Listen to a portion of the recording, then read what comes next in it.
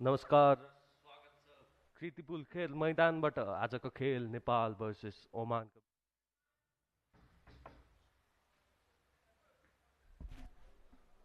हिजो रहेको खेलमा Singapore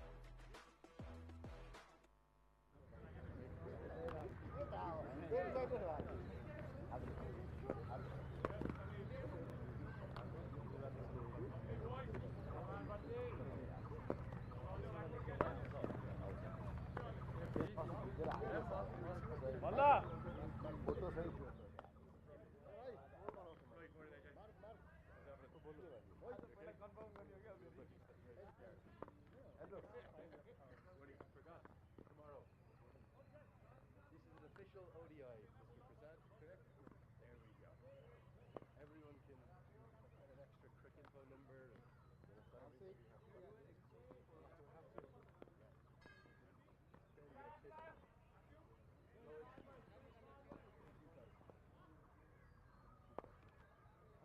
Nepal port, man. I know, momos. The chicken coats in momos.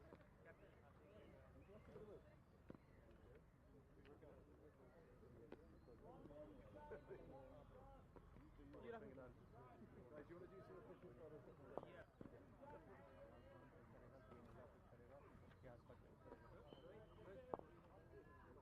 Give me that one.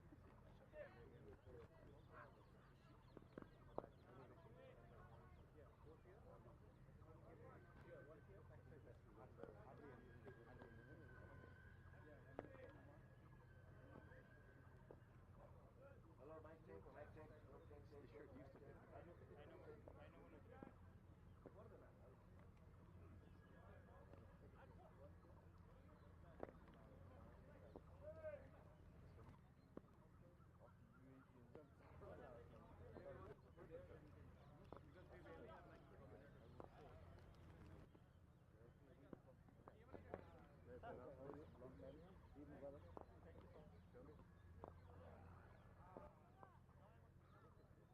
It's like a new Bilal fan.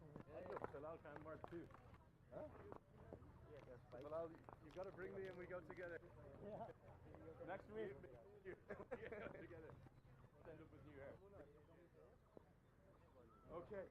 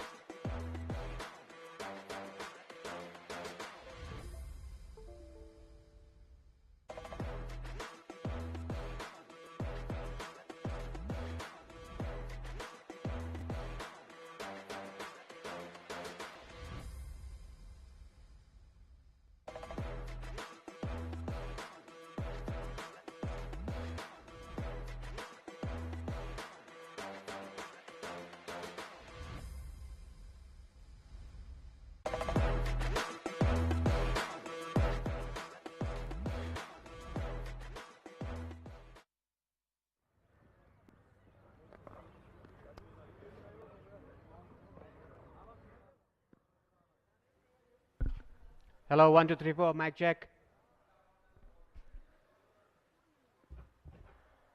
Another mic check.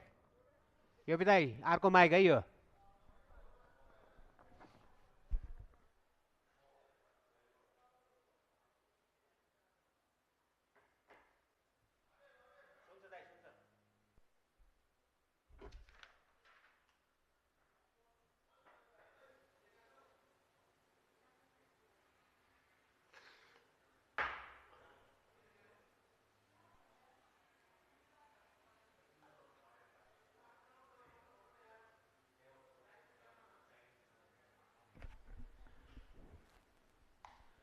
Like TV आएको छैन है.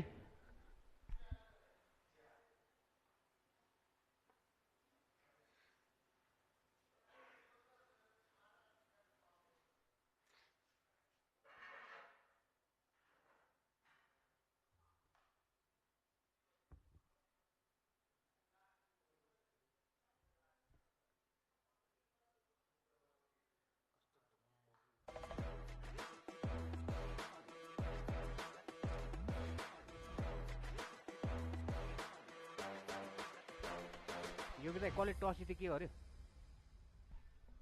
कसले टस जित्यो के गर्यो? कल हजुर.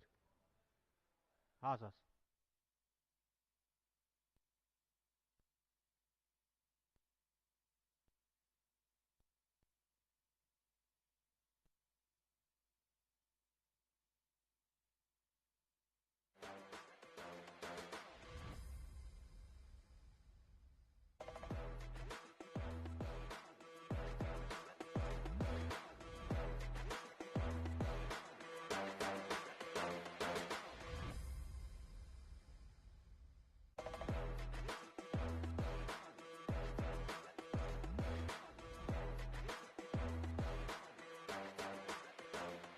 And welcome to the TU International Cricket Ground.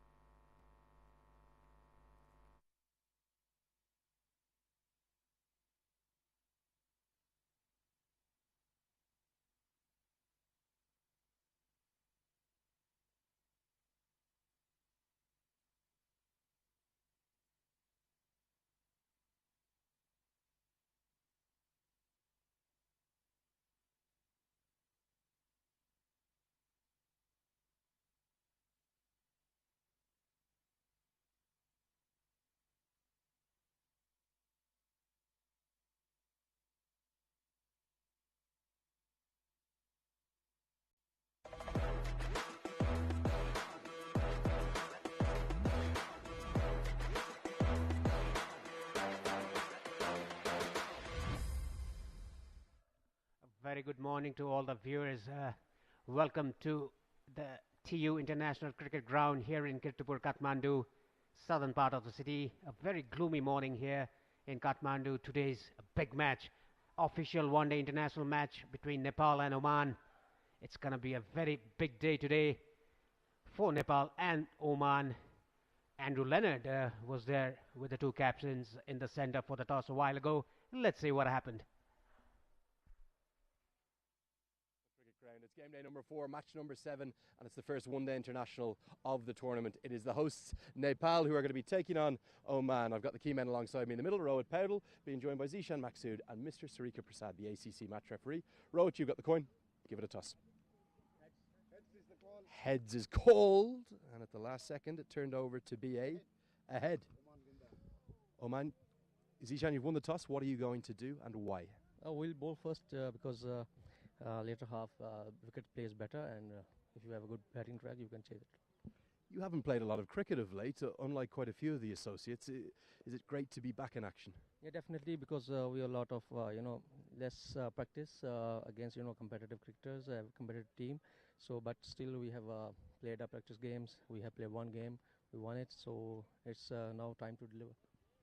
You know how good Nepal are, particularly in their home conditions, but you enjoy playing here. You've got a really good record at this ground. Definitely, they are playing their good cricket right time nowadays. But still, this is a cricket game, and you never know what will happen today. Just finally, any changes to your team from that first game? Yeah, Fayaz Bhatt is playing. Jay is not playing. Okay, Zishan, great to see you. Best of luck. And Zishan Maksud, he's won the toss. Chosen to have a bowl first. Rohit, what would you have done? We were looking to bowl first as well, but having said that, I think the wicket will remain the same throughout the day, so it will not matter much, I think. That brilliant run through Cricket World Cup League 2, the 11 victories from 12. You didn't play against Oman in that. Looking forward to taking them on and the challenge of a very good side. Absolutely, Oman are a very good side. They have been in top 3, so it will be a good match today, and we'll give our best, I think. Okay, what's the approach going to be? Batting first in the morning, is there kind of a number you have in your head, a target you'd like to post? Looking at the wicket, I think the first 10 overs will be critical, where our batsmen need to apply themselves, and if we can do that, I think anything around 270 to 80 would be a good score here. Okay, finally, any changes? There's one change. Karan Casey is in place of Gulshan Kumar Jha. Rohit, best of luck. Always good to see you. Okay, that's the news from the toss. Oman, they have won the toss. They're going to bowl first this morning. Well, the news from the center is Oman has won the toss and they've elected to bowl first. Let's look at the teams here. Nepal, Kushal Bhurtel, Asif Sheikh, the two openers. Bhim Sharkey, Rohit Paudel, the captain. Kushal Malla, Dipendra Singh Airi, Sompal Kami, Lalit Naran Rajbangshi, Karan Casey in place of Gulshan Jha, Sandeep Lamichhani and Arif Sheikh. Karan Casey comes in place of Gulshan Kumar Jha.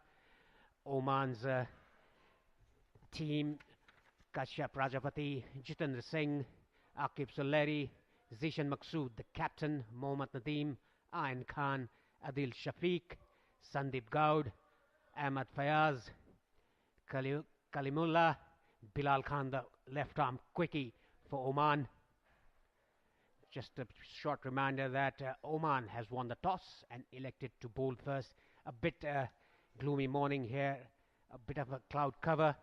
I think that is why Oman has elected to bowl first. We're playing on the 5th wicket, the first time this wicket has been used in this ACC Men's Premier Cup 2023. It'll be a very good contest. We can already see the crowd building up in the grass banks. This is an official one-day international of this event. The top run getters in this tournament so far, Vritti Arvind, that one match he played, scored 185. Look at his strike rate, 125.9. Rohan Mustafa, the another UAE player, another century for him, 118. Babar Hayat, the third century maker in this tournament, 108. Virendeep Singh played 2 matches, total 97. Fiaz Ahmad, one match, 79 runs that he scored. Ahmad Fiaz, 2 matches, 76 runs. Shahbaz Badr, 1 match, 76. Amir Azim, 2 matches, 73 runs. And Bhim Sharkey, 71 in his first match. And Kushal Malla, quick fire, 70. Look at his strike rate, 175. He scored 70 not out of 40 balls. And the two teams are lined up for the national anthem. Let's look at the wickets. The total number of wickets, the highest wicket taker so far in this event, Ishan Khan, 4 wickets. Imran Javed, 4. Bilal Khan, 4. Yasim Murtaza, 3. Kisar Haya, 3. Rizwan Butt, 3. Sompal Kami, 3. Junaid Siddiq, 3. Muhammad Murad, 3. And Sandeep Lamichani, 3. All the economy is very good, under 5 runs per over for all the bowlers.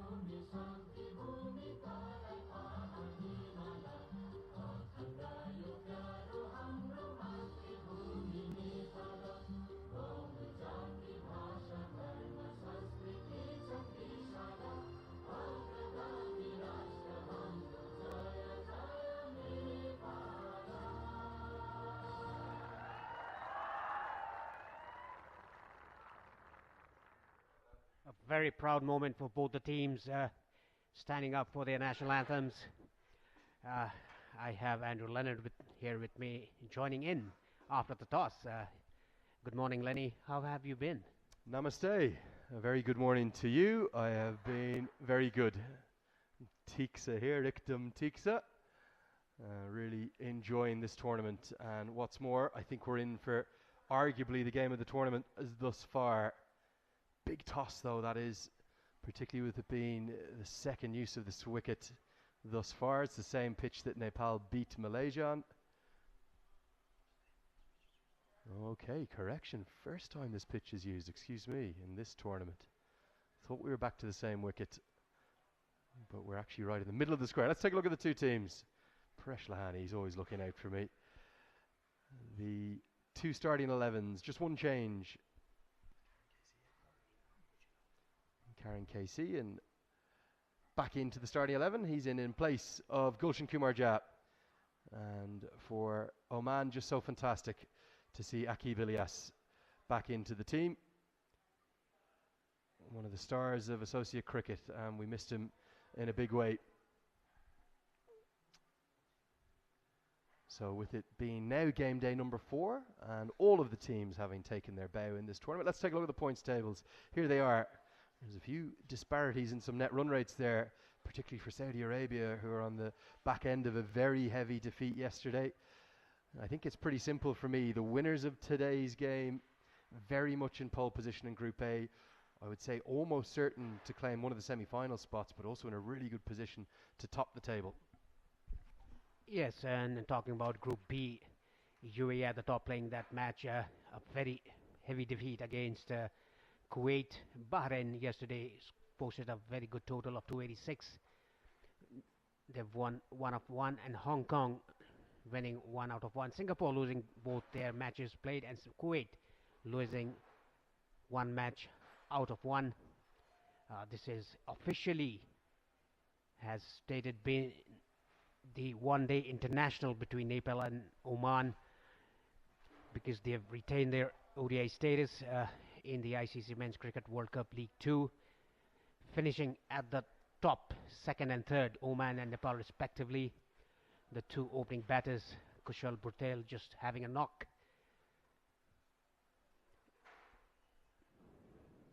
Yeah, you can see a very relaxed dressing room for both the teams.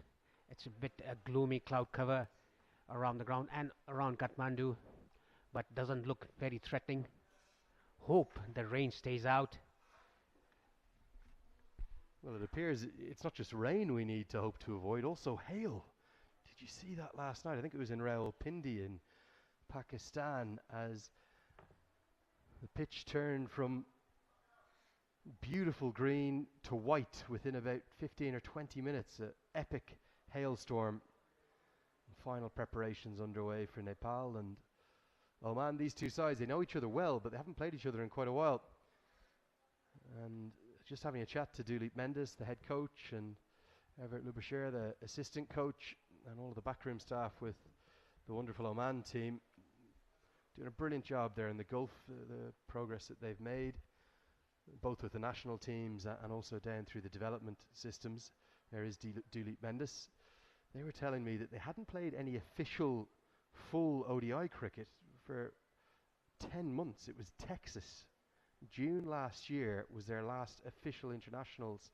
And obviously without them qualifying for the T20 World Cup, where they missed out on home soil, it's meant that there's been a big long period where a lot of the other leading associates have never played more.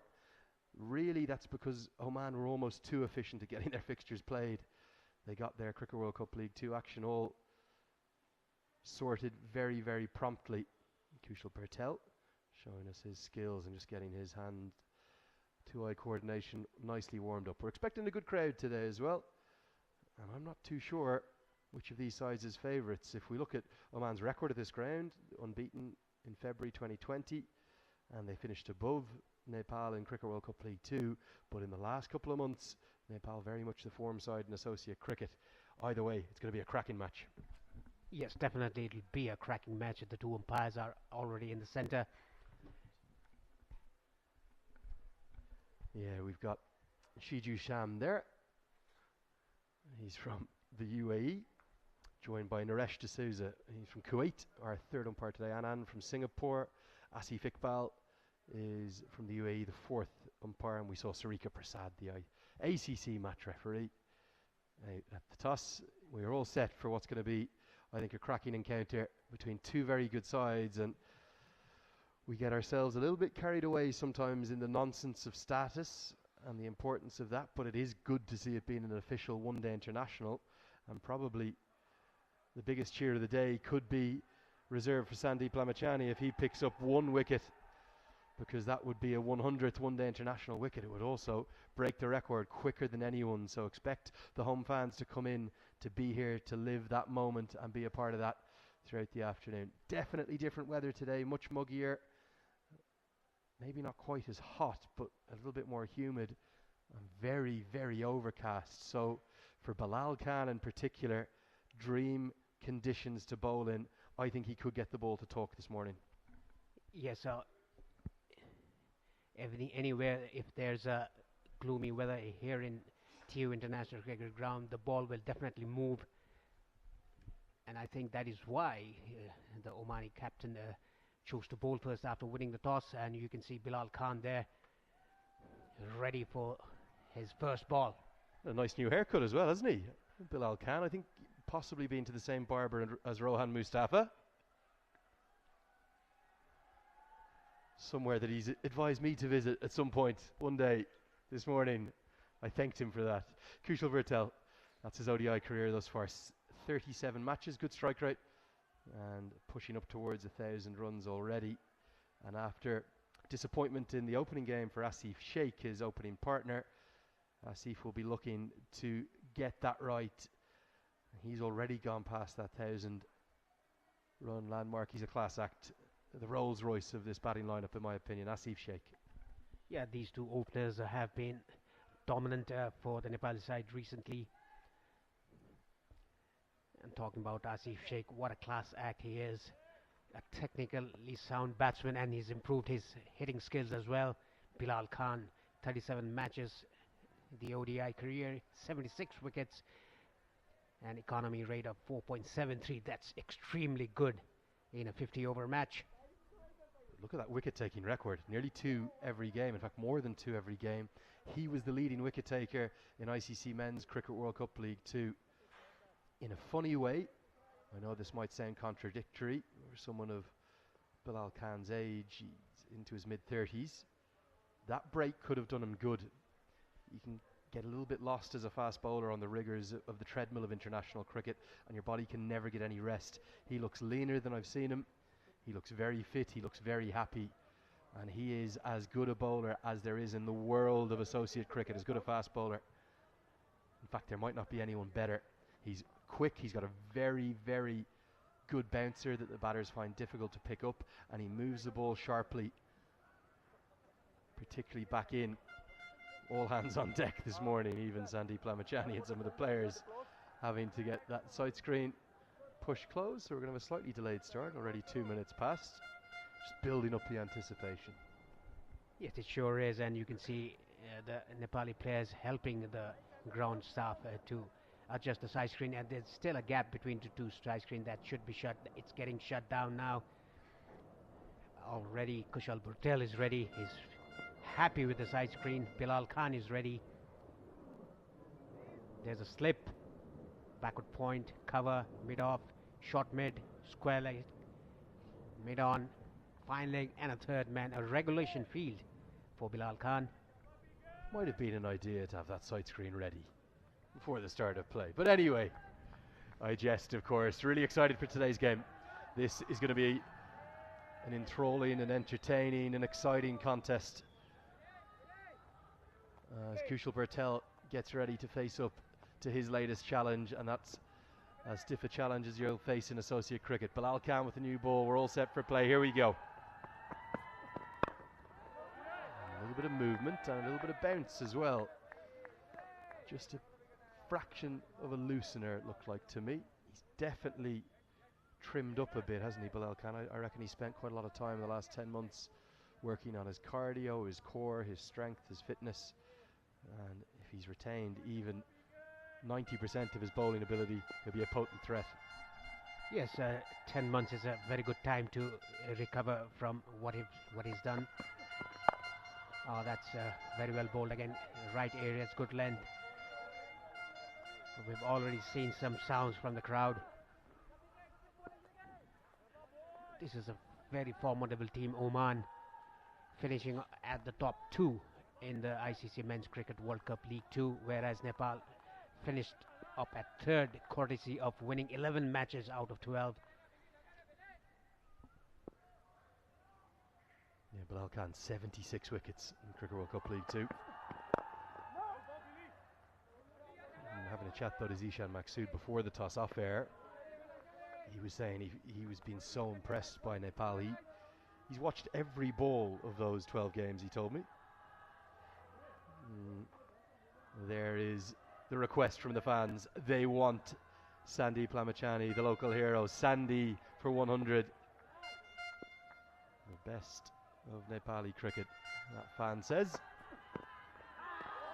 And that's a beauty. This is the threat the left armour possesses. He can swing it back in, but when he doesn't, it just goes on. And good bounce too. Yes, and I think the opening batters of Nepal, Bhurtel, is a bit tentative, a bit of nerves, batting first in a gloomy condition. They just need to stay there. It's not a 2020 match. It's one-day international, 50 overs, 300 balls. You can just spend your time in, settle in, just assess the pitch, read the conditions, play to the merit of the ball. And there's that shape back in. This time it challenges the inside edge of the bat. Certainly significantly different weather conditions today. It feels cooler, but it does feel humid. Don't know where the sun is coming from either.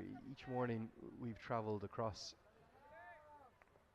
it's been quite hot, but today different, and that should help Bilal Khan extract some movement, some swing through the air, and the fans getting into it. The air horns already going. Good crowd coming in today, I suspect. It's a maiden to start with. Bilal Khan right on the money. None for none.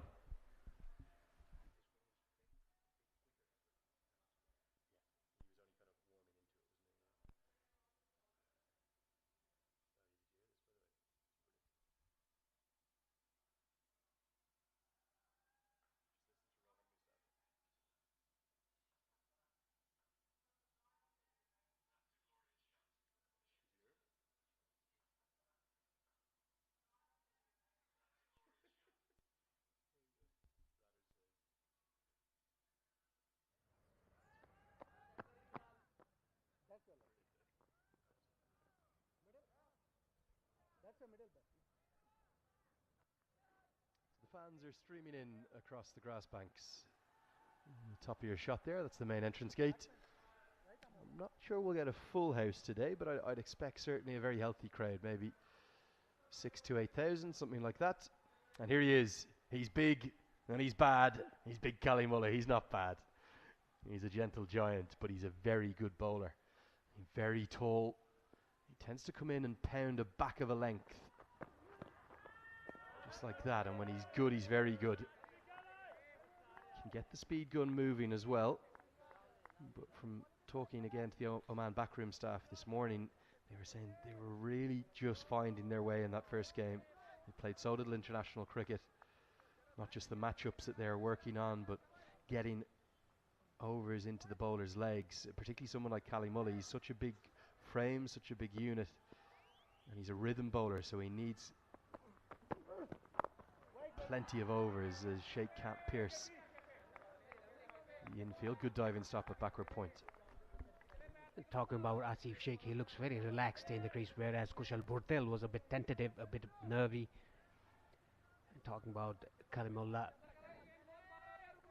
he's a very big unit, tall guy, bowls right from the top.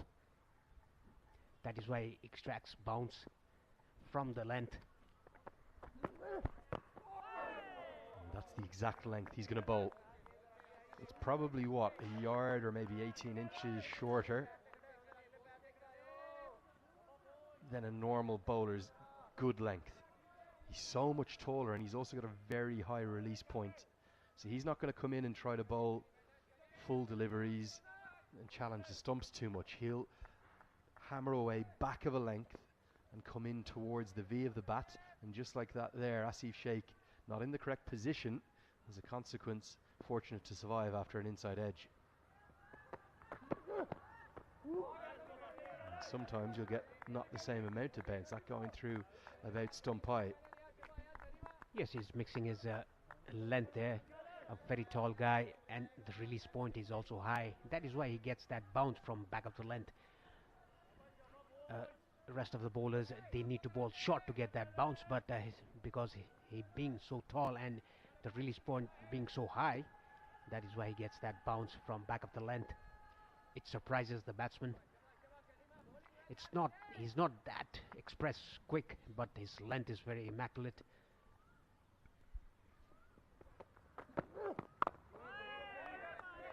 He's also a difficult bowler to drive as a consequence. unless it's really an out-and-out half volley. If you're driving him, you'll be tending to drive him on the up, which always brings in an element of risk. It brings slip, it brings gully into play, can also bring the extra cover fielder in as a catcher. And what you tend to get from Cali Mulla, in my opinion, is 4 or 5 really good overs up top. If you can get through those, then you can start to go after him as the ball softens a bit and as the field spreads. But he's another probing asset for Oman at the top. And Fayaz Butch you can add into that trio alongside Mohammed Nadeem, the all-rounder. 4 good quicks here in this Omani team. 2 back-to-back maidens, no runs on the board, none for none.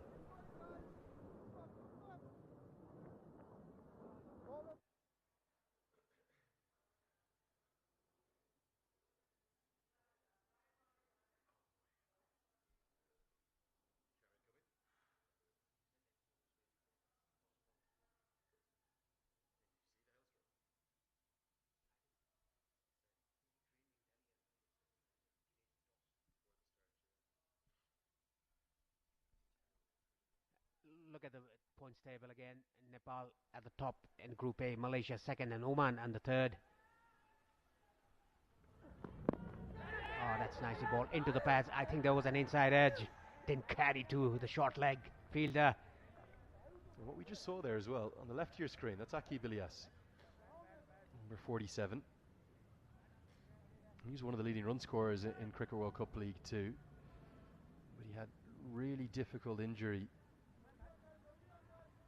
that led to the best part of 2 years out of the game. Back in for this tournament. Big appeal, the finger goes up. I think this could be out, caught behind. If not, it's LBW, it's one of the two. Either way, it was the movement back in from Bilal Khan that's done the trick and accounted for Kushal Bertel. There was definitely 2 noises. Has he possibly chopped this onto his thigh pad and then it's carried through to the keeper, who's taken the simplest of catches, Shafiq. Bilal Khan, this is why he's so good. And Nepal, they're in early trouble. Yeah, Bilal Khan strikes for Oman. The first wicket down. Yeah, it was a plumb in front. It would have crashed into middle stump. Very good decision by the umpire. Bhuttal was looking very uncomfortable against Bilal. Gone for a knot. Nepal, none for one.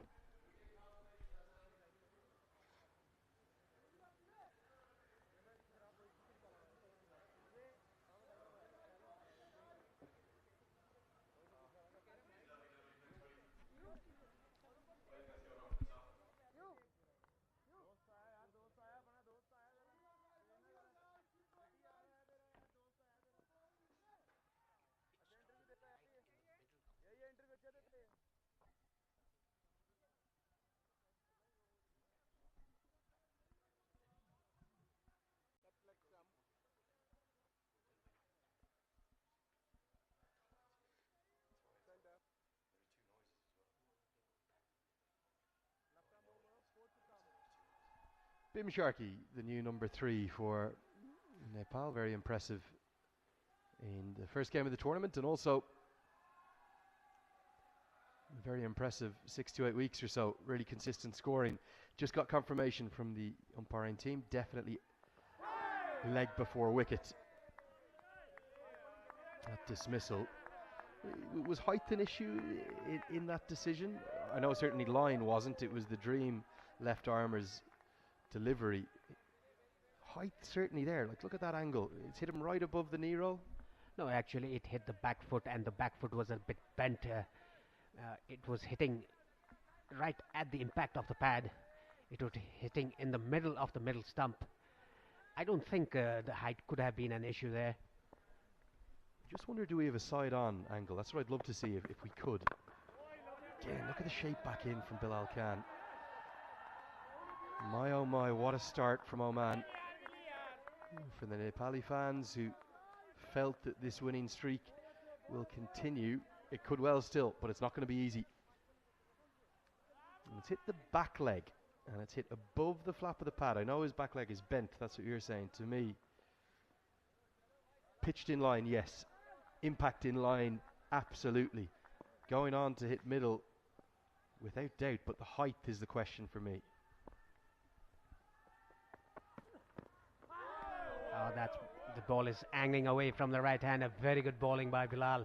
Yeah, Nepal yet to open their account. Already lost a wicket of Kushal Bhutel. Was looking very uncomfortable against Bilal. A good start for Oman, justifying the decision of bowling after winning the toss. Very gloomy conditions out here. Still no sign of the sun.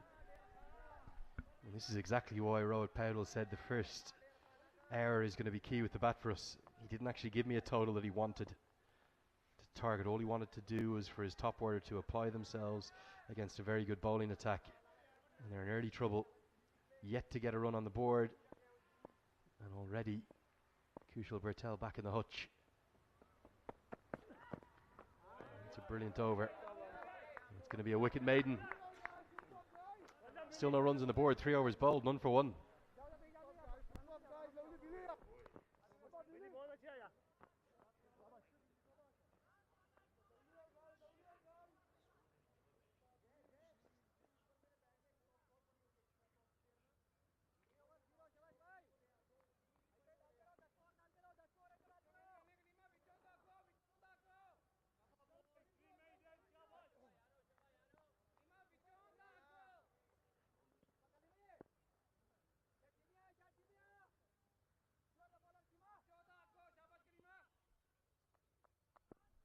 Fourth over, 3 consecutive maidens for Oman. A good start for them.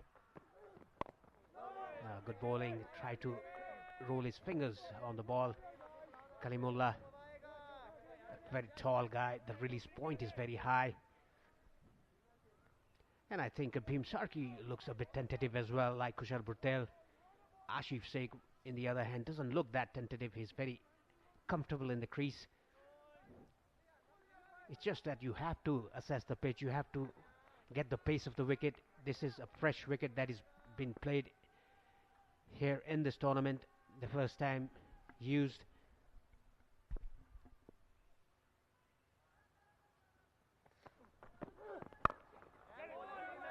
I think it's hard for us to judge the pitch yet. The reason why, atmospherically, climatically, it's so different today. And now that could burn off. The sun could start to peek through. But right now, with a 9 a.m. local time start and a really muggy feel and it almost hanging all the way around this Tribhuvan University International Cricket Ground, it's very hard to know just how good this wicket is. The first use of it, like you correctly said, we're right in the middle of the square. Batting surfaces have tended to be excellent. To me, just from visually, didn't quite look as good as day one. Day one looked like an absolute road. This one, not quite as much. The colour of it, the way it's come together, probably not necessarily, particularly in these conditions, a 300 plus pitch, as we've seen being surpassed regularly at this ground. But like all one-day internationals here, the time you're going to cash in with an early start with a 9 a.m. or a 9:30 a.m. start is going to be the latter third of your first innings. Get through the first 10 or 15, keep wickets intact. And then from there, that's the time to start to accumulate, build, and then go big in the last 15. Cleaned them up, and the middle stump is out of the ground. And right now, Oman are on fire, and Kalimullah's off for a lap of honour. They can't catch him. And right now, Nepal are being blitzed away. No runs on the board. Both openers back in the hutch. Yes, that was very poor selection of shot. He tried to play it across the line. He should have just punched it down the ground or just defended it. That is why I tell you, this is home condition. They should know what to do in the first. If they bat first, look at this. He tried to play across the line. The ball crashing into middle stump off the ground. Asif Sheikh has to depart for a not. No runs on the board. 2 wickets down.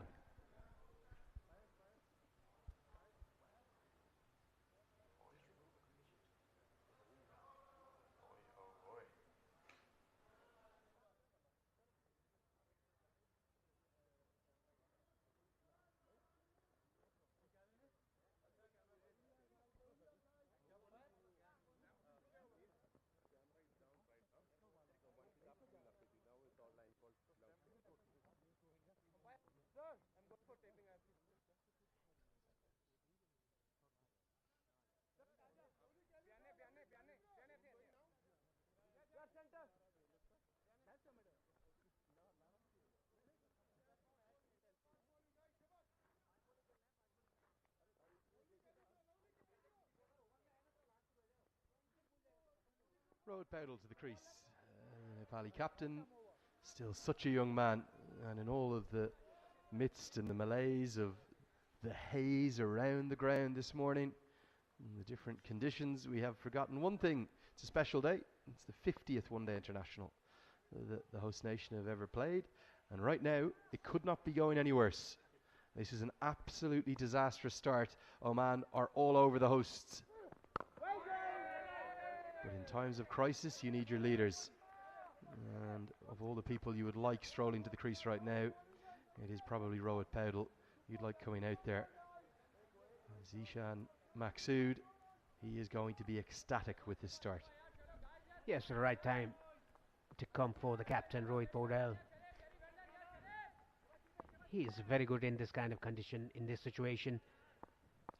He plays it late. He assesses the pitch. Oh, that's a bounce off the length. 4 consecutive maidens and a wicket. Wicket maiden for end the 4th over. Nepal none for 2.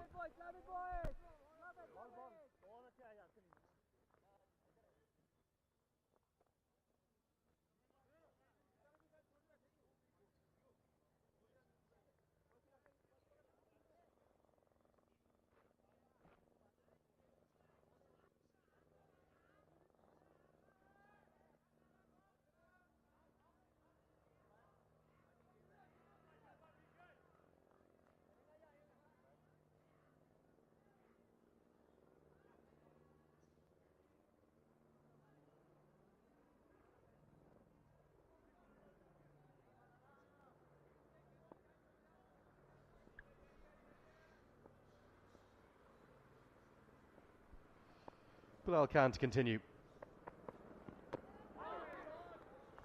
He looks to me to have the measure right now of Bim Sharkey.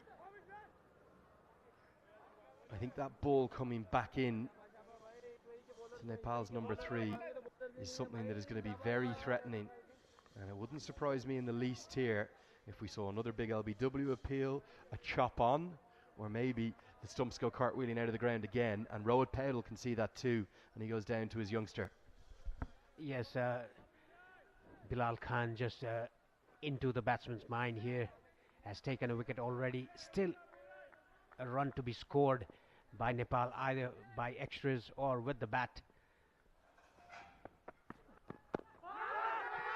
Big appeal. I don't think that's anywhere close to the stumps. We didn't get the angle right. It's coming. You can feel it coming. And Sharkey right now, he has to find a way. He's going to have to bat out of his crease. He's going to have to open that front leg up, because if not, to me at the moment, he looks like a walking wicket.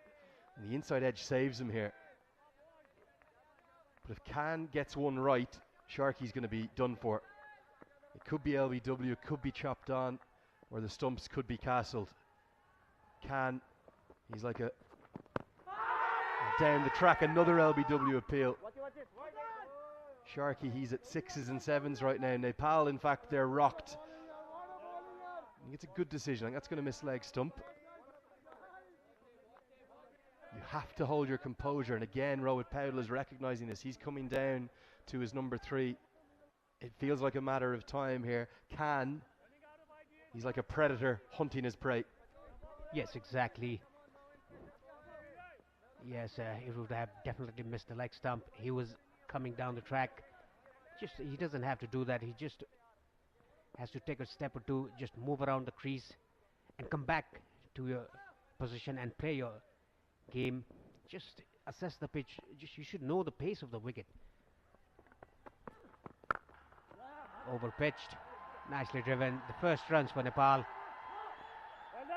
A single, a good tumbling stop by the fielder Ahmed Faiz Butt. And cheers of relief, cheers almost of nervousness. And that's the other thing you can do if you're really battling against a bowler. Get down the other end. Just about does enough to get off strike and get off the mark. Bilal Khan is putting it up to Nepal in a big way.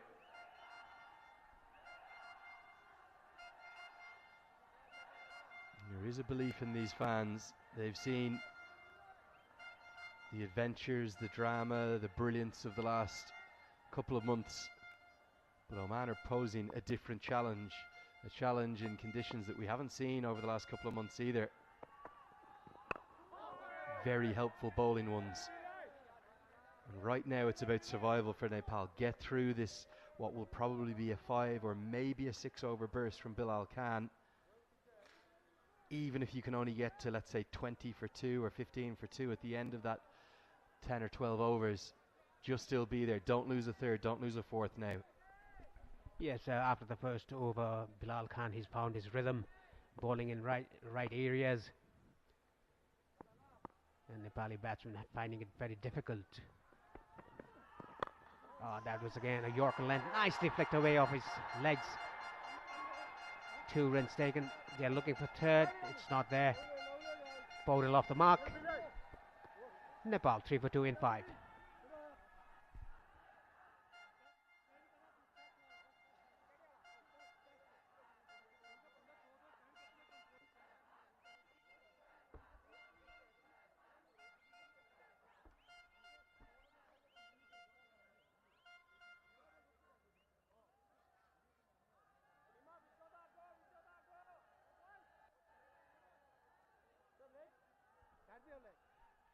Look at the Nepali flag, a unique flag for Nepal, and look at the spectators. Every run being cheered here by the spectators, the Nepali supporters. Not just a unique flag, the best flag in the world in my book. It's one of the only ones. I think there's 2, isn't there? And just the one. Okay, I thought there was 2 in the entire world that aren't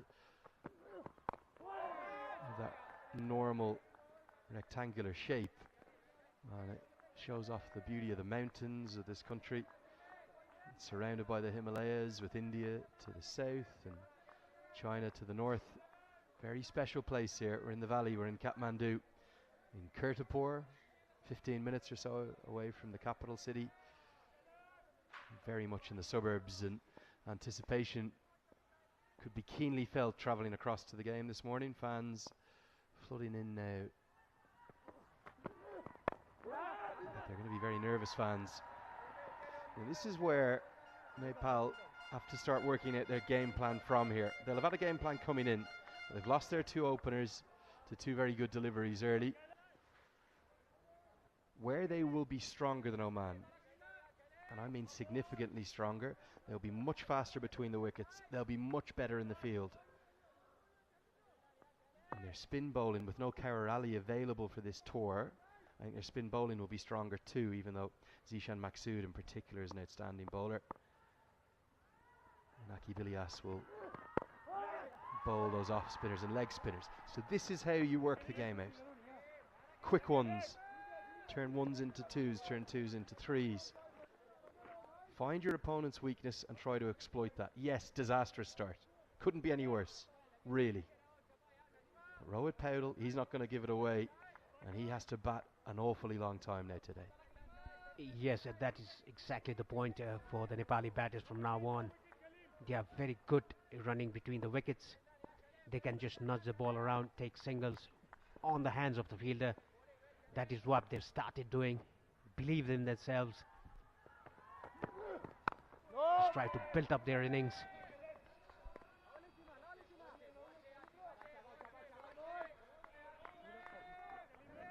That is what these 2 batters should do. They should bat long, have a good partnership. Just what Monty Desai said, 1 ball game. They should concentrate on that. They've lost the openers. Yeah, they've lost a lot of those 1 ball games so far. The great thing about ODI cricket, there's 300 of them in each innings if you bat your overs. You need to start winning some of those 1 ball matches. And it's a beauty from Kali Mullah, shape away. If you look at a new ball pairing, particularly in the associate game. Probably none better than these two. A left arm express quick who can get it up to 140 plus, who shapes it back into you. And then big Cali Mullah, completely different trajectory. Khan is a little bit slingy and very fast. Cali Mullah is tall and extracts good bounce and shapes it away from the right-hander. That is very, very difficult for top order players to face, particularly in these atmospheric conditions. The ball's doing plenty. And Sharkey and Powdell have a serious challenge facing them. The hosts Nepal are in big trouble. It's 5 for 2.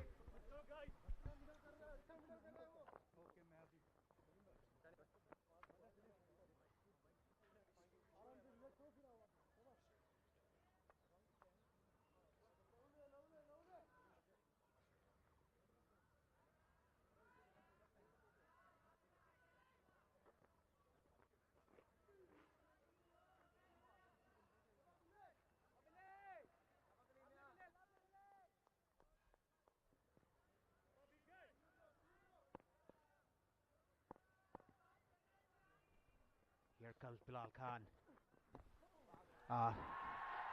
Got the pad. That's running down to the boundary. Oh, he got some bat on it. Nicely flicked away down to 5 leg for 4 runs. Much needed boundary for Nepal. They were in deep trouble. The first boundary for Rohit Podel and for Nepal. Nicely done by Rohit Podel. Initially I thought it was the pad, but nicely guided down to third. Fine leg for a boundary. Yeah, trademark Rohit Podel. Just a clip, no more than that. But with the extra pace of Khan, that's all you need. Very stylish stroke. Gets the first boundary of the day. And this is the little touch that Powdell has. He'll use the pace of Khan. And finally, something for these home fans to cheer. A few nerves up there right now. Yeah, not only the spectators, but the Nepali opening batters had few nerves. Kushal Bhurtel and Asif Sheikh. Even Bhim Sarki is still not looking comfortable in the crease, whereas Rohit Podel looks very much comfortable, very relaxed in the crease. He has that neat nudges back of the wicket, plays it late. Again, fishing outside the off stump.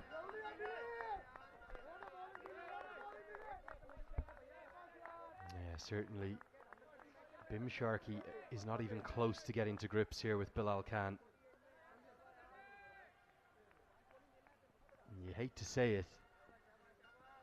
I think it's looking very unlikely right now he's going to survive this burst from Khan. Khan is all over him. He's a boxing parlance right now. Sharkey is just looking to get to the end of the round. He is staggering around the ring. As Khan, look at him, fearsome, brilliant, imperious. There's a reason he was the leading wicket taker in Cricket World Cup League 2. Challenging both sides of the bat. This time a bit fuller. Sharkey just about keeps it out. He doesn't look like he knows what to do right now. Yes, exactly. That was Fuller. He should have driven it straight down the ground, but because of the pressure that he's had, he just defended it. You shouldn't take any pressure while you bat, while you come into bat in the first 5 overs of the power play. You just have to be comfortable, stay there, just assess the pitch. The openers are already back in the hut. Oh, nicely. A good positive defense by Bhim Sarki. A little bit of aggression, a little bit of fire from Bilal Khan, but a smile too. Yeah, we have had plenty of questions on social media asking about the status of these various games. One thing is for certain, today is a one-day international. An official, formal one-day international counts towards everyone's numbers. It's Nepal's 50th in their history. Sandeep Lamachani has a real opportunity to make history too.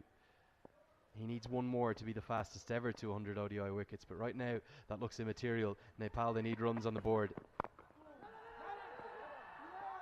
And Sharkey continues to look like he's struggling against Bilal Khan. End of the 7th over, it's 10 for 2.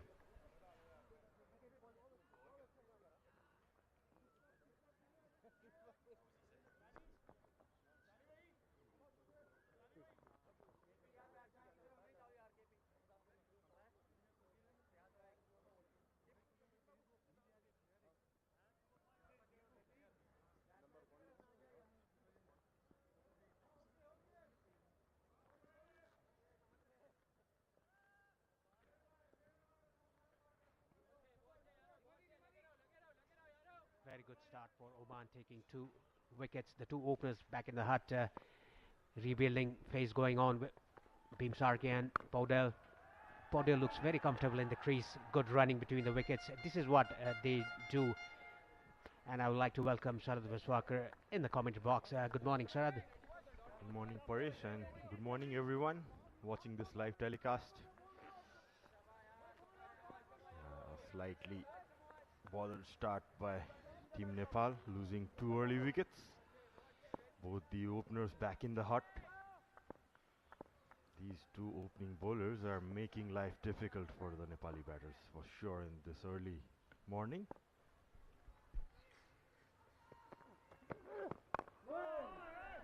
Well bowled again.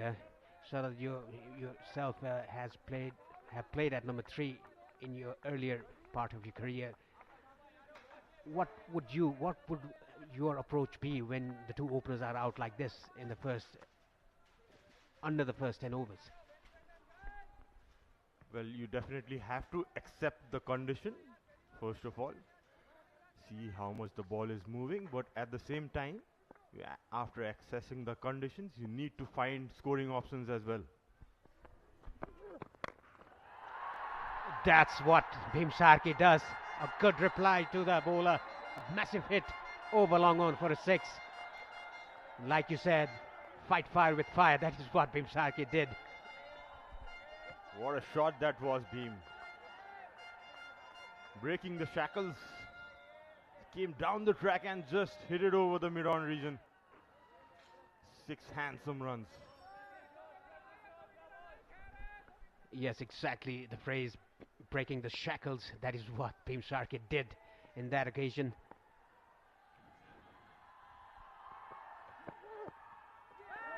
Beating again outside the off stump. Just trying to run them down to the 3rd man region. I think after hitting that 6, was completely beaten outside the off stump.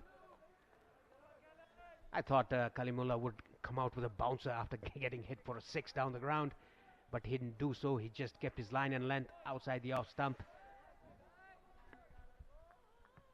Kalimullah, yeah, he's very good with his line and lengths.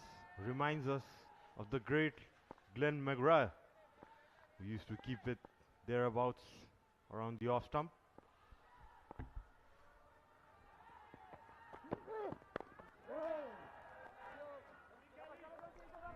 Good length, good line and length by Kalimullah. The only over pitch delivery, even that was a very good shot by Bhimsarki coming down the track and hitting over long on for a 6. Even though he's not lost his line and length, he's not bowling bouncers, he's not bowling either side of the wicket. That is what experience does to you. On the other hand, Bilal Khan is troubling Bhimsarki at the other end.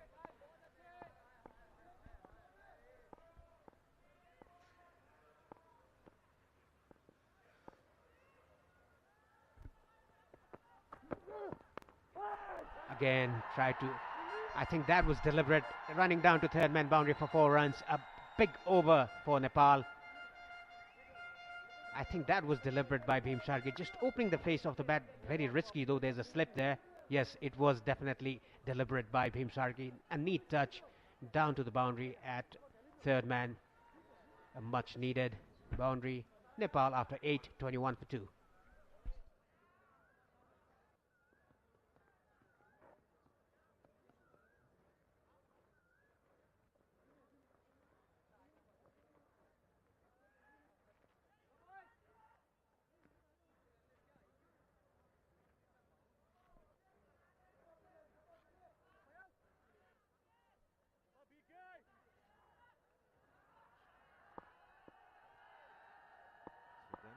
Nepal moving slowly to 21 off 8. In comes Bilal for his 5th over. It's not a problem when Rohit Kumar Paudel is on strike. He's such a matured batsman in just 20 years of age, leading the side. 11 wins out of 12 under his captaincy. A very proactive captain as well. He loves this situation, this condition, after losing 2 early wickets. He plays it late, he plays right on his eyes. A perfect batsman to come at number 4.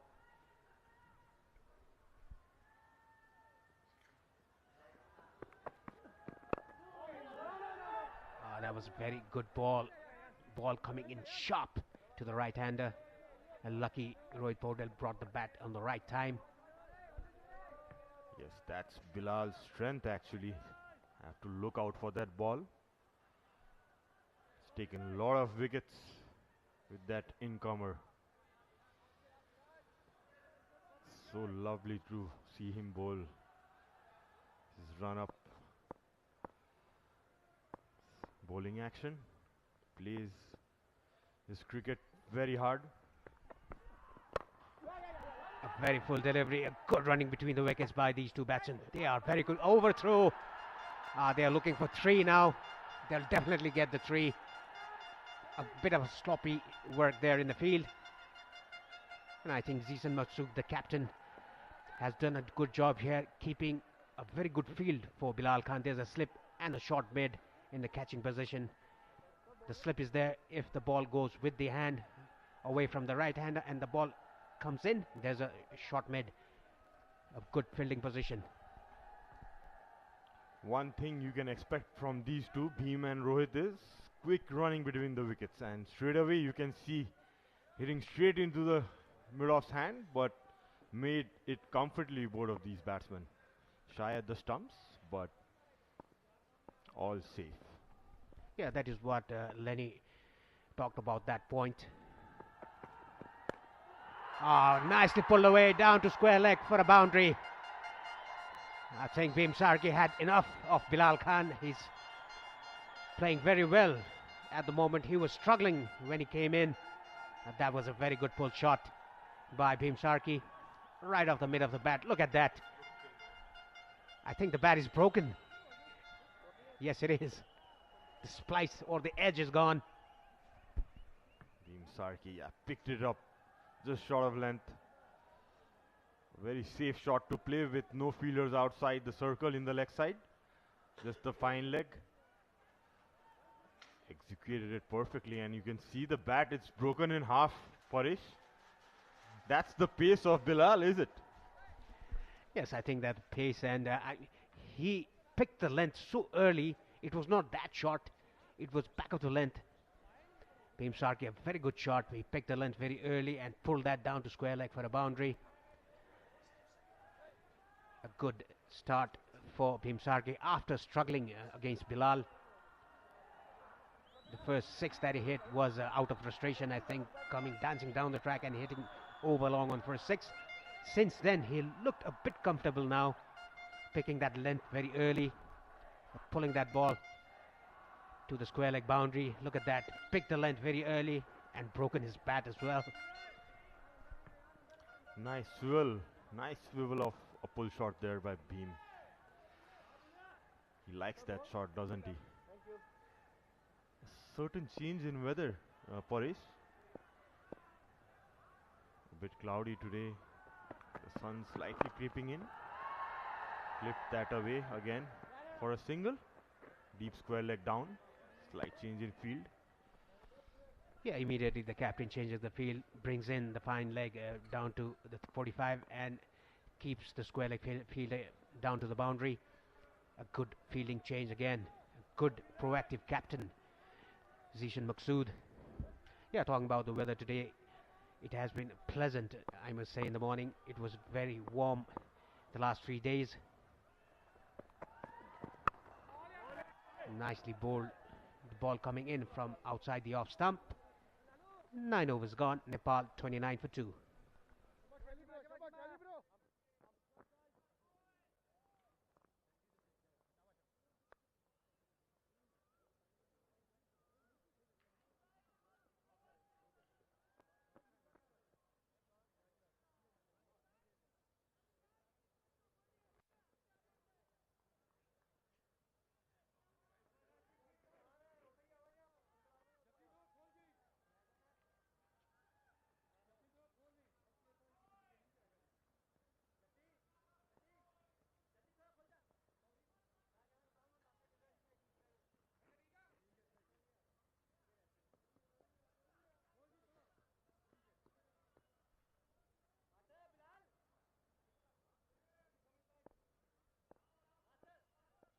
such a disciplined bowling attack. No extras whatsoever in the 9 overs.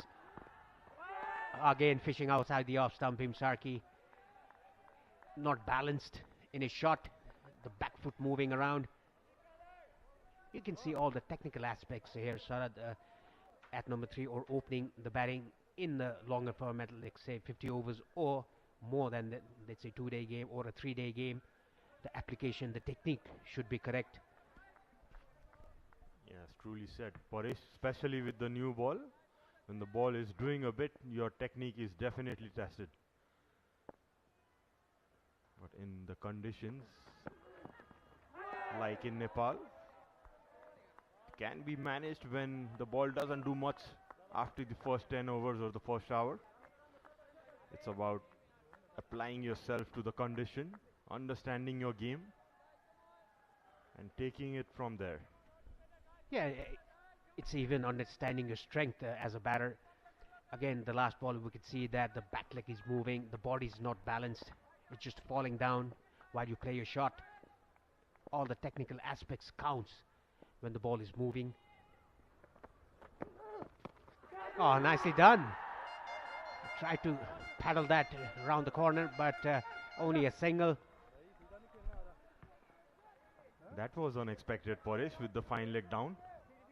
Bhim doesn't need to play those shots at the moment, but he's definitely making the bowler think.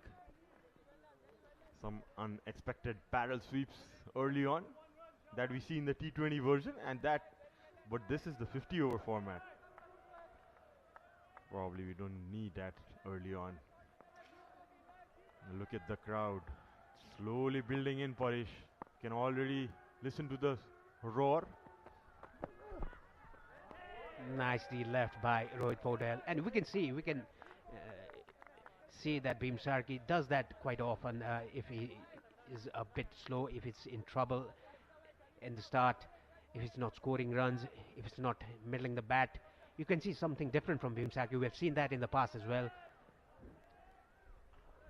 Yeah, that's right. But when it comes off, it looks really good. But when it doesn't, everybody will keep their hands on the head. And look at Rohit Podel outside the off-spin ball, moving away. He just lets it go. That's matured batting. Kalimullah, he's really bowling in the right channels, isn't he? He's been a very good server for Oman cricket. Does get that movement early on, as we can see. He's bowling the right channels. The last delivery moving a tidbit away from the bat. Again, very comfortable, Rohit Podel. The first power play is done, 10 overs is done. Nepal 30 for 2.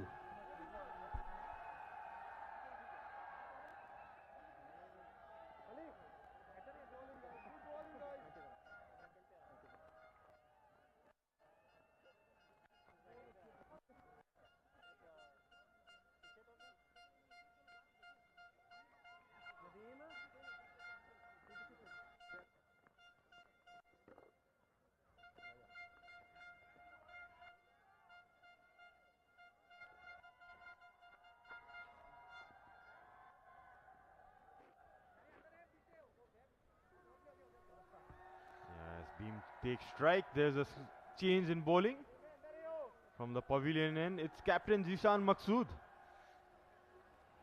Played 36 matches with 48 wickets, with a very good economy of 4 in ODI cricket. That's a brilliant record, to say the least. Yeah, the first power play, the 10 overs, a quick burst by the two fast bowlers, and then after the power play, the spinner comes in. Zishan Maqsood, the captain, brings himself into the attack from the pavilion end. There's a slip, short third, short extra, 45 on the leg side, and short mid. 5 fielders are allowed inside the circle, and only 4 fielders are allowed outside the circle. This is the second power play. Starts with a half volley, Zishan. Sarki definitely getting a move on now. Looks pretty positive with a tentative start early on. And there goes the Shankar guy. Can hear that sound all around the ground. Very nicely done. Waited for the ball. Rohit Paudel, that is what he does. He plays it very late, gets the gap. And I think the first ball Bhim Sharkey played, I think he missed on a boundary. It was very full delivery. He could have hit it anywhere in the offside, over extra cover. But he hit it straight to sweeper cover.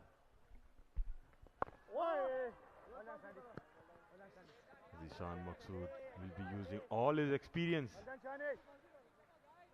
He's a very, very smart bowler.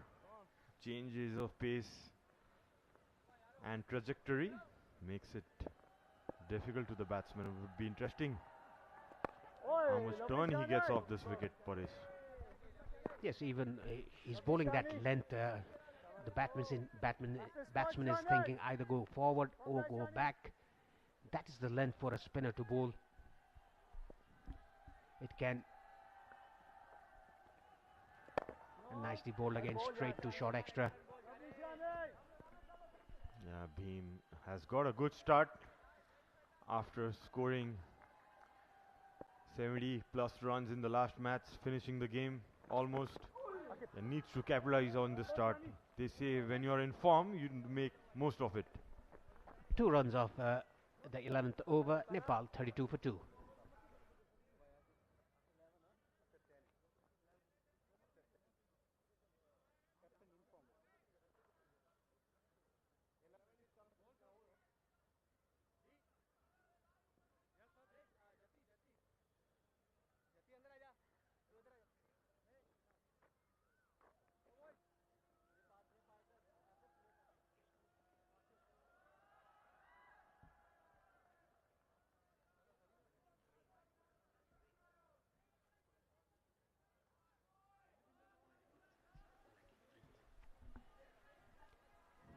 Kalamilla with his 6th over. Straight 6 over for him. 1 for 14 his figures. A very good one. Got the wicket of Asif Sheikh. Nicely played. This is what Rohit Paudel is all about. The neat touches. And you can already see the crowd coming in numbers. Not as like what a little more than a month ago we could see 30,000 people here in the ground and on the trees as well. Yes, as it's Friday and it would be a half day, people would be creeping in after their office is done. Would be seeing a lot of people coming in, and as being placed that softly to the third man. Settling down now, Bhim Sharkey. Yeah, I think these two batters have got the pace of the wicket now. That is why they're playing with soft hands, getting singles, rotating the strike, maneuvering the ball around. Because of that shot, there's a gully in place for the late cut as well, but they're finding the gap between the keeper and the gully. Now they should rebuild. They have started to rebuild after losing those 2 early wickets. Remind you, Nepal were 0 for 2 in 4 overs.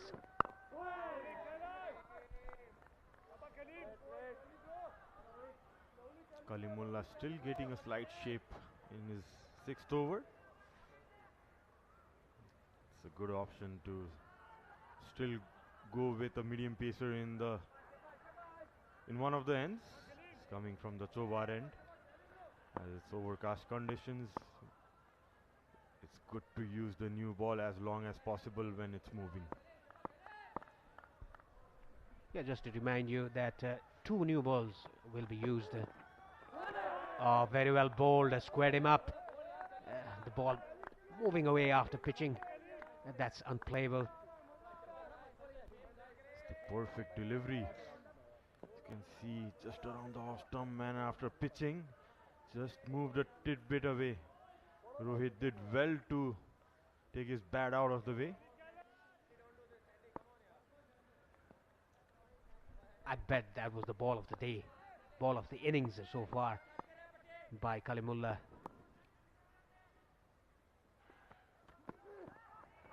Again, similar delivery. This time trying to nudge it down to third man. Beats him up. You can also see some variable bounce going from the same area. The last one just jumping off the back of the length, and this one just keeping a bit low. Early signs of this wicket being a bit inconsistent, we can say, but probably it would be getting better as the day goes by. Words being exchanged there between the bowler and the batsman. We often see that when the bowler beats the batsman, some words are given to the batsman, some advice is given to the batsman by the bowler.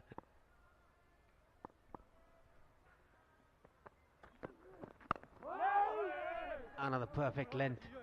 A good over by Kalimullah. 12 gone, Nepal 34 for 2.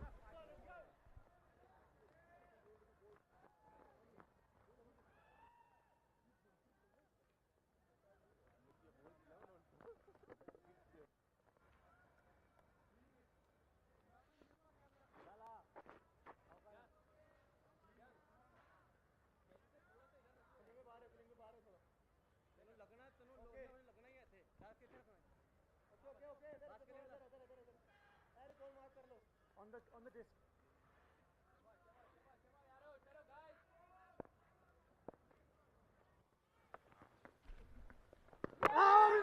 Nicely bowled. There's an appeal for a stumping. And no, says the umpire. That was completely beaten. Bhim Sarki, Rohit Paudel having a chat with Bhim Sarki. Has the umpire gone to the TV umpire? I don't think so.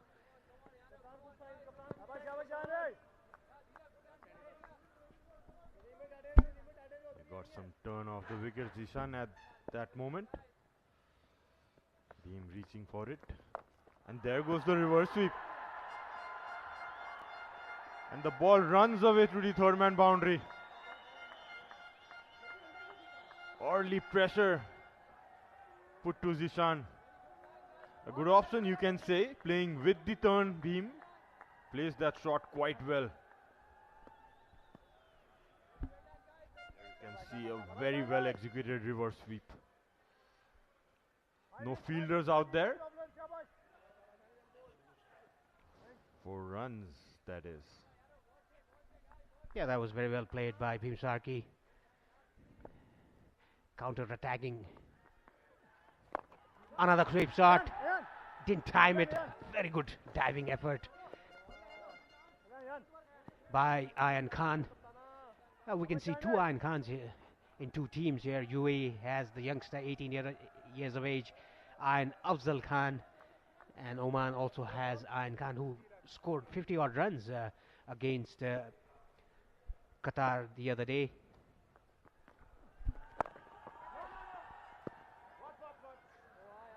Ayan Khan was the player in the last game. Battled out when his team was in trouble, stayed till the end. Scored some 60 odd runs and posted a good total for his team. Oh, that was one just beaten outside the off stump. Bhim not probably expecting that amount of turn. You could see when the ball is balled slower, Zishan is definitely getting some turn out of the wicket. That turn from middle and leg.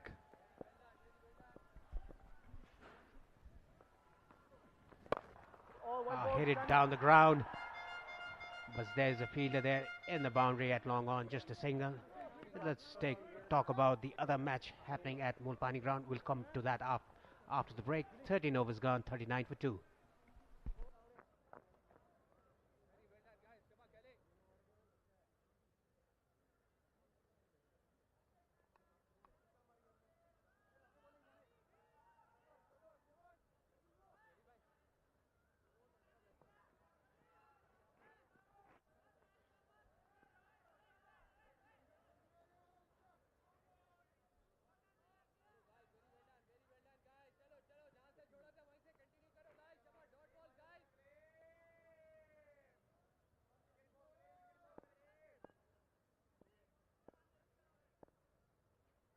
Molla to continue.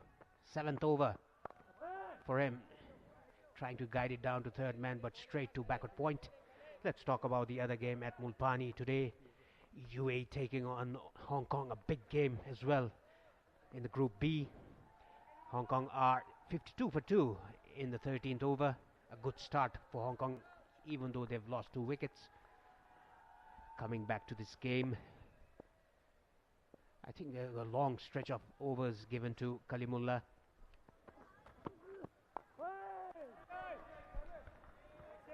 Probably Captain Zishan opting for him because you can see some movement still from this new ball. You can see the executive member of CAN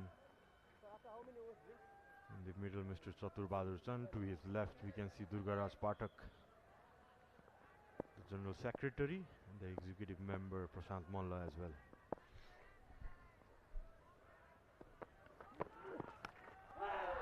Beam Sarking again dancing down the track, getting that inside edge, running down to fine leg for 4 runs. A very risky and a lucky shot for Beam Sharkey.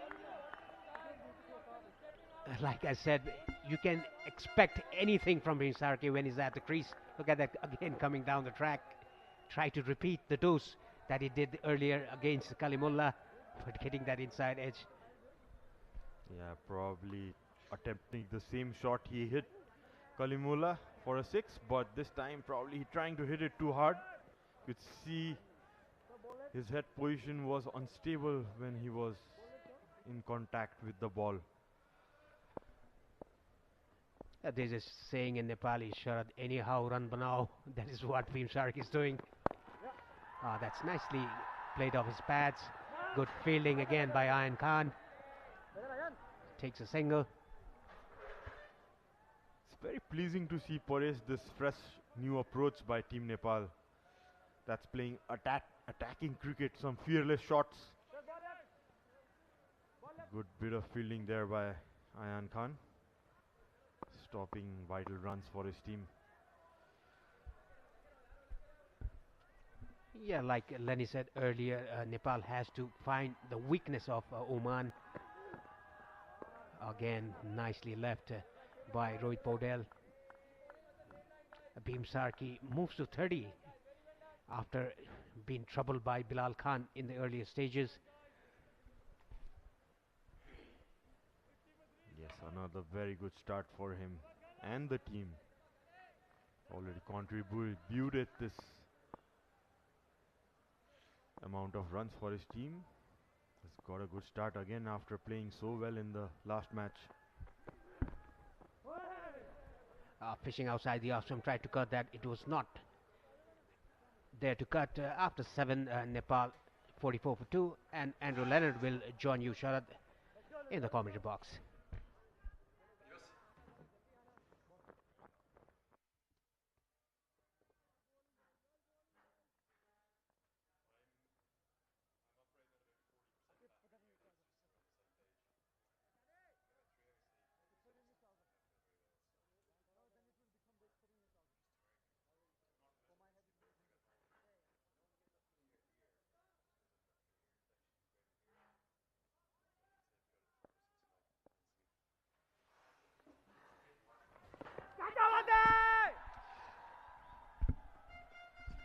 Welcome back, Lenny, after a short break. Yeah, thank you, Sharon. It's really nice to have short breaks, given in Men's Cricket World Cup League 2 it was just me and Paresh grinding it through, which means it is so great to have you, your expertise, your thoughts, your analysis. And I know you were only coming in this morning, you might have actually missed seeing the 2 wickets live, but a really big toss to win. Those atmospheric conditions, it feels quite muggy, tight leave from Rohit. It's almost like a kind of a start of a season on an English or Irish morning. And that is a massive toss that Zishan Maksud has won. And he's got those 2 early wickets. But now Bim Sharkey, Rohit Paudel, just building up something. Yes, bowling well, Jisan. Yeah, very some kind of unexpected weather, we can say, after having bright sun signs and hazy weather as Rohit cuts that to the point. It's hard to get across just how different it is this morning to the previous days. You can kind of see it a little bit on your screens there. It doesn't feel to me like kind of the other days we had a lot of haze because of air pollution and heat. Today just feels muggy. It feels like a heavy day. And as a consequence, that's why we saw movement through the air with the ball. And I was surprised to see Zishan Maksud turn to spin after that burst from Bilal Khan. He's got two other seamers, but instead he turned to himself. Not sure whether that was the right call. 15 have been bowled. And the score now 46 for 2.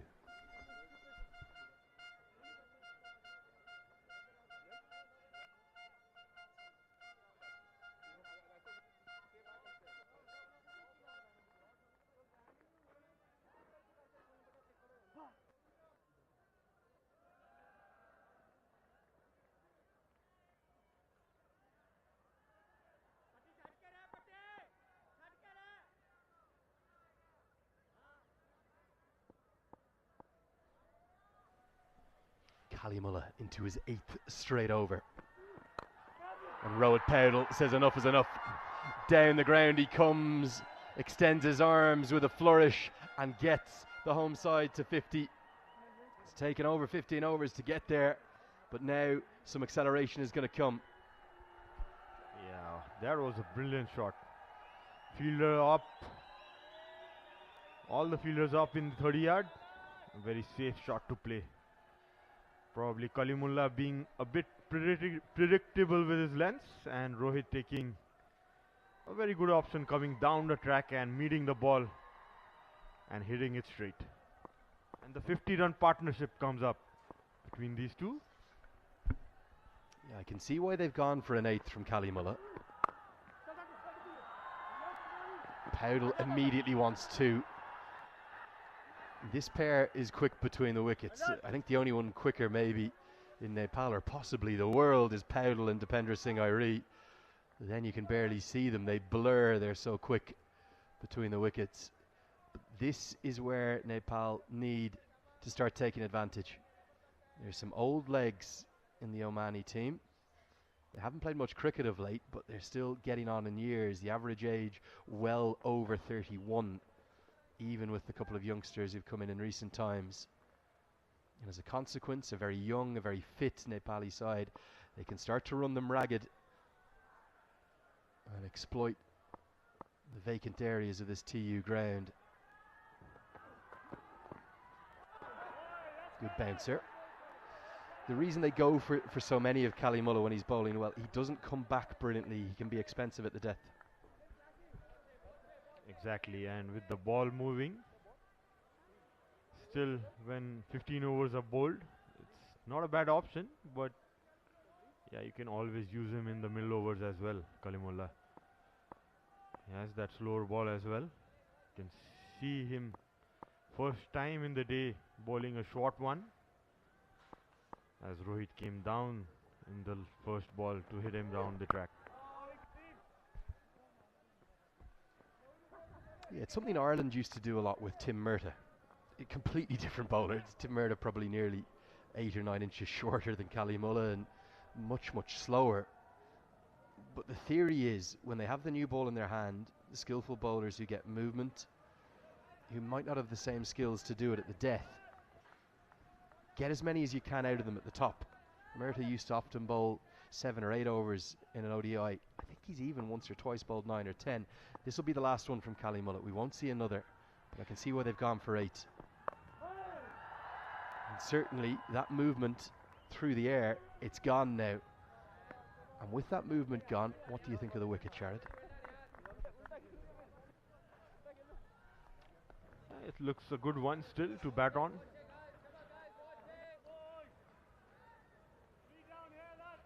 Yeah, Rohit also, as always, getting effortlessly to that 22 runs and contributing to the team after losing 2 wickets without any runs on board. Has absorbed the pressure well, Captain Rohit.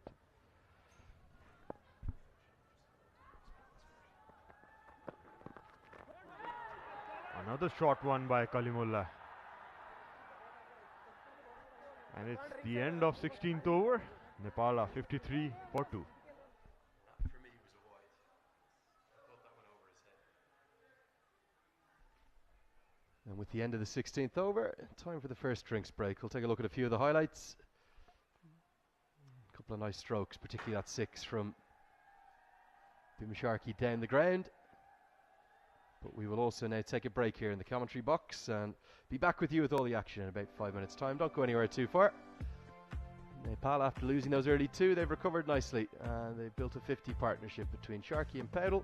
The score is now 53 for 2.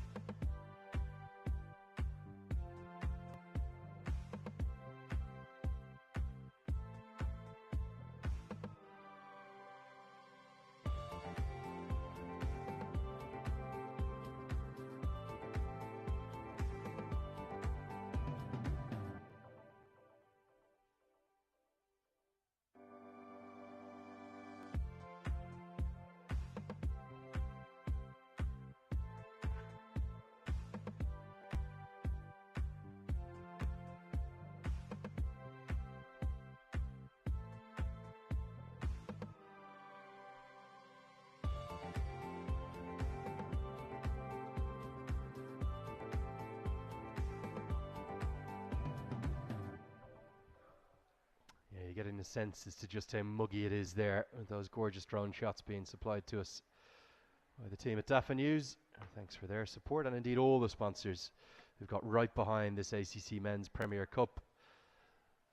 Associate Cricket has never been blessed with such good coverage, and that coverage, something we're very thankful to be a part of. Just the 3 bowlers used so far, and the big surprise for me, given those muggy conditions and the cool in the air, which we haven't seen much of in recent days. It's been very, very hot. Just wonder, is it a sign that there might be some rain on the way? The surprise for me was that they went to Zishan Maksud. They went to spin. The captain brought himself on rather than going to Fayaz Butt or to the grand old statesman of Omani cricket, Mohammed Nadeem, who's looking fitter and somehow younger than ever. He is literally the Benjamin Button of the associate game. I hadn't seen him in 10 months since Texas, and I said, how do you look younger? I look 6 years older when I last saw you.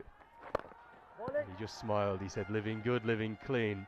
Andrew Leonard here with you, alongside the great man, Sharad Vasakar. Sharad, it's a very special day for Nepal, their 50th one-day international. What does that mean for the country? Yeah, another milestone for Nepal cricket, for sure.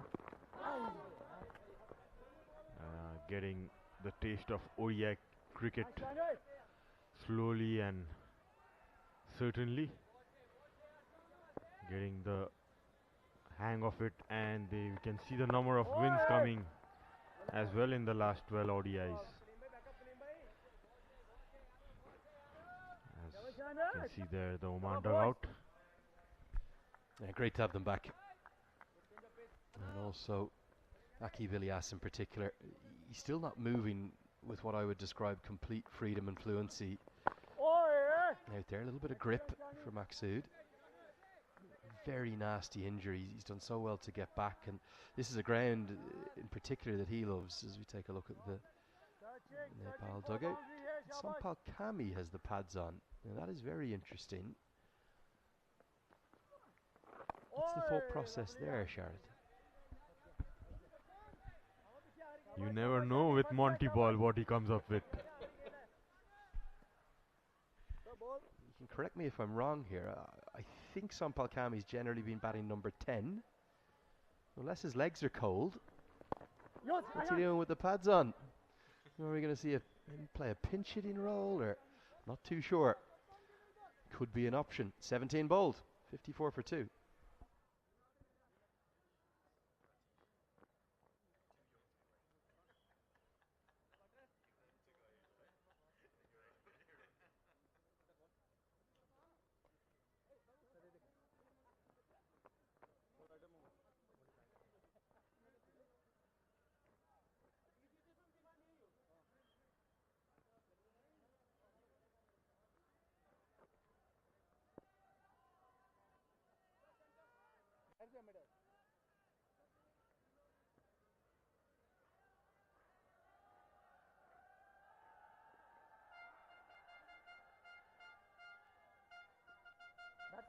Sandeep Lamachani, he will know that it's a special day, not just for the country with the 50th One Day International. He knows that he's on the brink of history, and given his wicket-taking record, you'd have to expect that it's going to be today.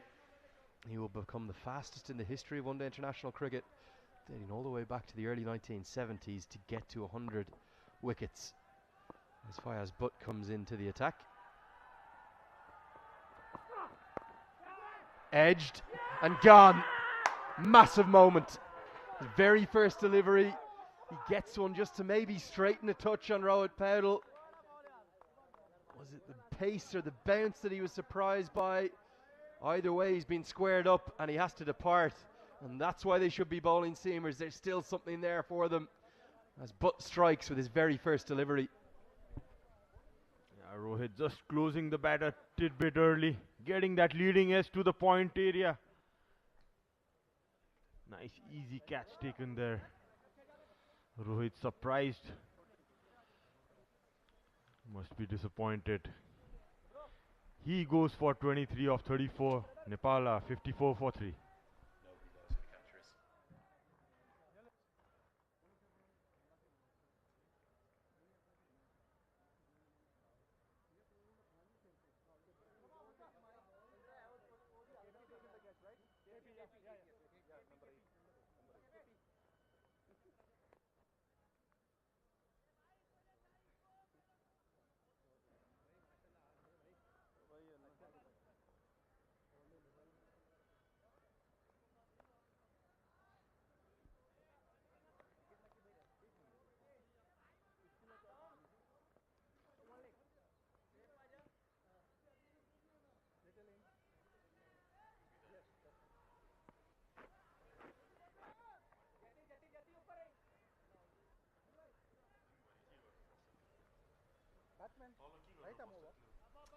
Arif Sheikh, it's going to be sent in up at number 5, and this is the flexibility in the middle order. I think this is a really good move. Now is not the time for me for Kushal Malla. And I think they'll hold him back. Could even hold him back again. Could easily go with Dipender Singh Airi at number 6. Or possibly Sampal Kami, as that's why we've seen him with the pads on. But for now, it's Arif Sheikh, highly experienced. He is going to have to take some time to get in, as Fayaz Butt is the one who's made the breakthrough. His 18th ODI wicket today. It's a very strong pace attack, isn't it? We look at Bilal Khan, we look at Kalimullah, we look at Fayez Butt, we look at Mohammed Nadeem. None of them are slow either. All in excess of 130, Khan in excess of 140 at his best. And that battery attack is a real asset for Oman. Absolutely, and you can see that Oman bringing that change. One change in their team, bringing back Fayaz today in place of Joy Odeira. Probably traditionally Nepal used to struggle with the pace attacks from the opponents. Probably Oman digging in those stats and opting for the extra pacer with the cloudy conditions and muggy conditions, as Lenny said. It's a good change for Oman team. Gorgeous drive. Really stylish way to get off the mark. Arif Sheikh, I think he's probably the most underrated player in Nepali colours. He's not often one who gets the headlines, but remember his knock. I know there was 450s against the UAE. Without his, I don't think they ever would have won that game and sent themselves to Zimbabwe. He's got to do it again today. Lovely way to get off the mark. Yeah, beautiful shot. Beautiful timing from the front foot. One thing you can expect from him is stability. He's been playing for Nepal for almost a decade now. Debuted around 2014. He has that experience to take his team all the way.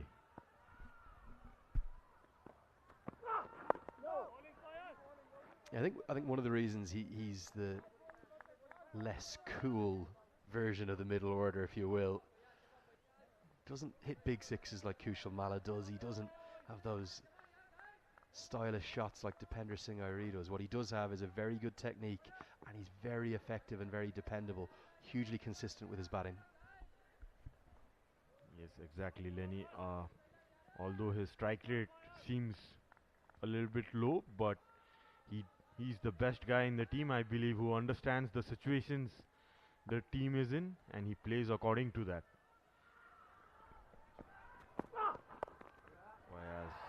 Backing, bowling that slightly back of the length, nicely guided to the third man. With that 18th over done, Nepal are 59 for 3.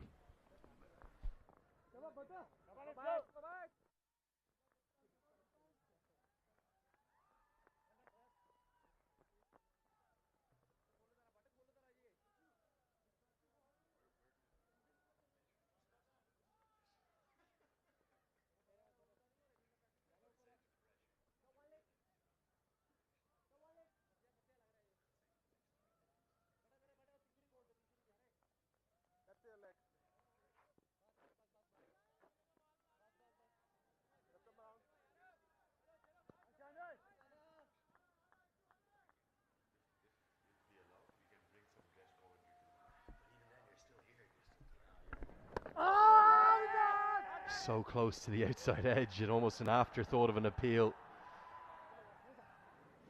I know Maksud has caused a few problems, but would he not look at that over from Fayez Butt and say, let's get Mohammed Nadeem into the game?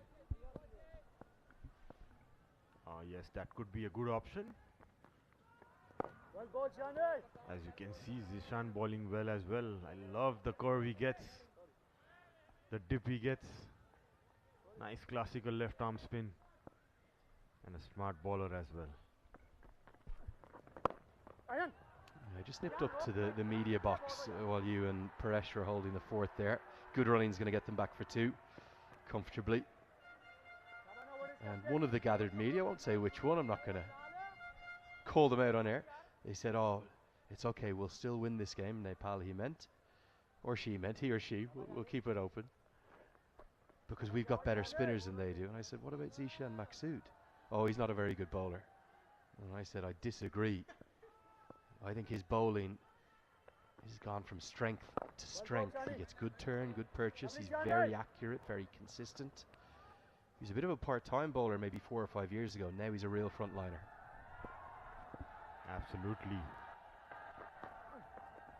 And with the experiences he has, the number of years he has played. He exactly knows in what pace to ball in which wicket. Reads the condition, reads the batsman very well. He was the man in the last game who pulled Oman back when Qatar was really getting close to that target. He's almost always the man. He has been for almost a decade now for Oman. A brilliant leader too, and a great human. 19 bowled, 62 for 3.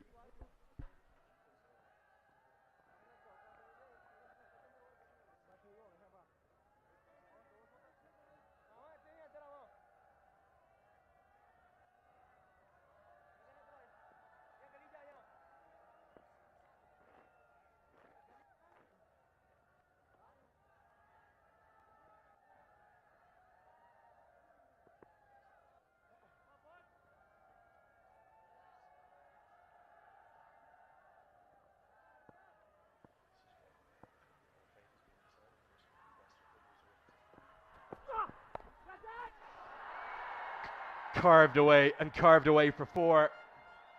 Arif Sheikh has got off to a real solid, a real flying start. In fact, just a bit of width from Fayaz, but he's nowhere near as consistent as Khan or Kalimullah. That was short, that was wide, it got the treatment.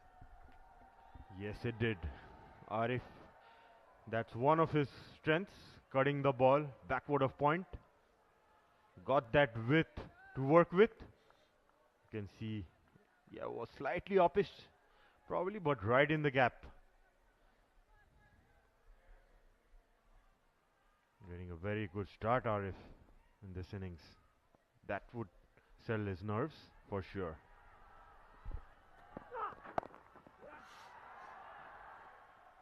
Well, that's the class of Arif Sheikh right there. Gets a bad ball, dispatches it. See, short, wide, cutaway. I know there's 2 men there, but that was a pretty safe stroke with the extra pace of Butt. And then he recognises there's space on the leg side, get a single, get off strike. Good batting. Absolutely. Gets that single right away after that boundary. Gets the move. Gets the score moving. Let's see Beam score 31 runs. Has been settled down after some outrageous shot early on.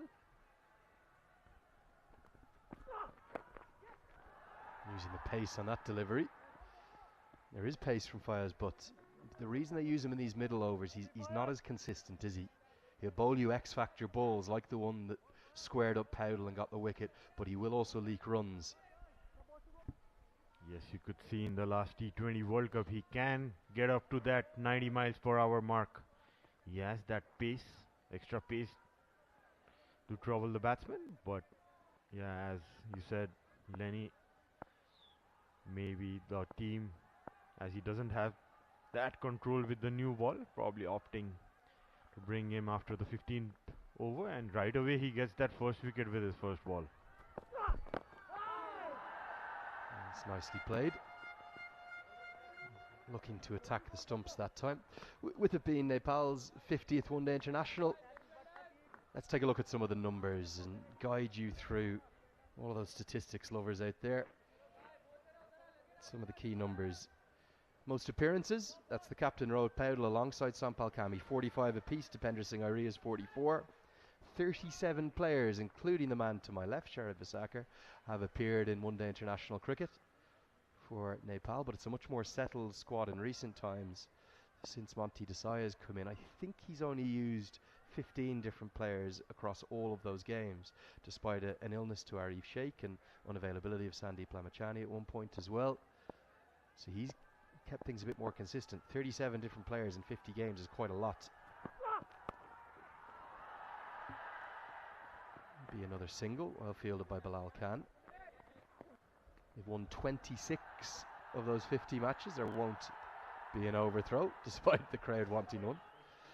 Lost 21 of them and tied that famous game in Texas against the United States of America Their highest total in those 49 completed ODIs to today is 297. Still haven't got past 300. They needed to get past 300 to win that game against UAE to get to Zimbabwe, but they were reliant upon Duckworth Lewis Stern in the end. The highest run scorer is Rohit Powdell. Coming into today, he had 1,324. Asif Sheikh, the only other one over 1,000. Gyanendra Malla in third.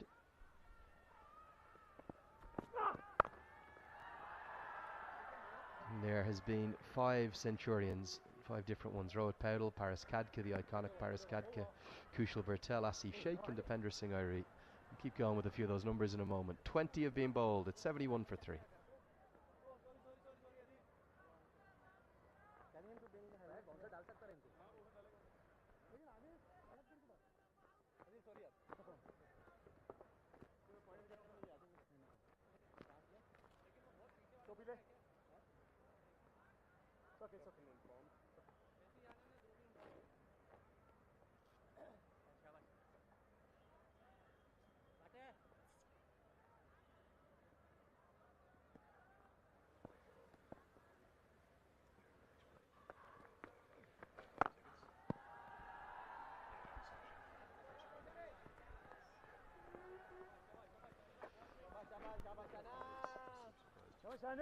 Keep going with some of those numbers. Sharad, I hope I'm not boring you.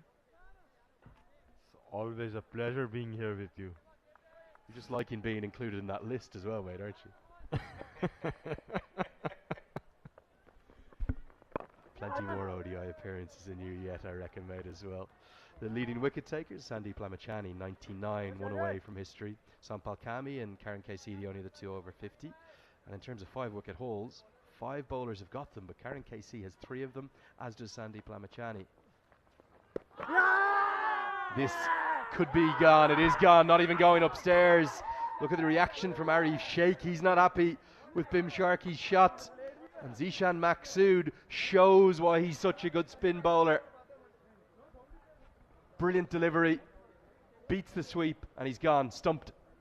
Yeah, absolutely. Got some turn and bounce there, Zishan. Bowled it out of the range of Bhim, slightly outside the off stump. Bhim. Zishan made him reach, and that back foot just slided out of the crease. Getting a start, Bhim. Score 33 runs. Nepal are 72 for 4.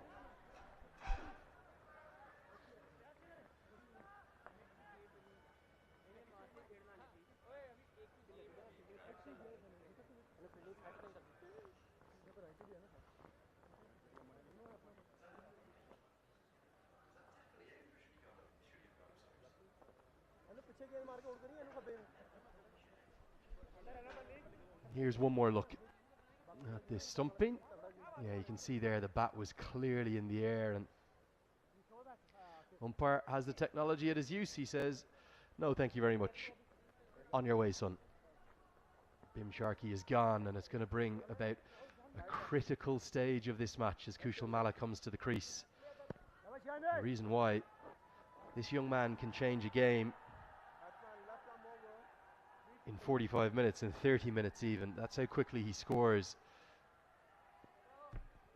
But right now might not be the time to go helter-skelter from the start. He was the player of the match in the first game of the tournament against Malaysia. And something we speculated about on air, Sharad, I asked him about afterwards in person. I said, have you been told to take more time at the start of your innings? What has Monty told you? And he says, yes, Monty, sir, told me to play 10 balls. So in that innings, in game 1, he was 4 off 10. A little while later, he was 50 off 28. The next 18 balls went everywhere. He's such a talent, this young kid. Amazing talent, amazing. Would be good to see. This is going to be a good battle. Zishan versus Kushal, as he fancies the left arm spinners. Kushal, natural game being aggressive, and starts off with a boundary over covers. Playing against the spin, Kushal. Slightly mistimed, but nonetheless 4 runs fetched. Nepal move on to 76 for 4.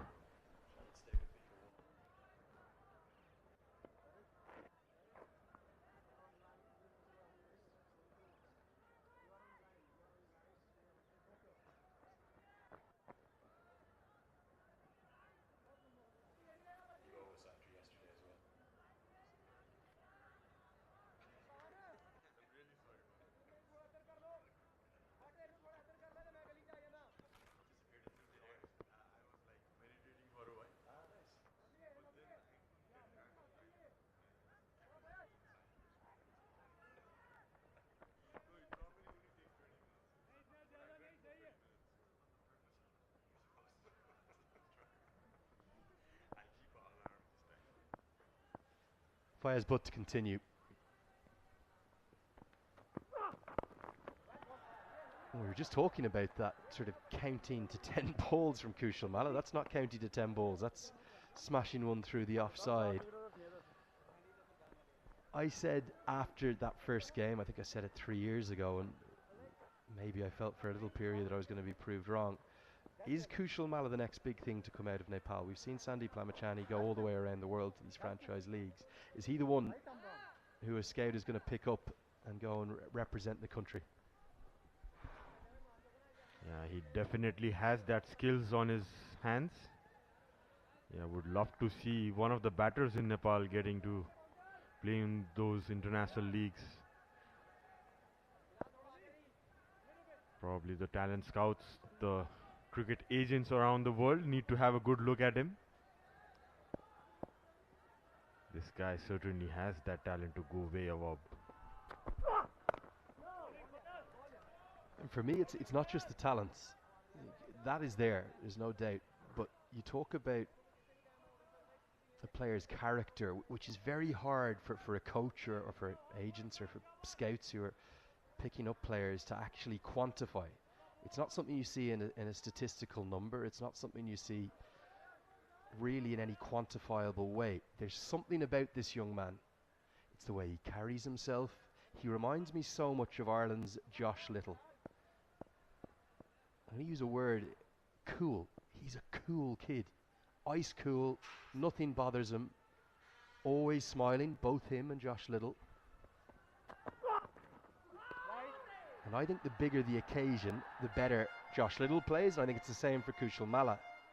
I think the higher the stages go, the better it will be. Fayez Butt is not happy with that wide being given. He thought it flicked the pad. So I'm trying to describe something that's impossible to get across, but there's just something about him. And I saw that in Josh Little as a young boy, and I've seen it in Kushal Malla ever since I've known him. I think his ceiling, his limit as a player is higher than maybe any Nepali cricketer that I've ever come across. And I just want him to keep soaring. Special talent, Kushal Malla. Big words there by Lenny, who has understood Nepal cricket so much. He's a special guy for sure. And you could see from the recent performances he has done for Team Nepal. Really high hopes for him. And having played with him so much in the franchise league, in the same team, it's been a pleasure to watch him bat. Credit goes to Shakti Gauchan as well, his mentor, to bring him up in such a manner. Hope he serves Nepal cricket for a long, long time to come.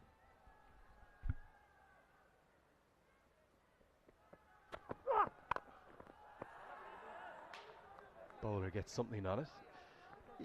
What's he like in and around a dressing room? It seems to me like nothing phases him. He could have just got 140 not out, or he could have got out for a duck. I think he'd look and feel the same. He's one guy, Lenny, nothing disturbs him. He's in his own world in the dressing room, or be it in the field as well. But he's matured a lot from the first time I saw him. He talks less, but he's more of an action-oriented guy.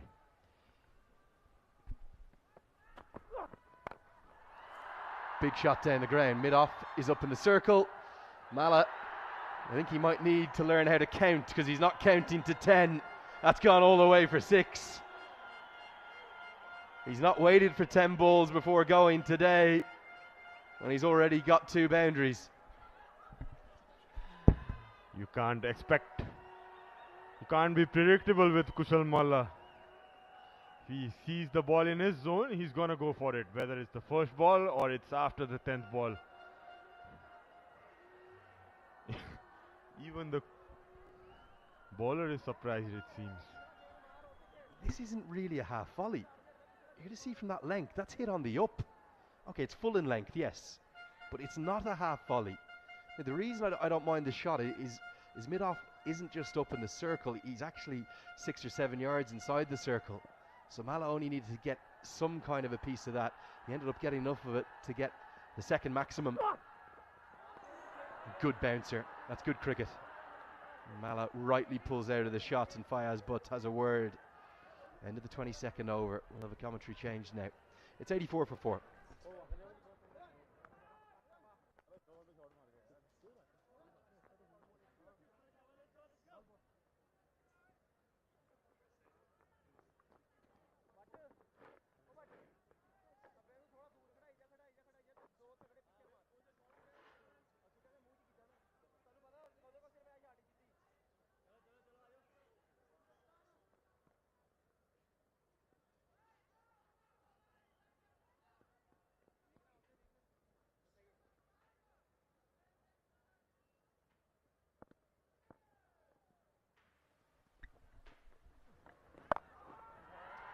Maksud to continue into his 7th over. He's been very economical as I welcome back Paresh Lahani.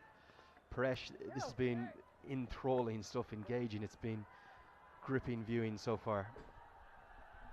Yes, talking about Kushal Malla, I always call him a little dynamite of Nepal team. No matter what, if the ball is in his arc, he's just hits it out of the ground. We saw that last over. The fielder was inside the 30-yard circle, like you said, Lenny. He was 6 or 7 yards inside the 30-yard. He defends the ball, he takes singles, and if it's in his arc, he just goes for it. A very good asset to have in your team. And also, you can't overstate the importance of the fact he's a left-hander. To this side, Mala, my oh my, what a shot that is. That's why it's important to have a left-hander in your team. When the left-arm spinner goes on, look at Sandeep Lamachani's reaction. Everyone in this team knows how good Kushal Malla is. He's just got to keep going. 6 more. Yeah, that's a massive hit.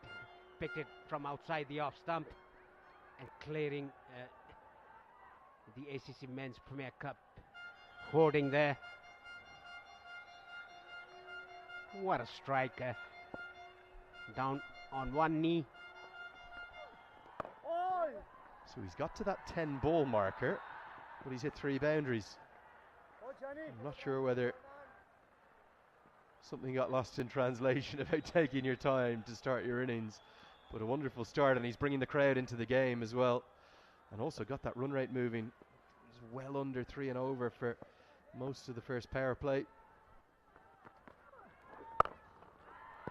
Moved up towards 4.5 and over now. What's your thoughts? I saw you, Paresh, watching every ball intently while you're on your break. What's your thoughts on the wicket? It's a good batting wicket. Yes, it always has been a good batting wicket for the last 3 or 4 years here in the TU International Cricket Ground. The only thing is you have to apply yourselves while you come in the centre in the morning or in the afternoon chasing the target. You should just feel the pace of the wicket. 23 gone, Nepal 93 for 4.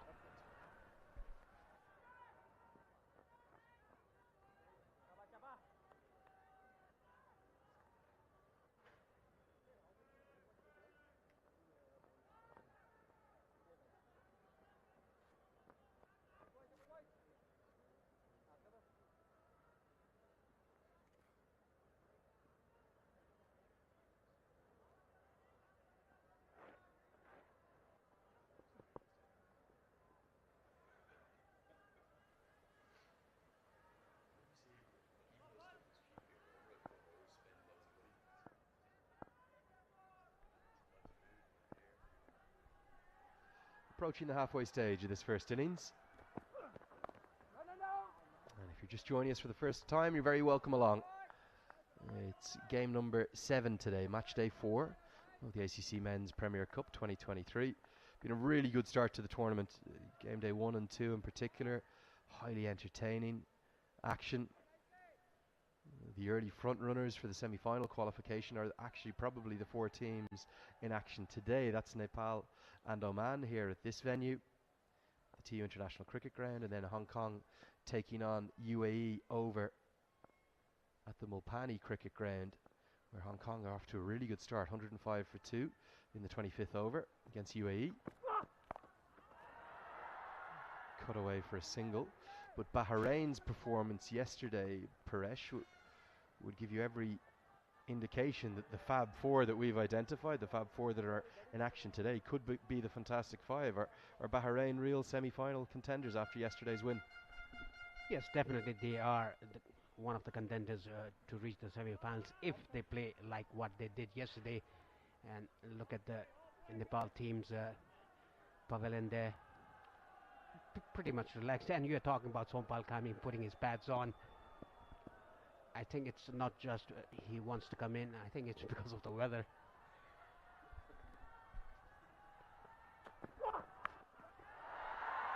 Edged away for 4. And there very nearly cleans up one of our cameramen there. Mala's got to be careful because Butt is going to come at him.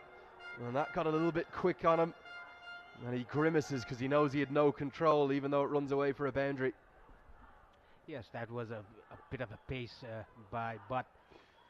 One bounce, almost cleaning the camera there. Yeah, he has to be careful against Butt. He's bowling some quick ones. The ball that he bowled in the last over, what a very quick, accurate bouncer after getting hit for a 6. That is Akash Gupta, the assistant coach of the national side. He has played cricket for Nepal.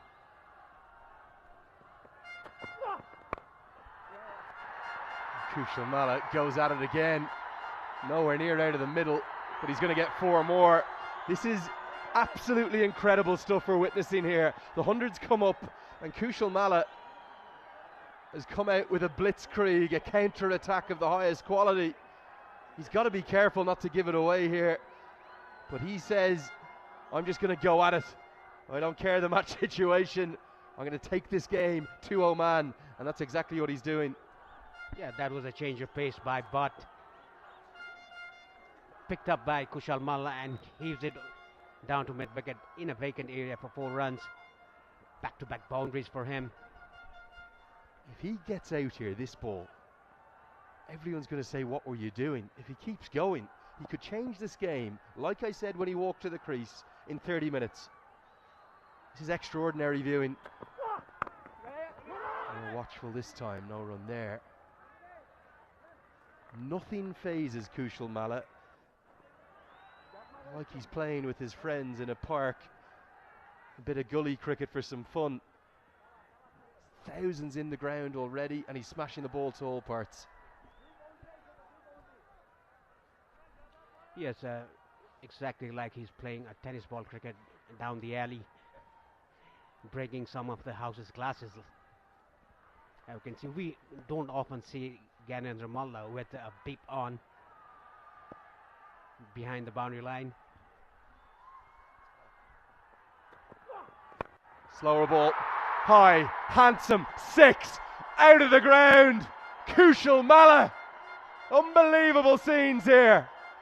He's got 31 off 16. He's changing this game. 24 bowled, 108 for 4.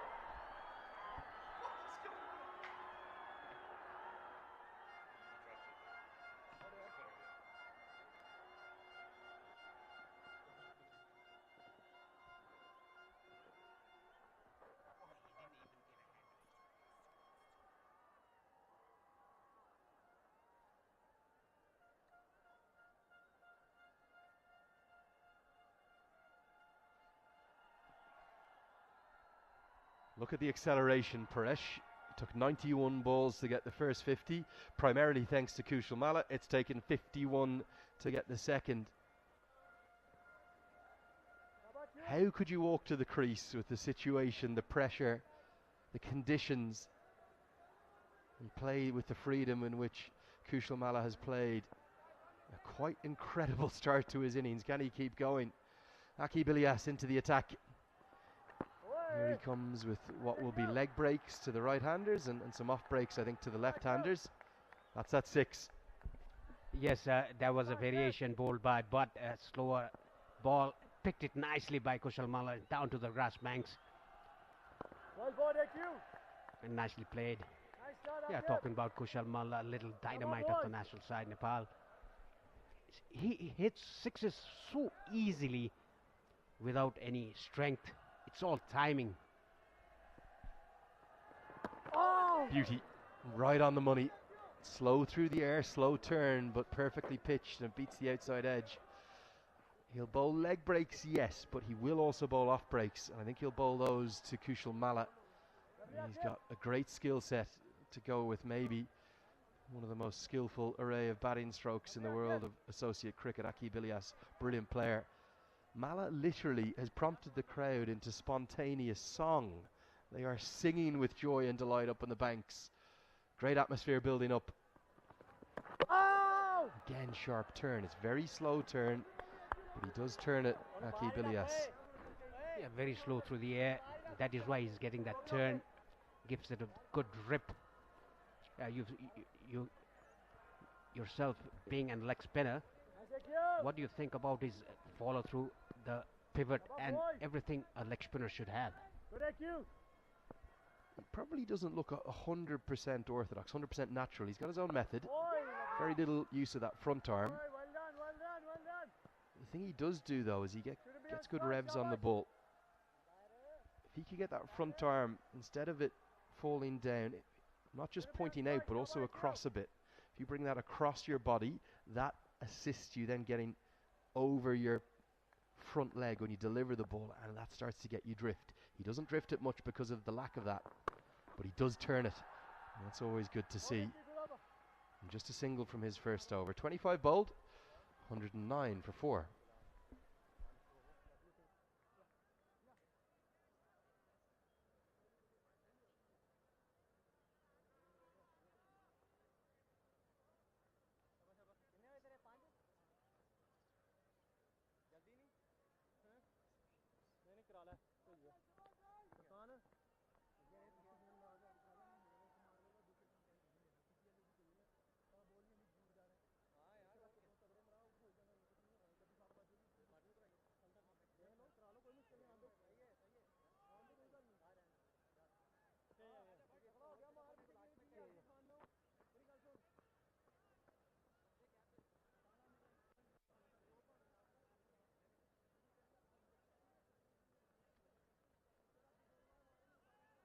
This is a really interesting move from Zishan Maqsood.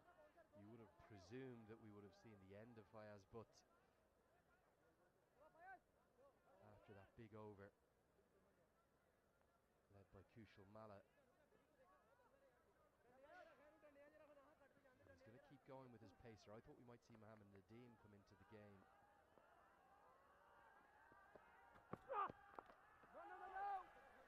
Unfortunately, Malla's not on strike. How we would have loved to have seen that. Yes, Kushal Malla itching to get on strike to face Fayaz Butt. He's cleaned him apart, hitting those big sixes. Yeah, 15 runs in the 24th over. So you would have presumed that would have been the end of Butt. He's gone for 37 in just 4. Maqsood, I don't know whether it was because Arif Sheikh was on strike, has decided to go one more from the pacer. Arif Sheikh, that is of course. And the crowd, they're definitely coming into this game. And if you are in Kathmandu, I would advise you to get down quickly because these banks are filling up. You can get your tickets online in advance if you want to guarantee them, but you can also pay. I think there's a discount if you get them online. And we're looking forward to a great atmosphere here. It could be a historic day. Sandeep Lamachani, will he get to 100 today? Well, definitely I think so. To do that, Nepal will have to post a big total here.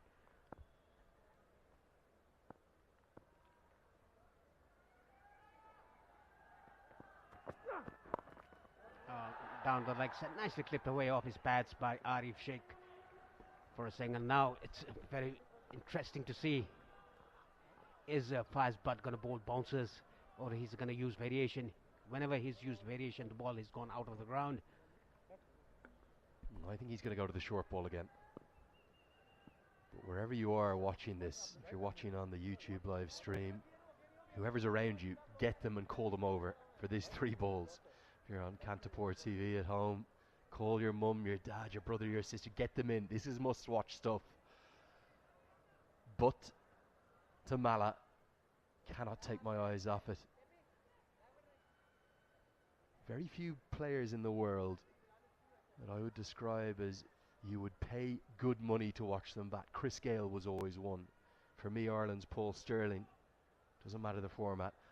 Kushal Mala's on that list for me too. Brilliant to watch. Here we go. Watchful this time. A good length. Doesn't go to the short ball. Look at the field though. There's a deep backward square out and a fine leg catching. I think it's a matter of time. Will it be this ball or the next one that he's going to test Kushal out with the bumper? Yes, and mid-off and mid-on fielders are inside the circle. If he balls a little bit fuller, I think Kushal Malla will go over the top, straight.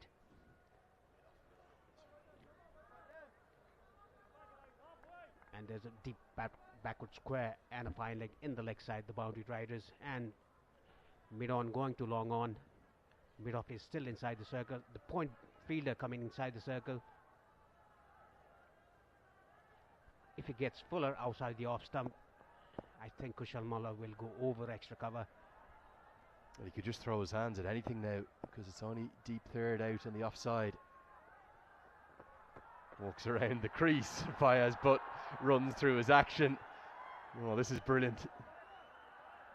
This is pantomime stuff and the crowd playing their part too. Yeah, we've always seen the bowlers playing with the mind of the batsman. This time around, Kushal Malla playing mind games with the bowler, just trying to give himself room and going back to his position, but pulling out of his run-up-in bowler ball, just jogging towards Kushal Malla. Good scenes. I think Kushal Malla is going to do the same thing again. I think he's going to walk outside his leg stump here. He's not the kind to be phased. Let's see. He doesn't. Banged into a length. Fayez Butt is another word. This is brilliant. What a contest between these two. Yes, a short word said by Butt there. I think he's saying, try to do that again. Kushal Malla is such a calm customer. Doesn't do anything at the crease. He's on his own world, like what Sarat said. A very cool customer. Always there's a smile on his face.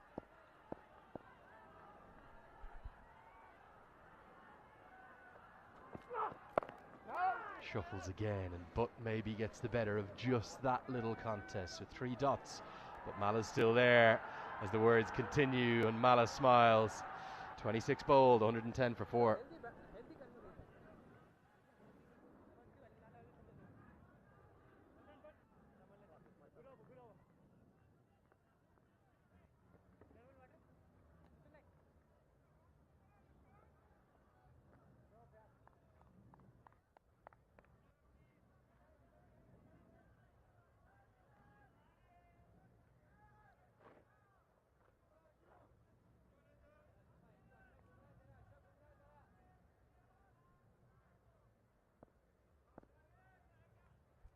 Has to continue. Gets the outside edge, but straight to backward point.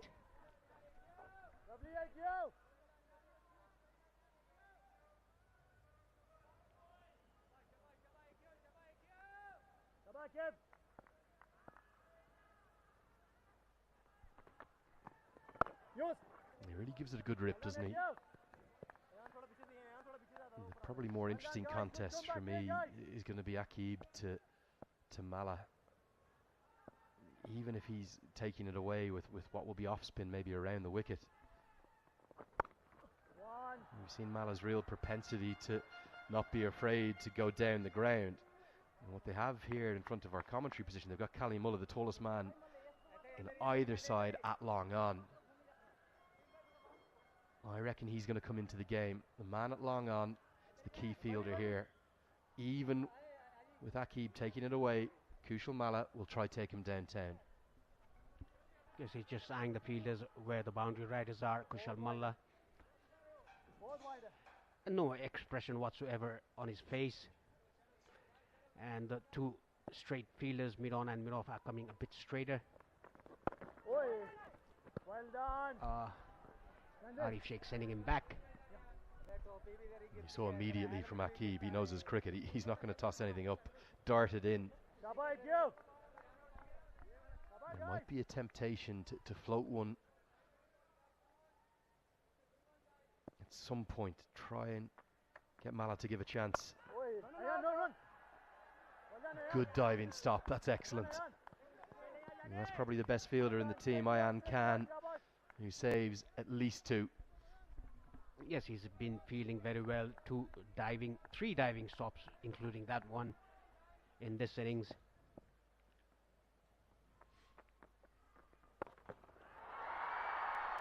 Down the ground and out of the ground.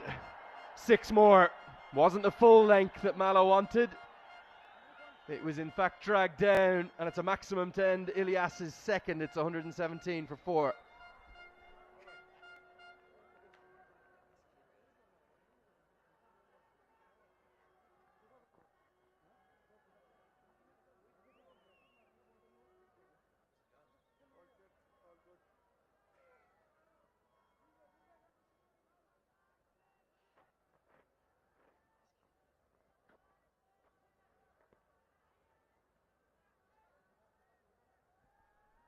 You can see the acting secretary of Cricket Association of Nepal, Durgaraj Pathak, and the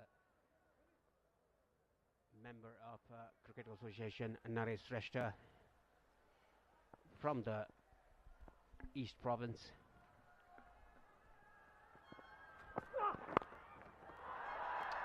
Clipped into the leg side. Just going to be the single. What about Arif Sheikh? Of course Mala's going to capture the headlines even if he gets out now, but the way in which he reads the game and understands the situation, he knows right now, get some singles, let this youngster do what he's doing. Yes, like you said, Lenny, Arif Sheikh is a bit underrated. He's a very good player, a compact player. He understands the situation, and we can see a hint of a sunlight creeping into the ground.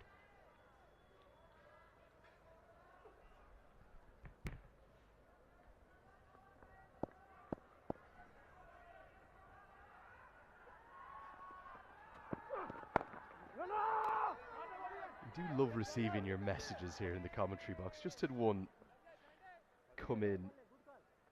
Kabaraj says, at cricket badge. He sent me a photo of his smartwatch. He says, this is my heart rate watching Kushal Malla bat, and he's only sitting there. It's over 100. Yeah, that's very impressive. We can see the president of Cricket Association of Nepal, Mr. Chatur Bahadur Chand, enjoying Kushal Malla's batting. I think we all are. I'm standing in the commentary box. I can't sit down. It's too good to watch this. Great entertainment. Shuffles again. He's looking for that one, isn't he, to extend his arms through the offside. But for now, he's holding his nerve. He's fighting back well. His last 9 deliveries have only gone for 2 runs. Yes, I don't think Kushal Malla should shuffle in his crease. Just stay there, wait for the bad delivery, then punish that. And that'll be idle for Kushal Malla. Talking about this youngster, little dynamite off the national side. Fearless cricketer, I must say.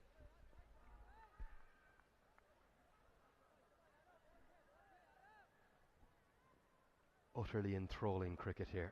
The first ODI of this competition. Butt right now has found the right length. He's not been too full, he's not been too short, he's been just right. And Butt is going at him. Going at him again. He's saying, play a shot now, son, take me on. Why are you blocking the ball? And the crowd, they respond, they come into it. And over comes Sandeep Good to just say, Fayaz, stay calm. Yes, Butt is very fired up. He's found his length to Kushal Malla. You can see that. He's coming in front of Kushal Malla's eyes, having a word or two. And in the reply, Kushal Malla just gave him a bit smile and sent him back. If you're the batter Always at the last laugh, the bowler has to go back to the top of his run-up. Slashed away. That's the width he wanted. Slashed away for 4. And now Mala says, back you go. I'll take 4 more to my name. Yes, all mind games have been played here between Butt and Kushal Malla. Width given to him. He obliges over point for a boundary. What a contest between these two. A quick bowler and a little dynamite. Moves to 41 of 26, Kushal Malla. Paresh, this has been one of the most absorbing 20 to 30 minutes of ODI cricket I can ever remember. That's where the associate game has gone. Thanks to Cricket World Cup League 2 and all the cricket all these teams are playing, they're getting better and better. Mala, 4 more, the leg side this time. Butt may have won the previous over. The youngsters won this one. Back-to-back boundaries, 28 bowled, 1-2-6 for 4.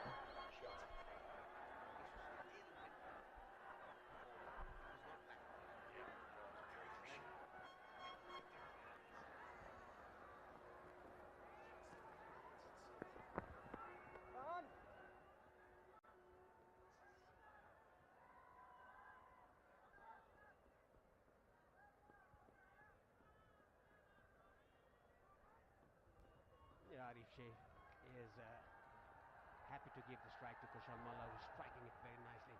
At the last 4 he hit was a very good pull shot.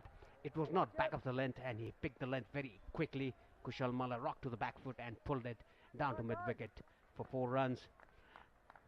Kushal Malla had the last laugh in the last over. And he may have had the ultimate laugh for the moment, because I think surely it's the end of Butt's spell. And all the while, Arif Sheikh is playing his role in this partnership. Yes, Mala is lighting up social media. He's the one everyone's talking about. But Sheikh is the rock at the other end. Cricket, it's a team game, and batting, it's about partnerships. Yes, exactly. And in the meanwhile, Akib bowling that line and let, not giving any way room to Arif Sheikh or the fuller delivery. Rocks to the back foot. Nicely got the hand to it, the back foot point fielder. The ball is rolling towards the boundary, but cuts it away. 2 runs for Arif Sheikh.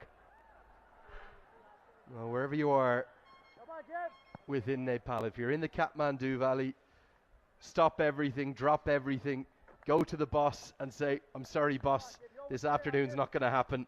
I've got to get to the TU International Cricket Ground. This has been as good as it gets. What a contest. This is only game day 4 in the ACC Men's Premier Cup.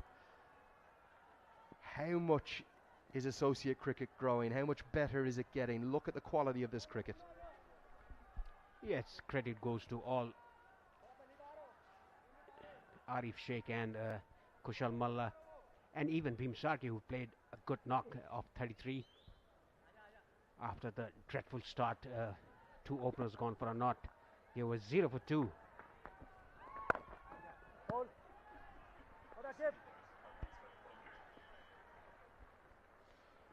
Well, I think since Kushal Malla's come to the crease, I haven't sat down.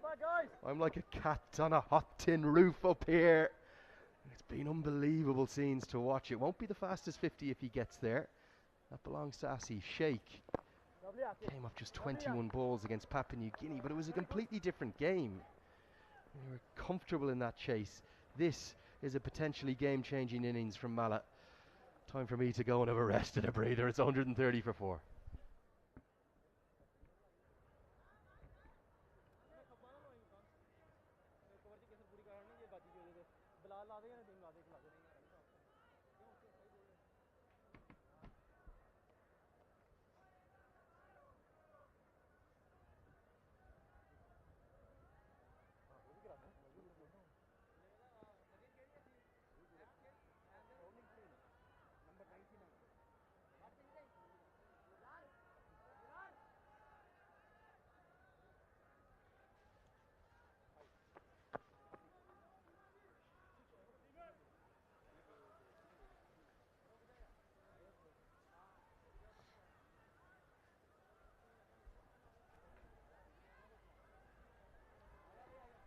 Butt is out of the attack.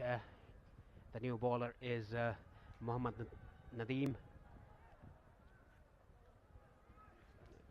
26 matches in his ODI career, 17 wickets, a touch expensive, 5.48 his economy rate.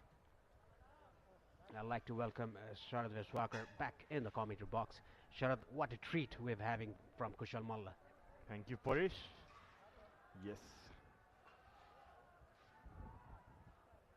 Kushal Malla showing his class, isn't he? Some effortless sixes there. You can see a bowling change from the Chobar end. Change of ends for Bilal Khan. Be good to see this battle between Kushal and Bilal. Both of them aggressive in their own terms. Watch out for this battle. Starts off with a wide. Bilal Khan, he had a very good spell. The first spell, 5 overs, 1 for 16. Kushal Malla loves the battle between the fast bowlers. He won the battle against Butt. Now Bilal Khan is into the attack. I thought Mohammad Nadeem was bowling, but the captain of Oman changed his mind and brought on Bilal Khan. A good bowling by Bilal Khan. Nicely defended. It's good to see this new version of Kushal after he had a nice break, I can say, from the team, after he has come back from the Junior Premier League that happened in Pakistan. Although he didn't get to play a few games, under the watchful eye of the legendary. What a strike, straight towards the side screen. One bounce over the rope, 4 runs. And 50 for Kushal Malla in 30 balls. What a knock he's played here for Nepal. Straight. That was the previous one. Kushal Malla living up to his name, changing the game in his hands. So the loss of first 3 wickets, hitting that straight past the bowler, straight over the bowler's head, crashes in the side screen. Back-to-back 50s in this tournament for Kushal Malla. Nicely flicked away off his pads. The ball running towards the boundary, but nicely picked up by Sandeep Gaud. Just a single. What form is he in the moment? The last 6 months, it's been brilliant. Good to see is that it's not all about hitting it. It's just rotating the strikes to the good balls as well. He's been very precise with his shot selection.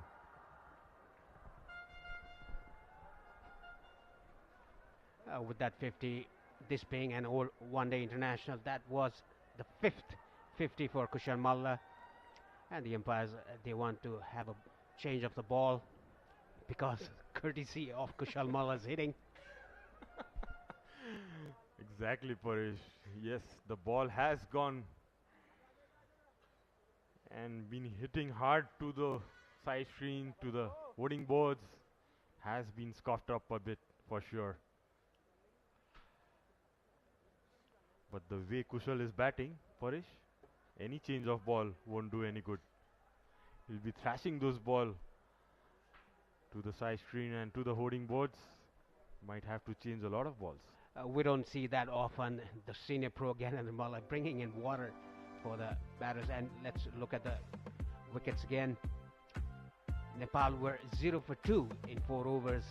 They hadn't opened their account in 4 overs. And then the 3rd wicket was Rohit Paudel. But squared him up, got the leading edge, and Bhim Sarki didn't need to play that shot, was stumped out. umpire a very good decision, an easy decision for him. Since Kushal came in, it's been raining runs. Arif Sheikh giving a very good company to Kushal Malla.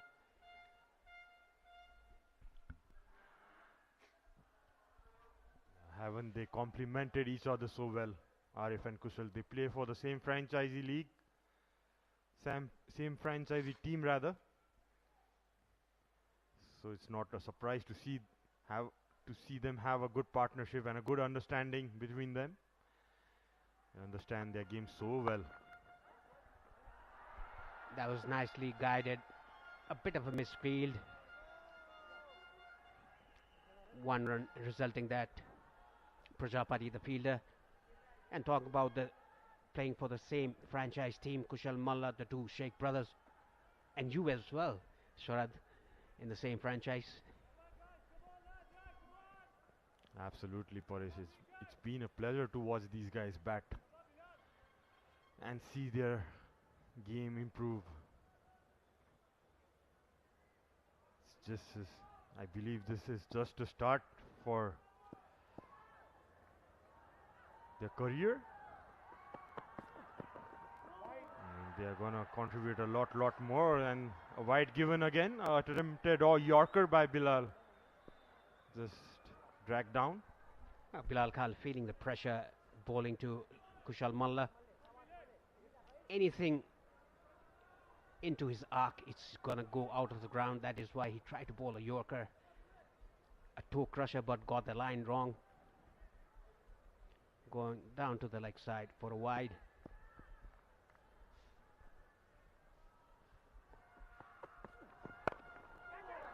Full toss only.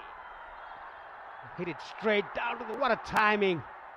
Bilal was stretching his hand to take a catch, but the timing was very good.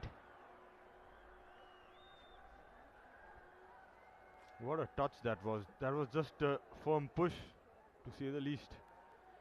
Just was out of the reach of Bilal Khan.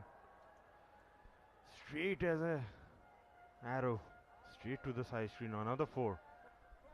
Yeah, that was just a punch by Kushal Malla, and the ball raced to the boundary for 4 runs.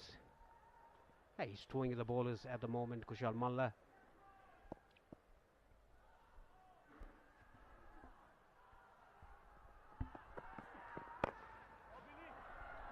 That stayed a touch low. The pitch is showing a variable bounce. 30 overs gone, Nepal 142 for 4.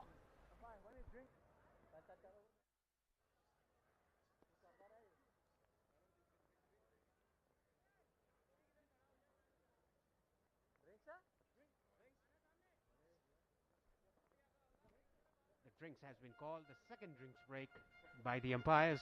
We'll take a short break here in the commentary box. We'll be back soon.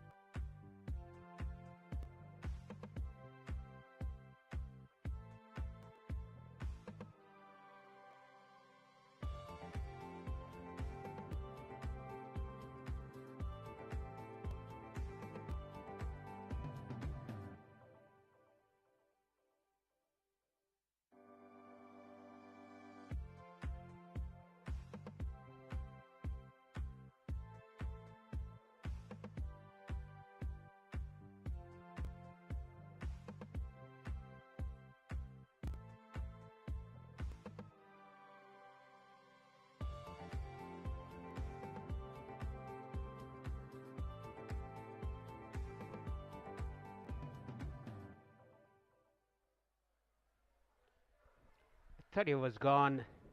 142 for 4 Nepal. 20 overs to go. Akib Ilyas to continue from the pavilion end after the drinks break.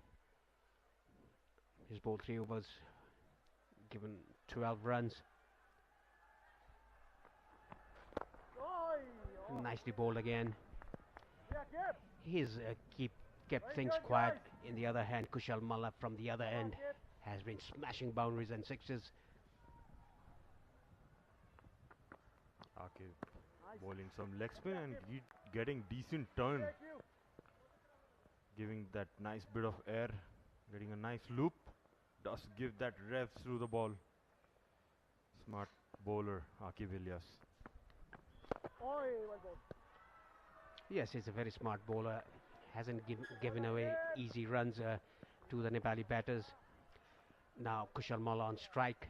He'll come round the wicket, bowling some off spins to the left-hander. What a skill to have. Different variations to different batsmen going away. Someone like Liam Livingston from England who does the same. Yeah, the slip fielder has come out. He moves to backward point. Short third comes a bit finer. Gets the edge. That was a beautiful delivery. Running down to the third man boundary for 4 runs. After taking out slips, the ball goes to the same direction. Well, whatever Kushal is touching at the moment, it's turning into golden runs for Nepal team.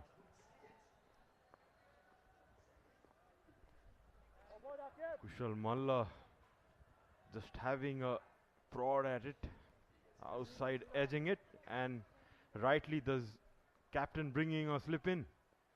The amount of turn he's getting.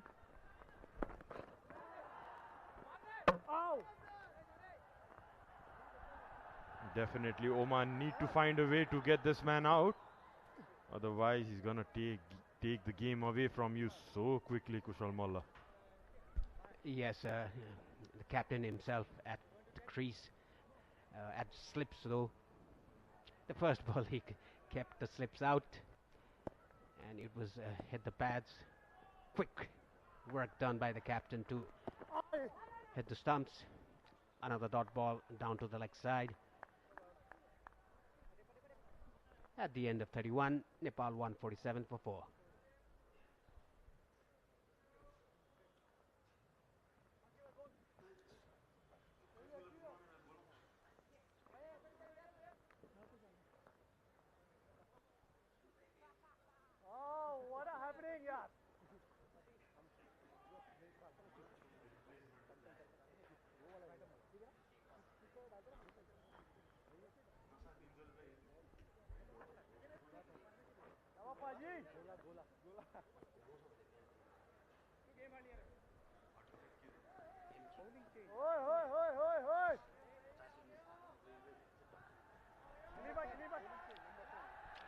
Jatinder Singh is the new bowler from the Chobar end.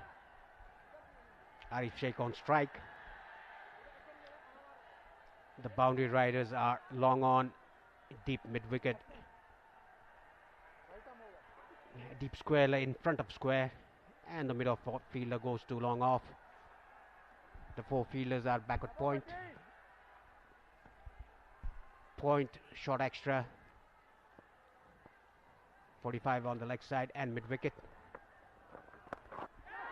Pulled that nicely, and his out. A very smart change there by the bowler, and Jatinder giving those high fives, as you can see. A part-time bowler, Jatinder, bowling his first ball, a rank shot one, down the leg, and Arif pulling that one straight to the square leg hands. Aren't the Oman team excited? It's the first ODI wicket for Jatinder Singh, and what a time to get it. A vital breakthrough for his team. Yes, watching it live, I thought that went to the boundary, but it went straight to the square leg fielder's hand.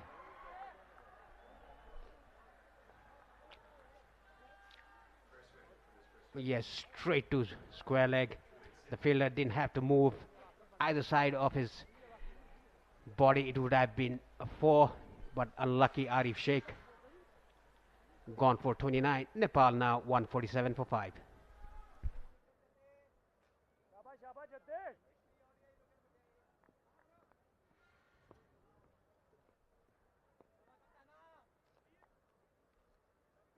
नहीं नहीं नहीं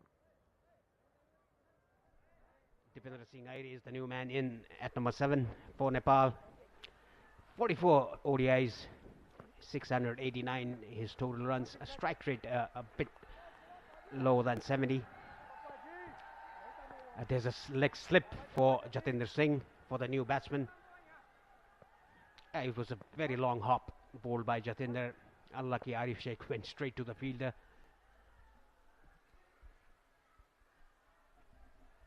Yeah, was fully played by Dipendra. Jatinder Not seen you before Jatish शाबाश bowling for the first time in ODI cricket, and with his first ball gets the wicket of Arif Sheikh. What a start! Yes, a dream start for Jatinder. First ODI wicket in the first ball of the first over of ODI cricket. What a dream come true for him. ओए lovely Putting some pressure, Captain Zishan and Jatinder having that leg slip, which is a smart option, wicket taking option, with the slight turn of this wicket. Dipendra has to play a good role here. He's been given that role of a finisher at number 7. He's been batting well, Dipendra, in the nets. In the practice matches we could see. Pull that away, but straight to the fielder at square leg in front of square. Yeah, I think Dipendra Singh Airi should play that role what Arif Sheikh played for Nepal. Just nudge the ball around, give company to Kushal Malla, who's striking the ball very well, playing on 59 of 36.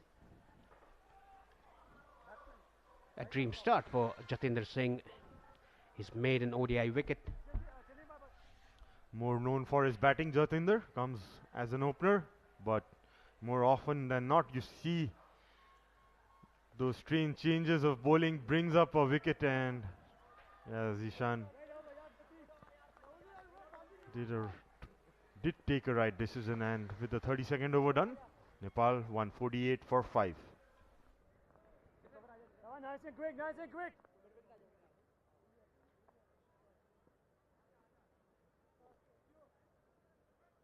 nice and quick guys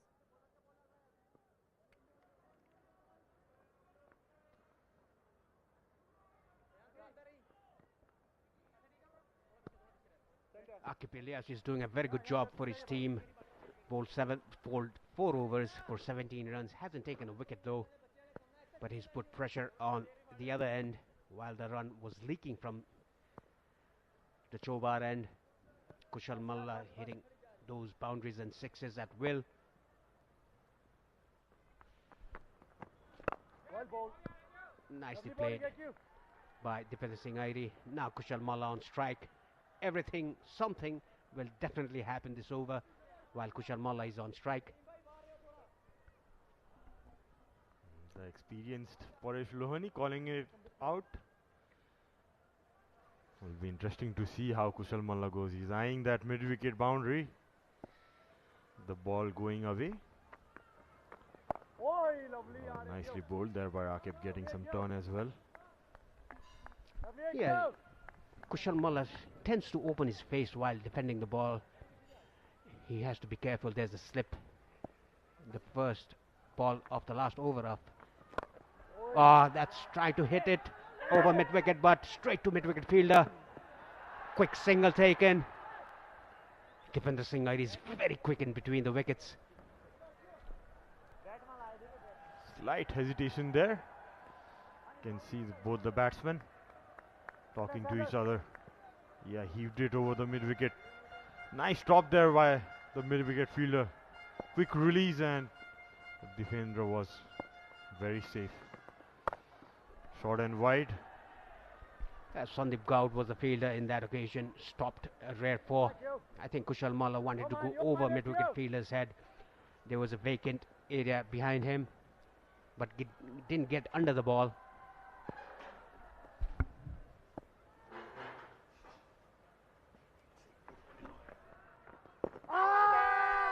That's going down the leg side. A very optimistic appeal by the bowler. Every run scored and every appeal turned down are being supported by the spectators. Clearly going down the leg side. Going with the arm, that one. Nice changes. A quick run there. Safely home. 33 overs has been bowled. Nepal 152 for 5.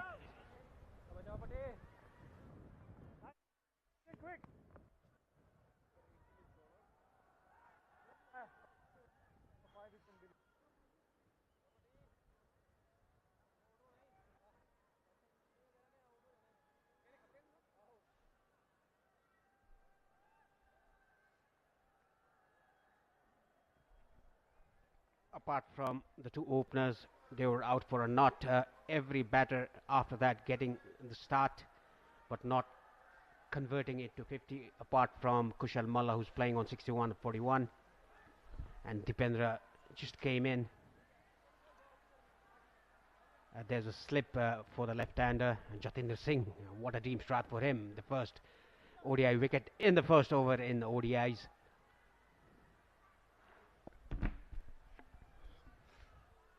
Will be interesting to see how Kushal goes against Jatinder.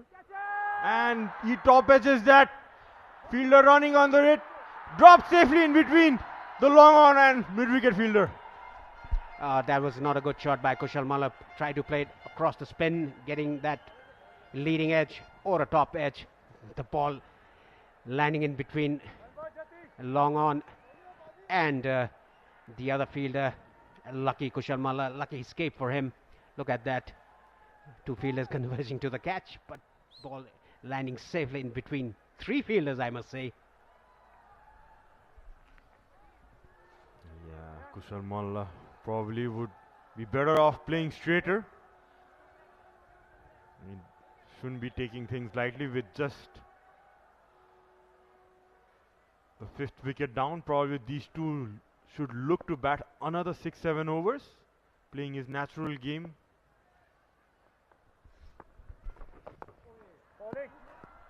Yeah, to talk about batting in pair, the right and left hand combination there at the crease, Dipendra and Kushal. At the end of 40 overs, if they can reach 200 for 5, they'll definitely score 300 runs. 300 is on cards for Nepal. We all know about Dipendra Singh. His batting, he just nudges the ball around, takes the singles, and very quick between the wickets. Not Kushal Malla though. Nicely played in this occasion by Kushal with soft hands. And Dipendra, look at Dipendra, he's already in the crease. Yeah, Paresh, you can expect that. He has those blessed genes. Very quick hands, very quick legs. Yeah, nicely punched that down the ground by Dipendra. Talking about bat speed of Dipendra Singh, he's so quick. I think he has the best bat speed in the team. You've played with Dipendra Singh, Arya Sarad, while batting, how difficult it is to run between the wickets with him. You always have to be on your toes when you're the non-striker. He's so quick. I can tell you a story about Dipendra when he was playing the first time in 2014 for our Panchakanya franchisee team. He used to run from long on. That has a big hit. Gone all the way for a 6. A short drag down. And took full advantage of it, Kushal. Yeah, that was a very flat 6 by Kushal Malla. What a timing. I think it didn't get above 10 to 15 feet high. Look at that flat 6 over the boundary line. Nothing can keep him away from hitting 6s. Kushal moves 69 or 45. Nepal after 32 are 162 for 5. Come on, kid. Akib to continue. Dipendra on strike. Nicely hit down to extra cover. Long off fielder going around it. Well done, Kelly. Defender wanted 2 runs, but Kushal Malla is not that quick in between the wickets, so they have to settle for 1. Exactly, Paresh. Dipendra is a lot quicker than Kushal. They need to understand their partner's speed and run accordingly. You tend to see so many runouts when your partner is not as quick as you are. Oi, Yeah, tried to just flick it there, Kushal. That was bowled a bit slow in the air. come on. And talking about partnerships, they need to build up a good partnership here. If they can reach 200 without losing any further wicket in 40 overs. Another big hit going towards the boundary line. Yet another 6 for Kushal Malla. What a strike. What a batter. Little dynamite. He is not hanging back whatsoever the situation is. Kushal Malla punishing that short ball over the long on region. Didn't time it as he would have loved to, but still clearing the ropes easily. Kushal Malla. To be honest, didn't time it at all, but the power that he has just gets the ball over the ropes for yet another maximum. Moves to 75 or just 47 balls. Will we see Kushal Malla's first 100 today? Paresh. Still 16 overs to go. Won't take more than 5 overs if he keeps batting like this. Nice single after that 6 shows his maturity, Paresh. That's very good cricket by Kushal Malla after hitting a 6, playing the ball all along the ground for a single. And if you could see Dipendra Singh, even the ball was not in the fielder's hand, he was ready to come for the second run. Nicely cut away for another single. Coming back to that story when he first played in that franchisee league. We'll come back after this over. 35th gone. Nepal 171 for 5. Oh, beg your pardon. Still 1 ball to go. Yeah, he is so quick, Dipendra, as Paresh was saying.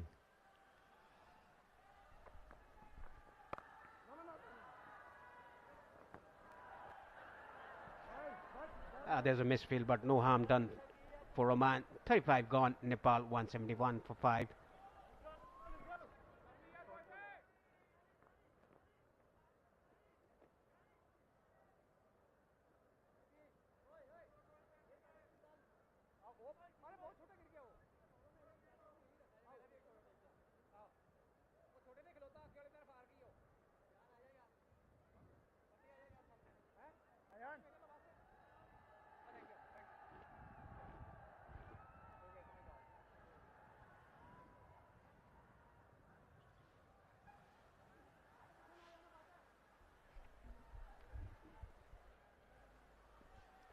I think there's a bowling change. Jatinder has been brought out from the attack. Ayan Khan is the new bowler. We could see Ayan Afzal Khan, the youngster from UAE, a very good left-arm orthodox and a very good batsman, good fielder, a complete cricketer at just 18 years of age. What a find for UAE. They're playing Hong Kong at the moment at Mulpani Cricket Stadium. Ayan Khan has played 26 matches, picked up 20 wickets, more as an batting all-rounder for Oman team. Smart bowler. Starts off well with a dot ball. What Dipendra needs to do now is Paresh. So Kushal going so well and he fancies that left arm spin. Should be just rotating the strike. Give the strike to Kushal at the moment. That's a big wide. Rightly so given wide by the umpire. A bit of a roundish action for Ayan.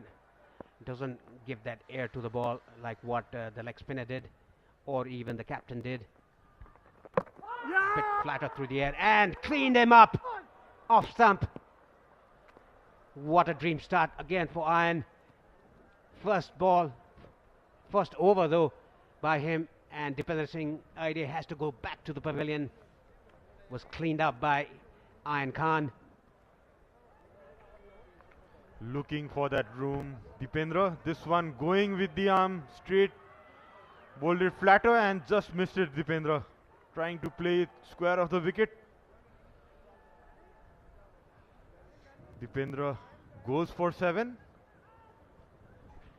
Nepal are 172 for 6.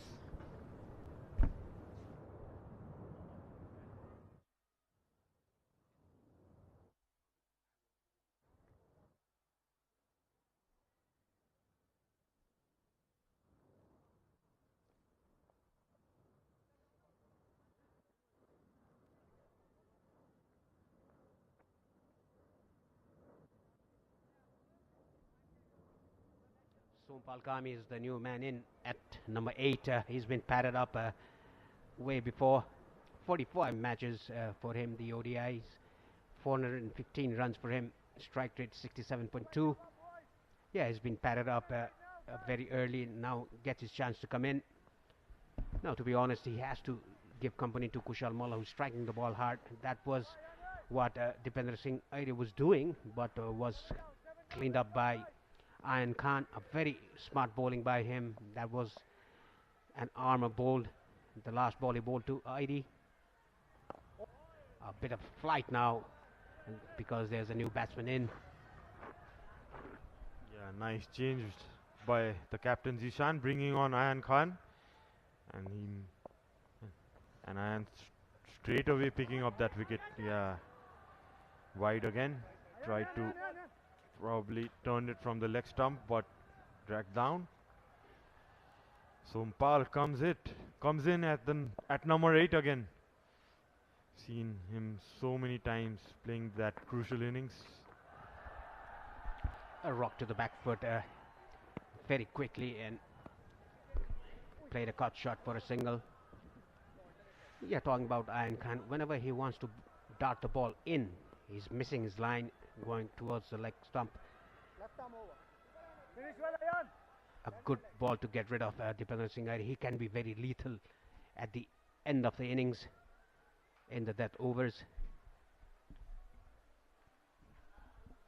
Yes, had a good outing in the last game. Ayan Khan made a few vital runs, and this will be an interesting battle. Kushal Malla setting up for that left arm spin. Ayan Khan would be aware of the fact that Kushal would be eyeing that long on and mid wicket region, and rightly so. He's dropping that cover fielder out, telling him to drop in around the 30-yard circle. Really looking to, as he drags down that again. Kushal just missing it off the pads. A wicket taking over. 3 runs of this over. 36 gone. Nepal 174 for 6.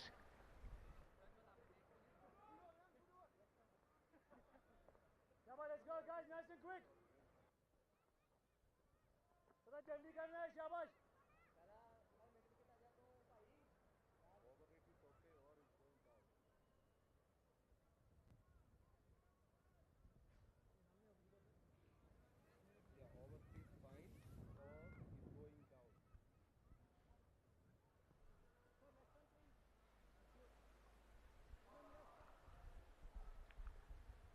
Yeah, here's the projected scores. If they go in the similar rate, they'll reach 242, 6 runs per over, 258, and 8 runs per over, they'll reach 286. I think that'll be what Nepal will be eyeing. Akib continuing from the pavilion end, 6 overs bowled by him, 30 runs given. Very nicely bowled. Sompal in the first instant trying to sweep the ball, realizing there was not to sweep, just defended it. Yeah, Sompal, more of a bowling all-rounder, but he does bat opening at times for his domestic side. That's the Army cricket team. No mug with the bat, Sompal Kami. Being a senior pro, has played for Nepal more than a decade now. Would understand this situation. Firm hit there, well stopped by Akib. Single taken. Yeah, I think he saved 3 runs for his team. It's very hard in his own follow through to stop those balls. I think he's hurt himself. It hit the wrist in his bowling arm. Yes, that couldn't be faithful.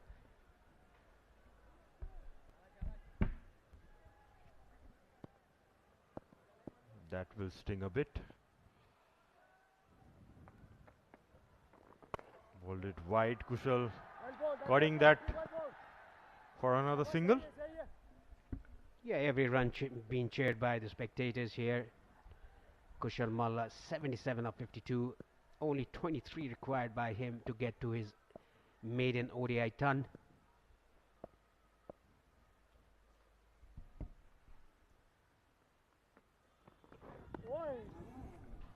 Very sharp turn from the leg spinner. Akib, he bowls leg spinners to the right-handers and off-spinners to the left-handers. What a talent to have. What a skill to have in your repertoire. Absolutely, Paresh. And what turn he got in that last ball. Jumped off the middle leg.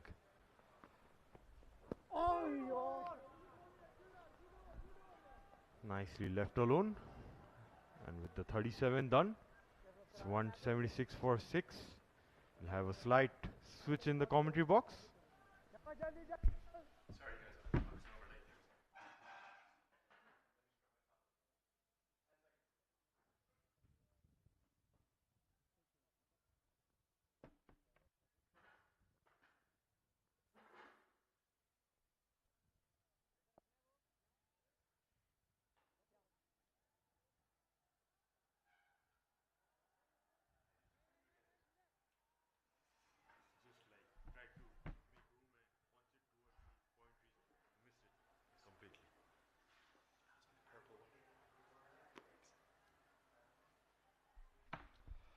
So as Ayan Khan comes for his second over, welcome back, Andrew.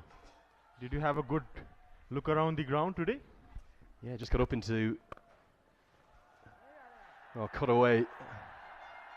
Kushal Malla is looking at making it look so easy right now. He's moved into the 80s for the second time in in one-day international cricket. My oh my, we are witnessing a very special innings. Nicely played there by Kushal, right in the gap. What's happening, Andrew? Whenever you come to the commentary box, Kushal Malla hits a boundary or a 6. I can't remember a not quite like this one, just in terms of how in contrast it is to every other batter's efforts. The other batters have all made it look very tough. It's been difficult, turgid going. And Kushal Malla, he's not just batting on another pitch, he's batting on another planet right now. And thankfully, that planet is planet Earth at the moment. And it lies in Nepal, Kathmandu.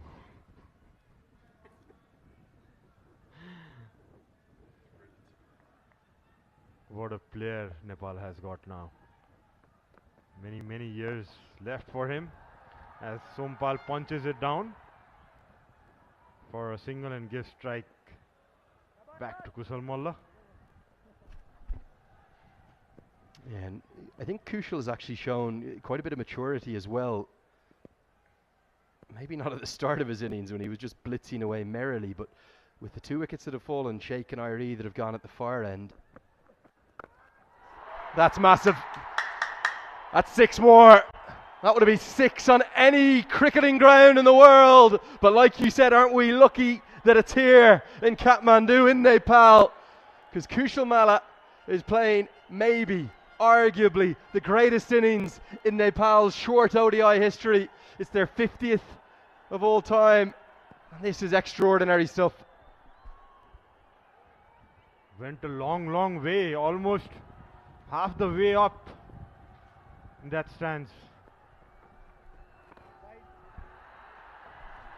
Look at what the power does to the bowler.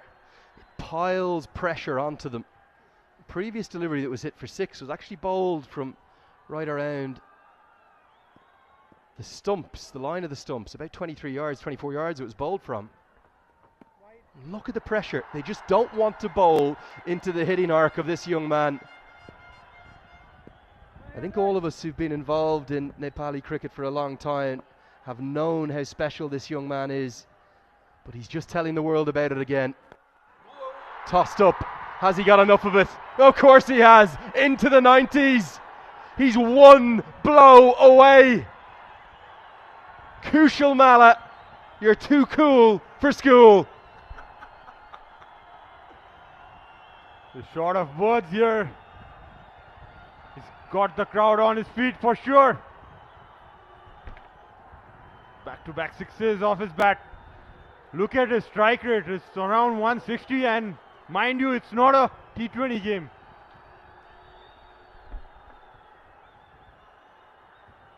His approach, his appearance, it hasn't changed even a fraction. He's on 94 off 56. In the atmosphere, it's reaching fever point. 38 overs are bowled. It's 196 for 6.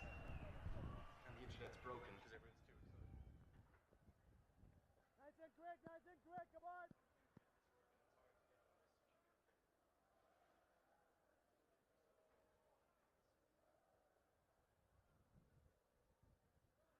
Nice and quick, let's go.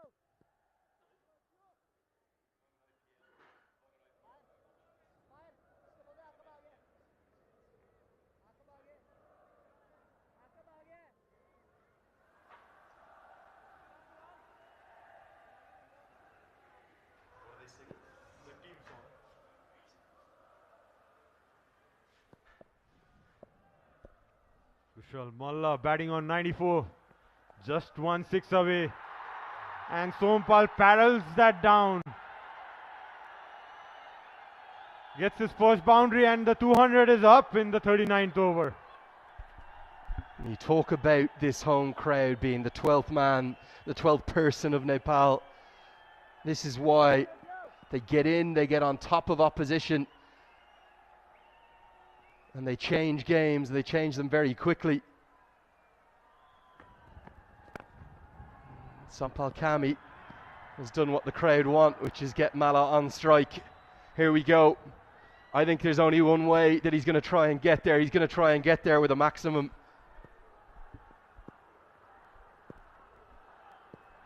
It's definitely got the crowd going. Just one hit away. What a treat that has been to watch Kushal Malla bat.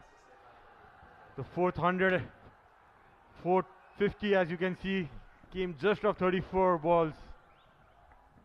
Probably about 6,000 or 7,000 people here from a quick trip outside. There's another 3,000 or 4,000 outside the ground. And if you want to know what's happening in this ground, the 4G has stopped working.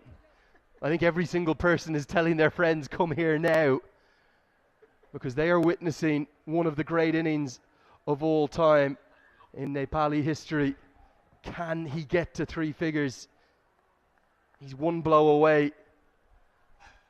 And I think there's only one way he's going to try and get there. Aki Bilias, the bowler. Hit down the ground. A miss hit. Calm, says Sharad Vasakar. Calm, says the crowd. He moves to 95. Yeah, just mistimed it. Thankfully, the ball drops on safe. Shot to the mid-on fielder. Sompal nicely goes to the back foot and punches it for another run. Malla back on strike.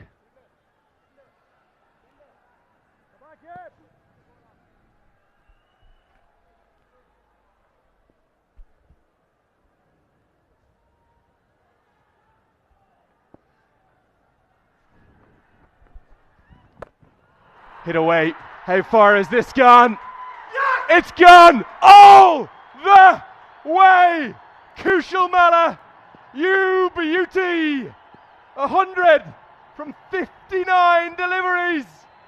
He was the youngest ever to make a one-day international 50. He's now played an innings for the ages.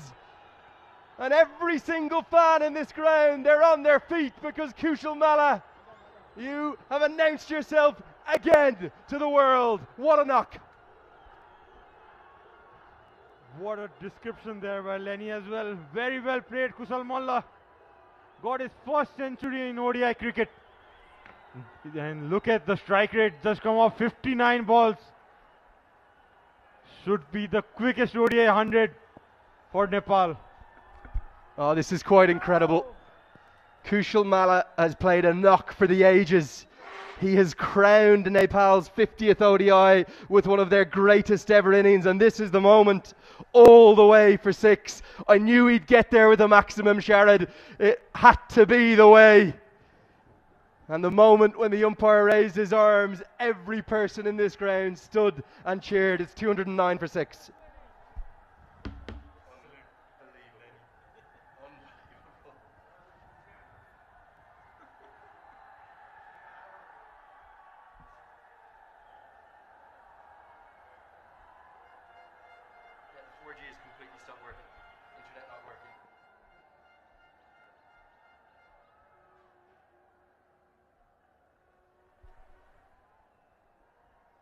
Well, well, well. He's still ice cool. He's still too cool for school. It's Kushal Malla. Look at him. I think he's barely broken sweat. You talk about young talent. You talk about the production line here in Nepal. This youngster could end up being the best of the lot of them. He is very, very special. I don't think many are going to forget that moment. And now the runs are starting to flow. They're starting to come easily. If we look at the context of this match, with 10 overs remaining after this one, can Malla keep going? Can he forget about the emotion of that moment? And can he drive Nepal up to 300 plus? He surely can, Andrew, the way he's batting. If he bats out this 50 overs, he won't be short of a 200 the way he's going. As Bilal Khan, their premier bowler, comes in for his 7th over.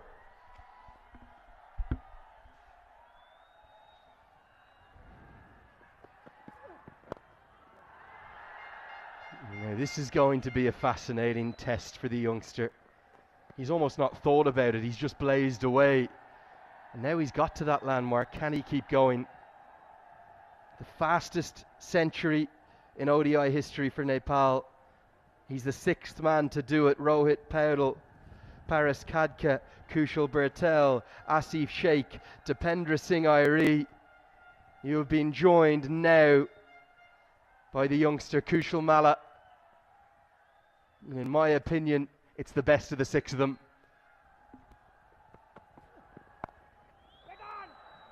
How good an innings has that been, Sharad? The best, one of the best I have witnessed live, to be honest. Its wickets have been falling from the other end, but Kushal Malla has stood tall for his team. Has batted natural the way he knows the best. Nothing has stopped him. And how fitting was it that he got there with a 6? I think we all thought that was going to be the case. You might say, how did we know? There was almost a certain sense of inevitability about it. How can you have inevitability about ball striking of that quality? How can you have ability about an innings like that? 9 sixes, 9 fours, 60 balls. Unbelievable what we have just witnessed, what you have just been a part of here.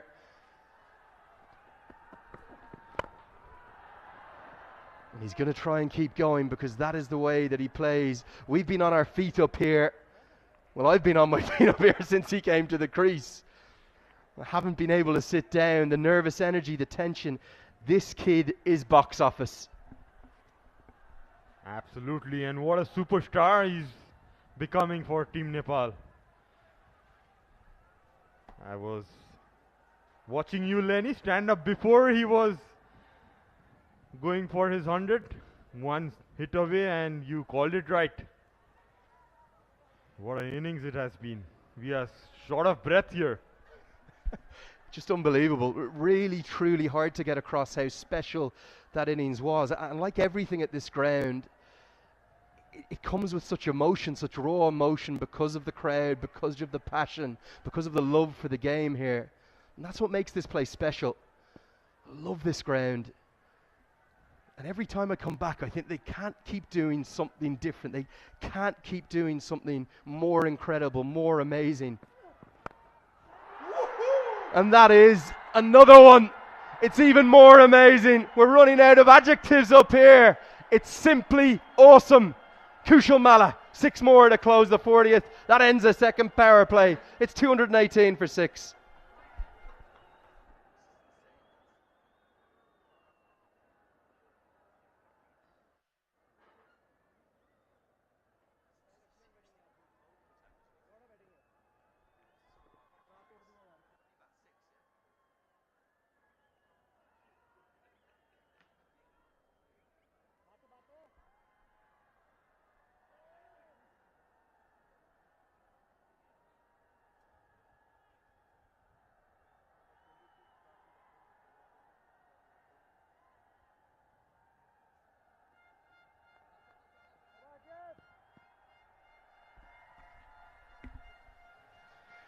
In we come to the third power play. How long can Kushal Malla keep going? That's the big question.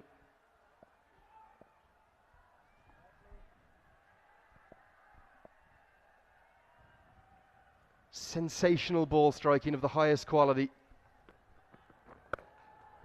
Right now, Oman, they look punch drunk. He walked to the crease, Sharad Vasakar, at 72 for 4. Overthrows, more noise, more runs. It was 20 overs bowled at that point. 20 overs later, the team have added 139. Kushal Malla has scored 108 of them. That is how incredible and impactful this innings has been. There's a long way to go in this match for it to be a match-winning one, but right now it's a match-changing one. For sure it is. Hasn't Malla made a big difference in this innings? As Sompal goes for a hit as well. What Sompal Kami needs to do with all that experience, he cannot get carried away with the emotions. He's got to know his role. The fans, they're back in the trees. Well, it's taken 34 days. They were up on branch 10, 12, 14 at the top of the tree. This fella, he reckons it's the best view in the house. And that Nepali flag, it's flying high for a reason. How can you not love this team? How can you not love this venue? Malla, has he got enough of it? He hasn't. He's got to 100 and he hasn't got much more. And it's Aki Bilias, the experience, that has outtaught him. But it's a handshake, and that's a brilliant moment from Prajapati. Secondly, from Ilyas, and pretty much every single Omani player is saying to the youngster, well batted son. Over goes Sandeep Good now. Ayan Khan too. Brilliant camaraderie, brilliant spirit of cricket, and a truly brilliant innings. He will have wanted more, he would have wanted to get out. But nonetheless, it's arguably Nepal's greatest ever 100. See the whole dugout standing up, tried to hit it over the long off region, but just miscued it. What a catch there by Ayan to take. Well done, Malla. Beautiful innings comes to an end. Kushal Malla is out for 108. Nepal are 2-2-1 for 7.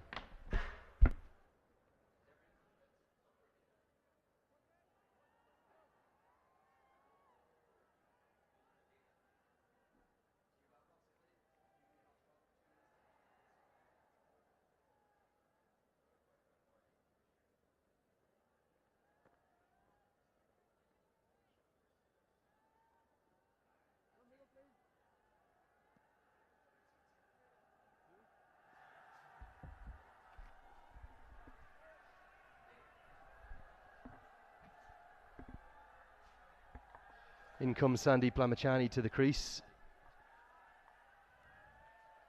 And there is work to do because there's still the best part of 10 overs to bat. Lamachani's batting is improved and improved. Batted as high as number 7 at some points. Played a really critical innings, particularly out in Dubai. And he's going to start with a boundary. One leg spinner facing another. And he carves it away with the turn, with the bounce for 4. He was waiting for that shot and outside. Similar kind of spin from Akib, but it was good room enough for cutting. That ball went away for the boundary. Starts off well, Sandeep. Nepal really have to grind hard now. They have to battle these last 10 and find a way to get to 280, 290 plus. Bowled out for 240. The game will be Oman's, I feel. Critical last 9 incoming. 225 for 7.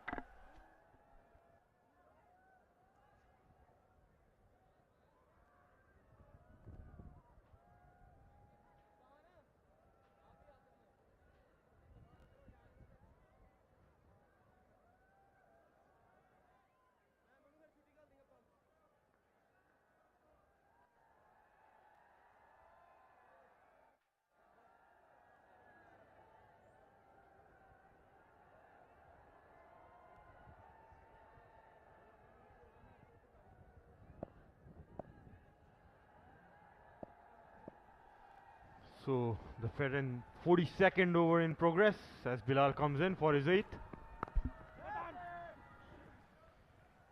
How crucial are these last 9 with Karen KC to come? I think it's actually a good decision, isn't it, to get Sandeep Lamachani in above Karen KC, because KC time is the last 5. Give him 5 overs, he can do anything. Maybe don't want him in there for 15 or 20. I know it's only 9 to go. These last 9, particularly these 3 overs of Bilal, so important and integral to the course of this Group A in the ACC Men's Premier Cup.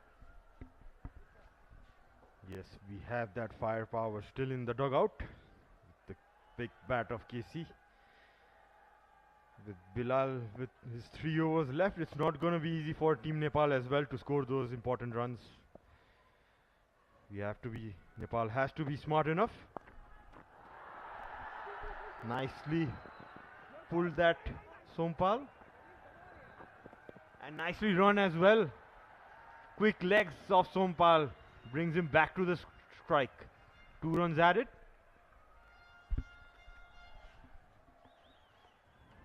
This is where the experience of Kami in particular are going to be so critical. Also Lamachani may still be young still, but he's played so much cricket around the world.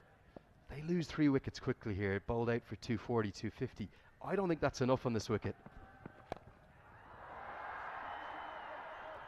Going to be runs, 4 of them. The pressure, the crowd is very much getting in on top of Oman. And the misfield starting to come. Yes, got some room, Sompal. Just opened his bat face at the last moment. You could see to get that gap perfectly between third man and point. Diving effort, but all in vain. 4 runs for Sompal. Moves on to 20 of 21. Got a good start to his innings. Needs to carry on.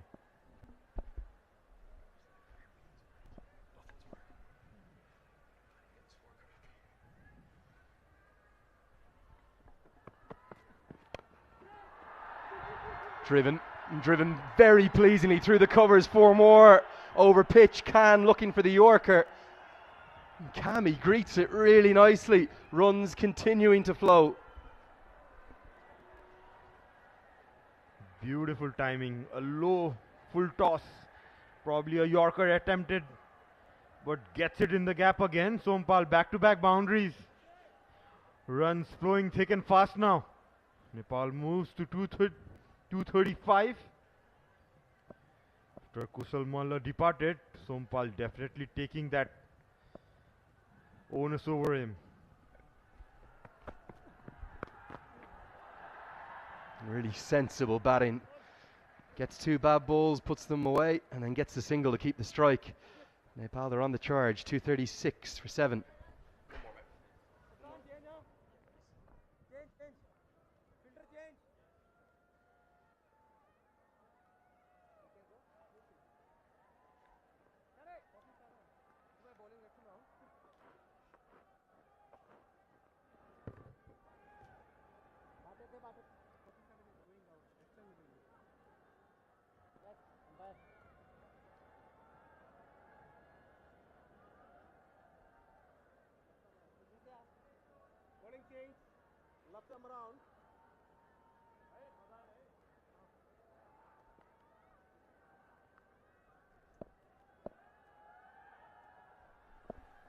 Ayan Khan to bowl his third over with 8 remaining.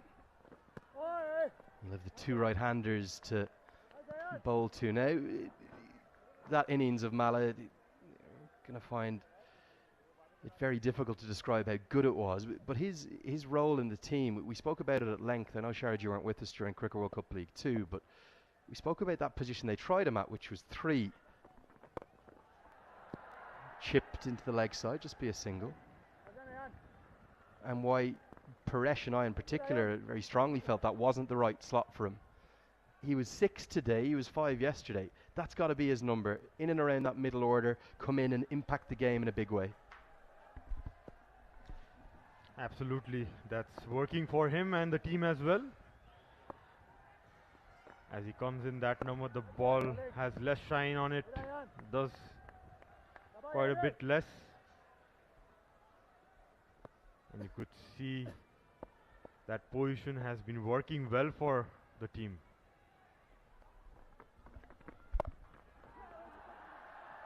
I think what we're seeing as well, even though Mala's been the one who's found scoring really easily, Sampal Kami's little knock here, he's showing that it is a good batting surface, and that it was the first 15 overs or so that were by far the most difficult because of those rather strange climatic conditions we had this morning. Really muggy, really overcast. Swept around the corner. Kami wants a second, and Lamachani sets off very late, but will get there. So once they got through that difficult patch, they've now really started to profit. Beautifully swept there by Sompal. Good runner that Sompal is, made it easily. It's looking good, Sompal, today. His runs has come in quick time. Good for the team as Ayan Khan comes in for his third over. Going to be more runs and a boundary to Kami, who's playing a gem of a knock. 43 bowled, 244 for 7.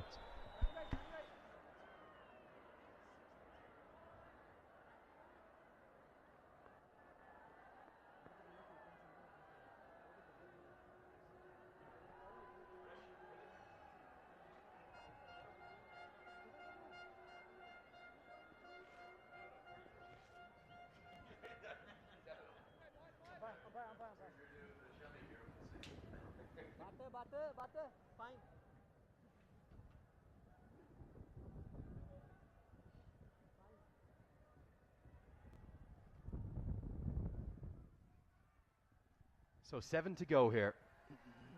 That real hardcore section of the crowd, the Nepali Cricket Supporters Society section. They've got Bay 13 at the MCG. We need to christen that up there, Shara. We need to give that a name. That section of the ground, it's where it gets the rowdiest, isn't it? You've got that incredible view. You feel like you're almost on top of the action. What are we going to call it? Come on. Go for it, Andrew. I don't know. I haven't thought of something. We'll have to think of some. Paresh is the brains of this operation, so maybe Paresh Dai will come up with something. It's a great place to watch the game, though. You're so close to the action, and because you've got that bit of elevation, you feel like you're right in the heart of all of the cricket. Absolutely, as you can see, the most crowded place, that's the crowded place in the ground, as Zishan comes in for his 8th over. Good cricket all around, good running, good fielding. I have to say that the development and the maturity of this side under the tenureship of Monty Desai has been so tangible and so obvious. I think historically, if you look back 5 or 10 years, if Nepal were none for 2, Kami sent back, and just as well he was sent back. If they were none for 2, if they were 70 for 4, they might have just battled to get up to 180, 200. That's not the approach now. They keep going. And on days like this, when it comes off, it's firstly brilliant to watch, but it must give them such confidence And that's the confidence that's been instilled in them by Monty Desai as Lamachani gets the single. Yes, that's what happened in his team after Monty's arrival. You can see the way the boys are expressing themselves in the batting, especially some fearless batting. You could see Bhim early on playing those scoop shots with the fine leg too. That says of the intent and attitude that is changed in this team.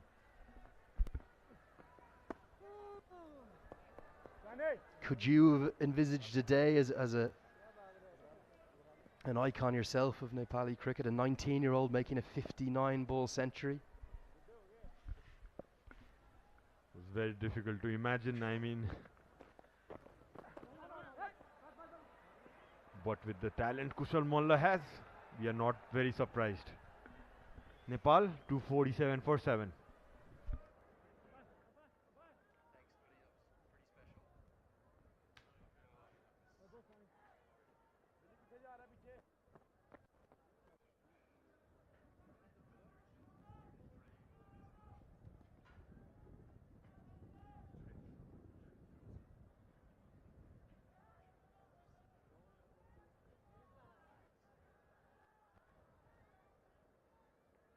Come on, guys, on the way. So we got a quick shuffle in the commentary box as I welcome Paresh Lahani back to join me. Paresh,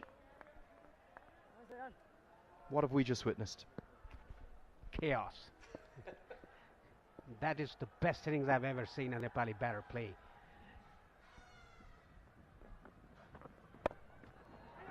Again, cut away, but straight to the field. A wayward throw. Oh, no overthrows given by Oman. And Sompal Kami doing a very good job here. They should at least get 300 runs. Karan Casey, the big hitter, yet to come. Talking about Kushal Malla's innings. The fastest ever ODI ton for a Nepali batter.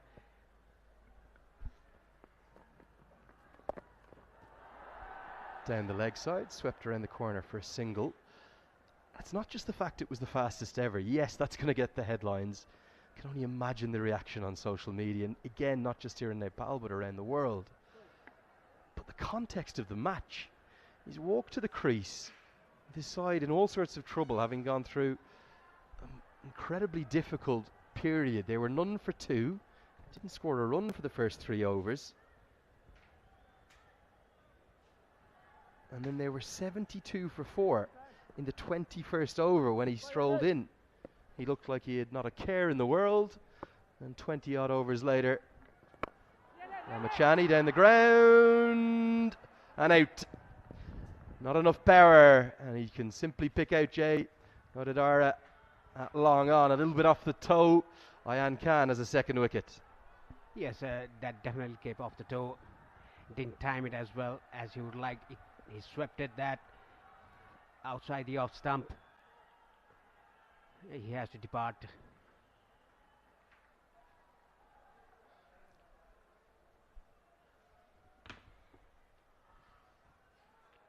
Sandeep gone for 8 of 10 balls, 1-4 in his name. Nepal 249 for 8.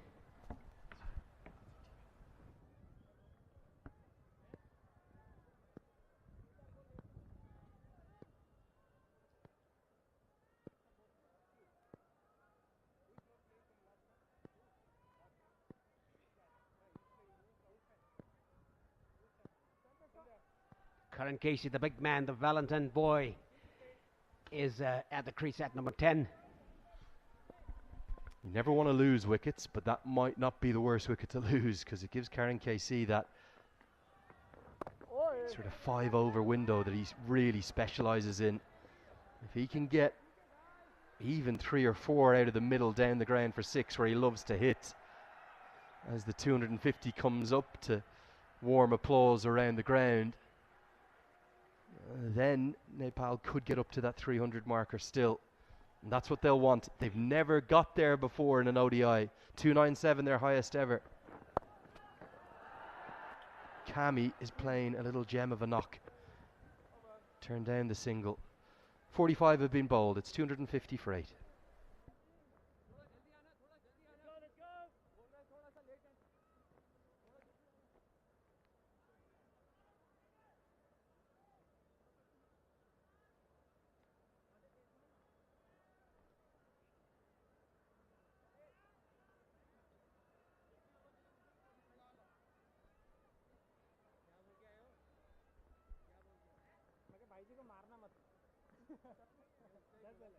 These are the projected score for Nepal. If they go at the current rate, they're going to reach 278 at 7 runs per over, 285. Meanwhile, the captain is going to bowl from the Chobar end. He's bowled 8 overs, 1 for 30, his figures. Current Casey's going to fancy some big hits. Well, we said we would have reaction on social media. Not going to be overthrows. We won't have time to get to it all. It's just not going to happen. But I do just want to call 2 out. One from an iconic former ladies cricketer for Nepal, Sitarana Magar. Remember the name, Kushal Mala. She says, congratulations, brother.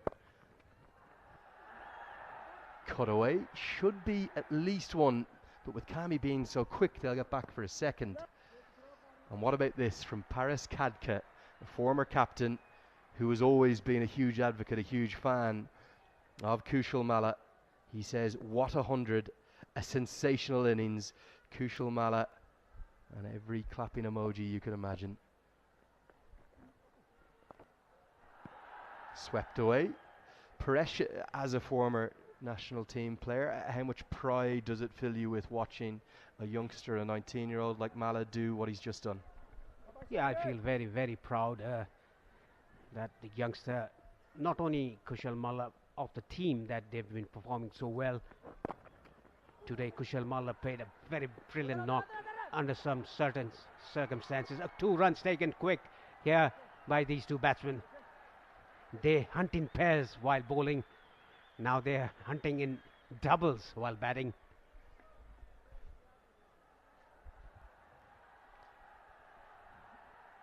Well, quite an incredible morning of cricket we have seen. We've only just ticked over into the afternoon. I'm getting messages telling me that it's record numbers watching concurrently live both here in Nepal on Kantapur HD TV, on OSR Sports Online, and also around the world on the Asian Cricket Council YouTube channel. Quick single, dashed and just home as Maksud can't affect the direct hit. There's nothing in this country that galvanises and unifies like this cricket team, and they're doing the nation proud again. It's 257 for 8.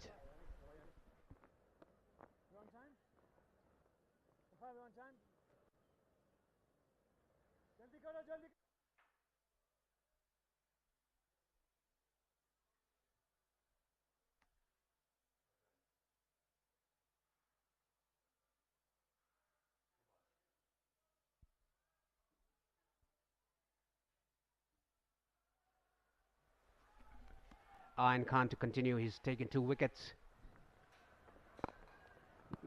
Nicely flicked by Karan Casey off his pads. Looking for 2, but Karan Casey is not that quick as Sompal Kami is. Sompal Kami is a very good athlete. He feels very well. Running between the wickets is so good.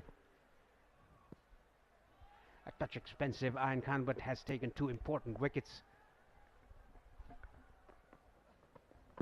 You can see the plan. He's trying to hide it away. He doesn't want Kami to be able to sweep. That's too wide signalled. What can Nepal get to here? Is 300 too much of a target? Or if these 2 are here together at the death, will they have got to 300 for the first time?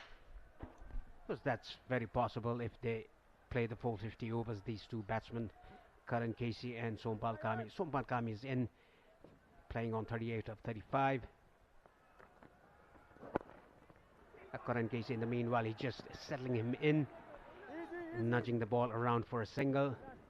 I think Karan Casey will go after the bowling after the 48 overs.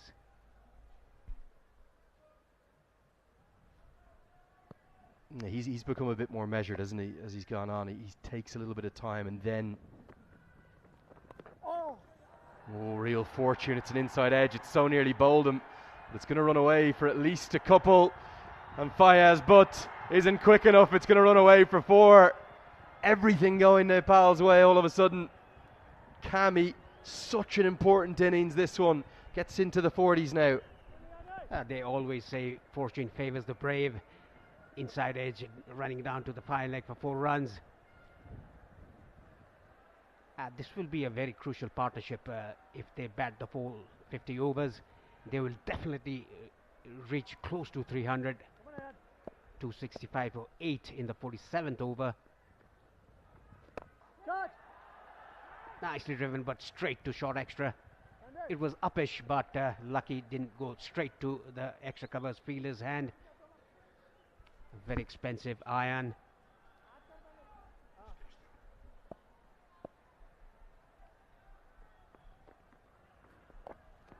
Again, swept it away. Very fine, down to the boundary for 4 runs. A very good over for this one for Nepal. Sompal Kami moves to 46 in no time. Look at this. It was way outside the leg stump. Nicely swept it, fine, behind square for yet another boundary. What a good shot by Sompal Kami. Nepal 269 for 8 after 47.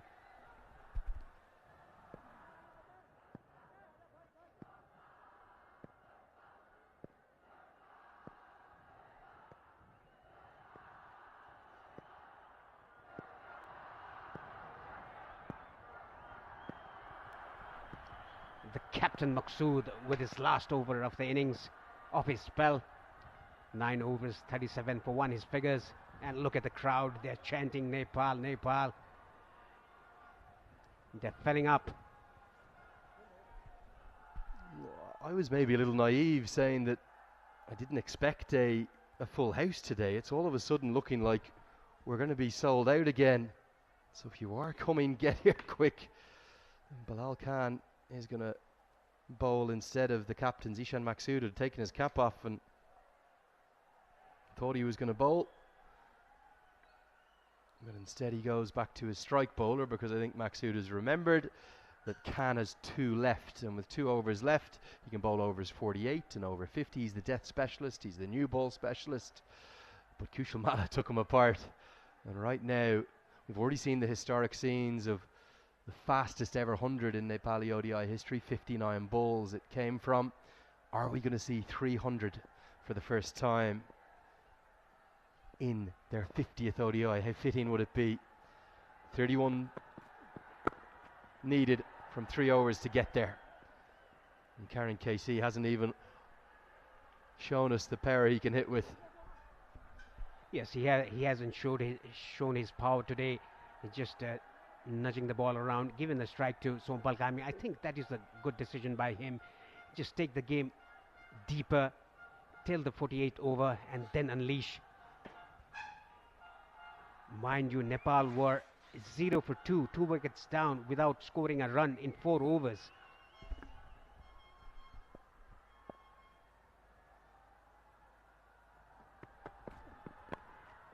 Guided away, and guided away for 4.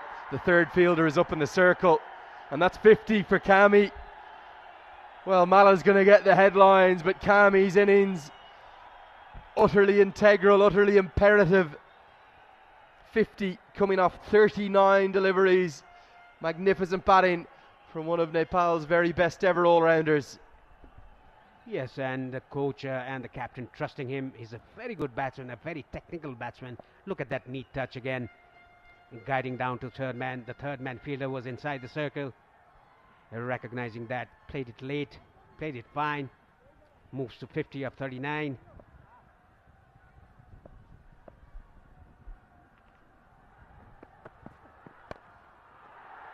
Over pitched, square driven, 4 more.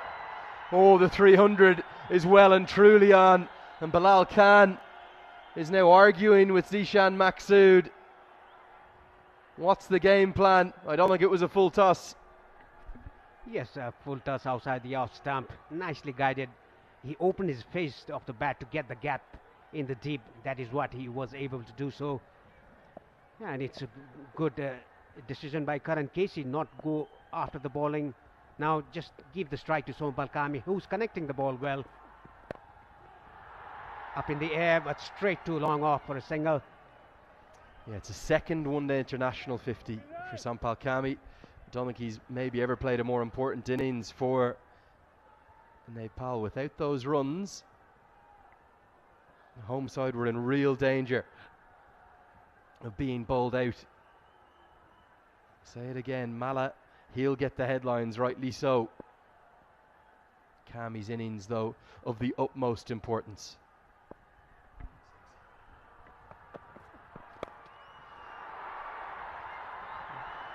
Four more. It's going to race away. I just said off air to Paresh Lahani, 6, not quite. It runs away off an inside edge for 4, and the runs are flowing. And Oman, right now, they're all over the place. Yeah, after seeing that, the ball was slightly overpitched. Karan Casey's eyes lit up. Swing of the bat, but get under the ball. But got 4 runs. Nepal 283 now, itching towards 300 and more. Tries finding the rope again. Is it going to get there? Well, it's Karan Casey, of course it's going to get there. His strike rate at this ground, it's over 200, and he's now finding the boundary too. 2 to go, 287 for 8.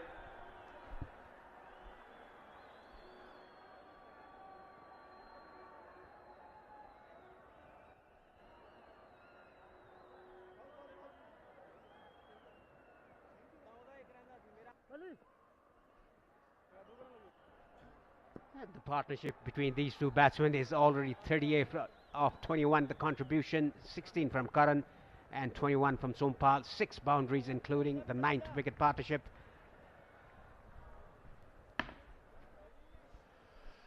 With 2 to go, Nepal, who have already made history today, they stand on the brink of another very important moment, posting 300 for the first time. It's not just important in the context of this tournament, Paresh. For Nepal to go to Zimbabwe and do something that would have felt utterly unbelievable, impossible, as recently as 3 months ago, they have to be able to score over 300. They have to be able to do that somewhat consistently. They've never got there before. 297 against PNG is the closest they've been. 11 balls left, 13 to get. Yes, like I said, Karan Casey would go after the bowling after 48. He's done that well before 48 overs in the 47th. Back-to-back fours for him. What a knock Sompal has been playing here. Like you said, Lenny, the headlines will definitely go to Kushal Malla, but what a knock played by Sompal Kami. We shouldn't forget Bhim Sarki's knock, Arif Sheikh's knock as well. Karan Casey has not got one near the middle of the bat yet. If he does, it's going out of here. I know Asif Khan has hit some of the biggest sixes ever seen at this ground, but if one man can match him in this competition, I reckon it's Karan Casey. Can he get one out of the middle? The place is going to go into raptures if he does. Guided away. Such touch, such brilliance in this innings from Sompal Kami. It's 4 more.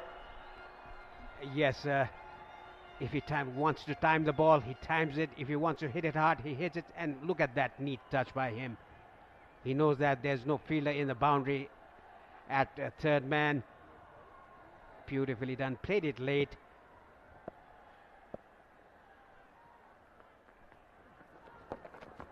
Another sweep, but straight to short fine. A dot ball, a rare dot ball in the latter part of this innings. 293. Sompal on 60 of 45. Karan 17 of 11. How is that? Down the leg side will be signalled as a wide. They're a maximum away now. Paresh, you and I have been here for some incredible moments. I know 16th of March is going to be hard to go past today. Feels pretty similar. Yes, it has. It's still behind my mind. Hit it straight. 49 overs has been bowled. 1 over remaining. Nepal 295 for 8.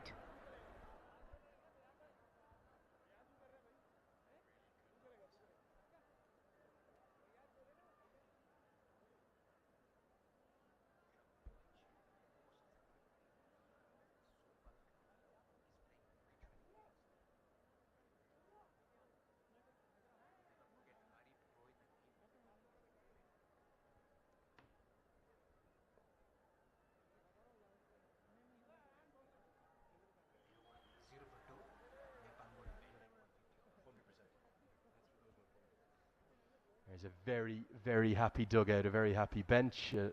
Nepal Rajbanshi is not needed out there. There'll be a happy left arm spinner too. He's the only one left in the hutch. There's Kushal Malla, look at him. He looks like he might not have even batted yet today. Nothing phases this young man. Just chilling out. Just a 59 ball century you just smashed, mate. It's all too easy. Yeah, it looked like he was playing with a tennis ball in the alley. Listen to this number. Thanks to Dipesh Pandit for this. He hit 88.89% of his runs in boundaries today. Stand and deliver stuff from Malla. His Kami has played such a good knock. It's been flawless. It's been brilliantly timed and has reached the boundary when he's needed to. Now, how fitting would it be? Nepal have never got to 300 before. Time to get there with a Karen KC maximum. Yes, exactly. And what a way to bring your 50th ODI with Kushal Malla's quick fire 100.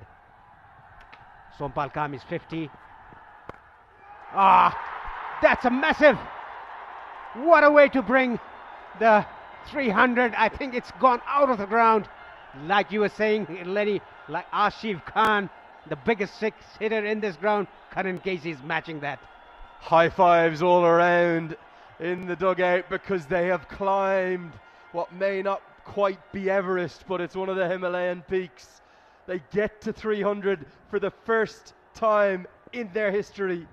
It's the 50th one-day international today. It was always going to be a special day. He hits it almost out of the ground. It had to be that way. It had to be Karen KC.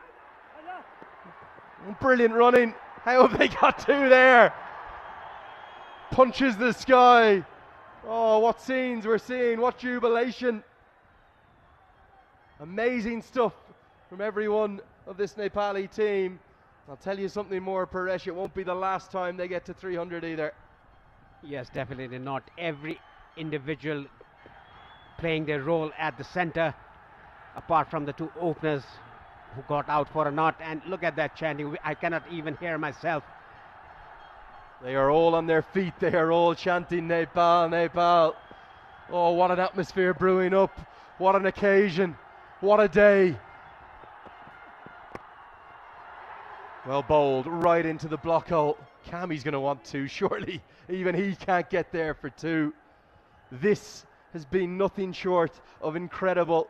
These men, they're inspiring the nation. That's what they're doing. The way in which they carry themselves, the way in which they play their cricket. They are true role models, every one of them. And Sompal Kami, his innings has been a beauty. Slashed away, deep third in place. Won't get back for the second, and it leaves it perfectly placed. This innings is going to finish with Karen KC hitting it out of the ground. It's going to be 6 more. It's going to be 312 for 8. Close your eyes. It will become so. 50th one-day international for Nepal. What a way to end the innings. A brilliant century by Kushal Malla. A handy knock by Sompal Kami. 300 runs on the board. The first time in ODI for Nepal. It's a wide. It might be 313 for 8. Open those eyes again. Live every moment here because Nepal, they've made history. Kushal Malla's made history. Sandeep Lamachani may make history. What a day and what an occasion for Nepali cricket again. Yes, look at the spectators all on their feet. Last ball. Can Karim Casey hit the ball out of the ground? Chipped into the leg side. It's not going to go out of the ground, and it won't quite get to the boundary either. I think Cammy's going to think of a third. He's not going to get there. Well, maybe he will. Look at that for running. Oh, what a brilliant way to finish it. I think it's the first three of the innings. And Nepal, they don't quite get to 313, but they do get to 310. And look at the smiles, look at the joy, look at the brilliance. Sampal Kami and Karen KC, two of Nepal's greatest servants, two of their best ever all-rounders. They put in a great shift at the end there, a good ninth wicket partnership. It's not just got them past 300 for the first time, it's got them to a record total in their ODI history. They've posted 310 for 8, and Kushal Malla, he's lit up this ground. Yes, every batsman, every individual of the national team has performed today. What a knock by Sompal Kami. What a century by Kushal Malla. Let's not forget Bhim Sharkey's knock, Captain Rohit Paudal's knock, and Arif Sheikh's knock, as well as Sandeep Lamechani, quick fire. It's all team effort for Nepal for the last 2 months or so. And that has been proven here. What a way to bring up your 50th ODI innings. 310 for 8, 1 centurion, a half centurion, and 3 above 20. Yeah, no, man, they've been run ragged. They are smiling, though. I know they'll have enjoyed that. They won't have enjoyed going around the park, but what a match. We've only seen half of it so far. Those banks are going to fill up. Time to say to the boss, we might have watched that first innings together on the television. Let's come down together. Let's close the shop up. It's a Friday afternoon. Let's take a look at the highlights. The runs took a long time to come. All sorts of trouble early. None for 2 it was. And in days gone by, that would have been all she wrote for Nepal, because they wouldn't have been able to battle back. But they've got an added depth now.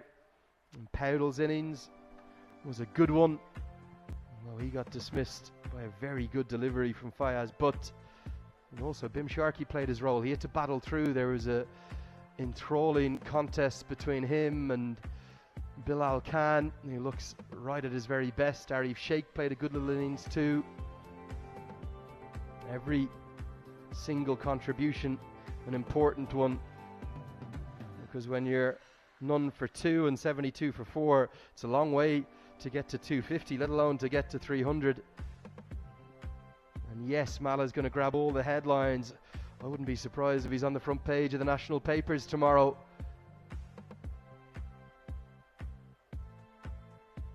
But those knocks in the middle before Malla just as important. And here we go, 10 sixes, drops in the crowd, excitement and joy everywhere.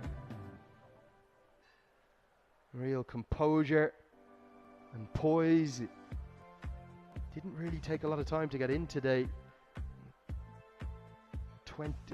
30 ball 50 and a 59 ball century. Good partnership with him from Arif Sheikh, who made 29. The two of them put on 75 together, although Sheikh only made very few of those runs. As Malla it was the real aggressor. But look at the technique as well. Look at the control. Anything wide was punished. And then when Kami got to the crease after a short stay from Dipendra Singh Airi, runs 2 for Lamechani. And what a knock from Kami at the death. He played really, really well to work the ball around the ground and pick up boundaries without too much risk, really. That's just one moment of fortune with the inside edge. He ended up with 63 not out off just 48, 9 boundaries, no maximums in there. He's not really a big power hitter. And then Karen KC, his old mate, his best mate, came to join him. And he smashed 29 off 15 and put the final icing on the cake. Only the one maximum from KC. That was maybe the only surprise. Whatever happens, even if Oman chase this total down, we have witnessed Nepal's best ever ODI innings. Here's some of the sixes, 10 of them from Mala. Look at them, all around the ground. Straight down the ground, into the leg side, out of the ground. Paresh, how good is this? All the sixes that have been scored today went out of the ground. What a muscling sixes. Only one for Karan Casey and one for Bhim Sarki. And it was so fitting that he got there with a six. Got to three figures. I think that was the moment, wasn't it? All the way to spark such jubilation. One more, two. That was a biggie. Another fan almost slipping down the banks. Karen KC adding a final flourish with one that went over the heads of all of those fans up there. Game number 7 of the tournament. This tournament is getting better and better. Haven't even seen what's going on in the other ground because we've been too excited here. Hong Kong playing UAE. They've posted 263 up there. Very good total. Particularly, I think that's the highest one so far at the Mulpani.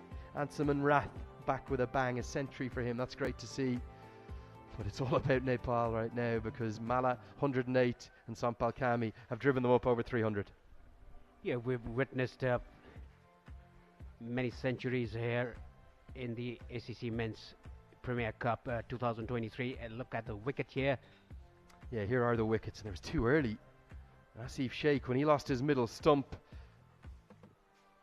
they were none for two. A beauty from Fayaz Butt to have Powdell caught at backward point by Prajapati. Then maybe just a stroke that Sharkey will look at again and want to keep his back foot in.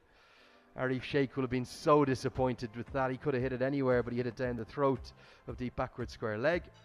Irie got trapped a bit deep in the crease by a good delivery from Ayan Khan, and then, well, Mala was always going to keep going, having got to the 100.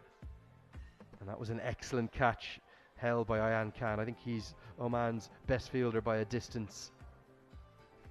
8 wickets fell, 310 runs were scored, and probably the best of the bowlers for me was Kali Mullah, but he never came back. Don't like to use him at the death because he can get lined up. Good effort too from Zishan Maksud. He's so consistent.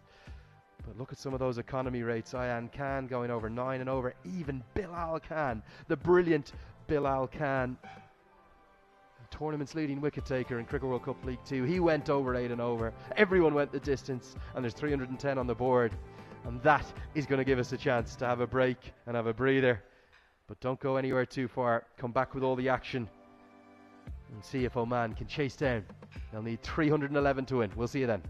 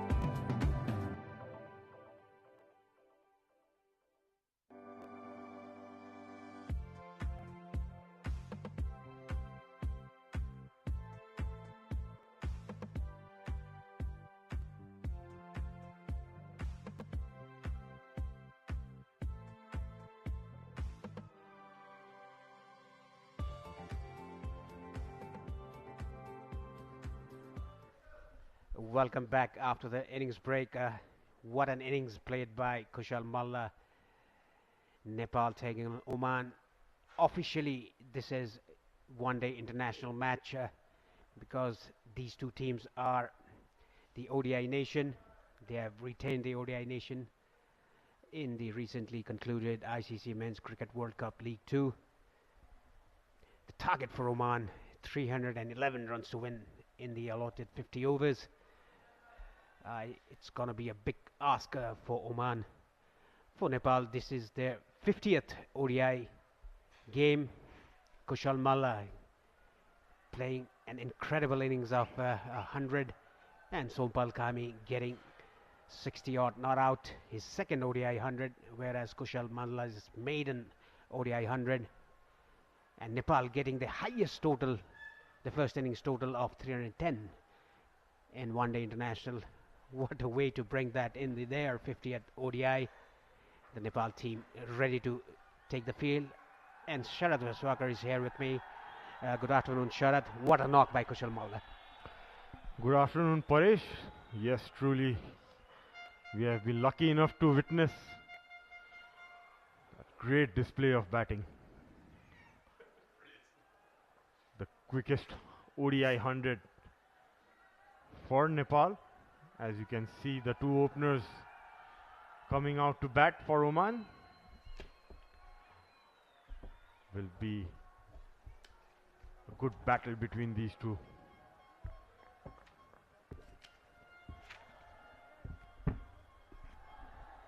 Yeah, it's going to be a good chase. They'll have to bat really good, Oman.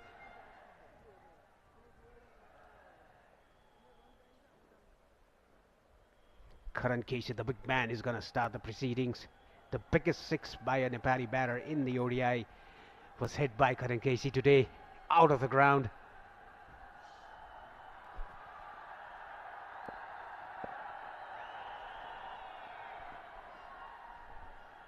Sandeep Lamichhane on the other hand, he wants to get that record to the fastest ODI 100 wickets.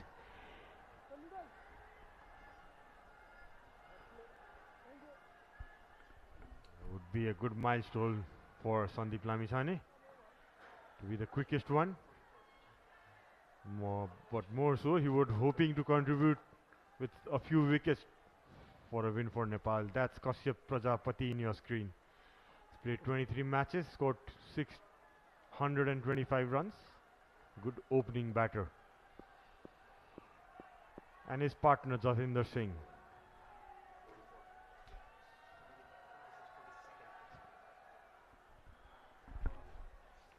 Yes, Jatinder Singh, he's crossed 1,000 runs in ODI career. Karan Casey, he's played 39 ODI, has taken 56 wickets, economy rate 5.16. He's going to start the proceedings for Nepal from the pavilion end. What an exciting innings we've seen by Kushal Malla, and let's not forget the innings played by Sompal Kami.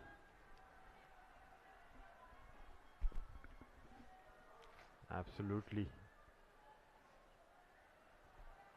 Beautiful shots of TU Cricket Ground. For a quick update in the other ground, the 8th match going on between Hong Kong versus UAE. Hong Kong batting first, scored 263 runs for the loss of 8 in their allotted 50 overs, with Ansuman Rath back in the squad, scoring 100. And here comes Karan Casey. It starts off with a wide, but his intent is right. He's steaming in. Good effort ball, the first ball he bowled. And talk about centuries.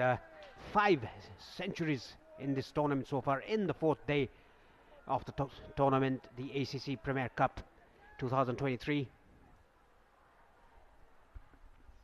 Yes, goes to show that the pitch has been playing really well in both the grounds,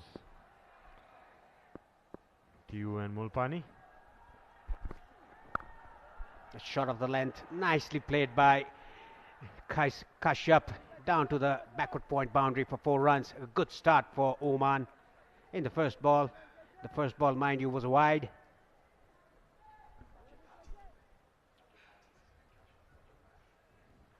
Prajapati getting some width, just timing it beautifully between the cover point and point region.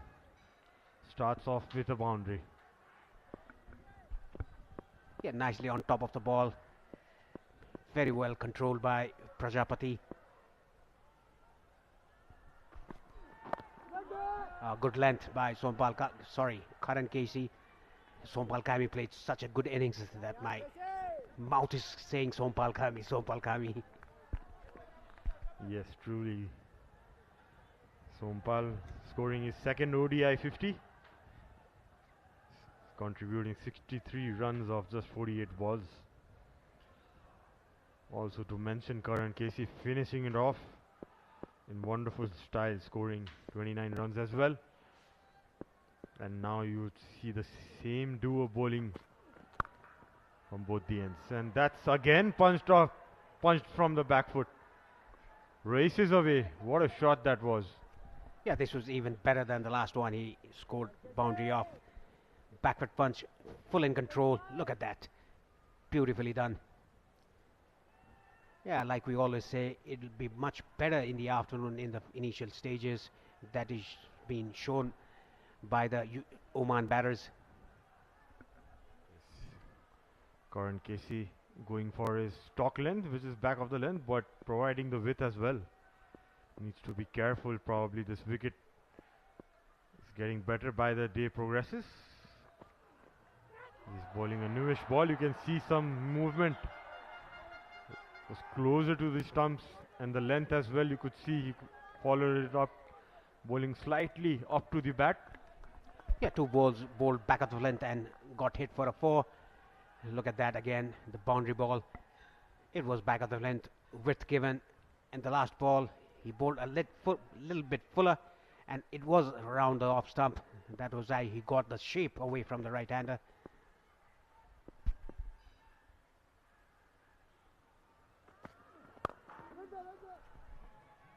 Good bowling, well played, right off the mid of the bat. In the first innings, Nepali batters looked very tentative, whereas Oman batters Prajapati hasn't looked very tentative. He's middled the ball from the first ball. Yes. The fact that in the morning the conditions were a bit different. The ball was doing a bit more than it is what we have seen till now in the second innings. That's very well bowled. 9 runs off the first over. Oman 9 for no loss.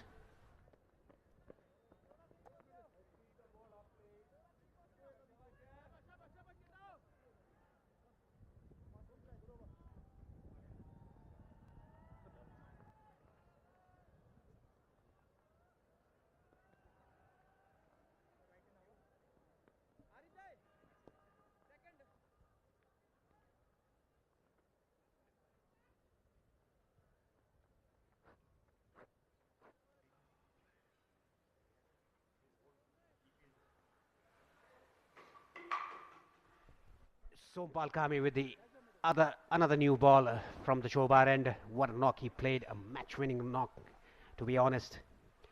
He's played 45 ODIs, 61 wickets for him. Economy rate good, I must say, just exactly 5.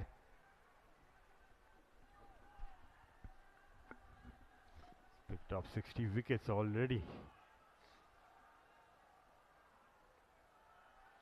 Hope he continues with the same momentum he got while batting in his bowling. That confidence will certainly help him. He would be high in confidence for sure.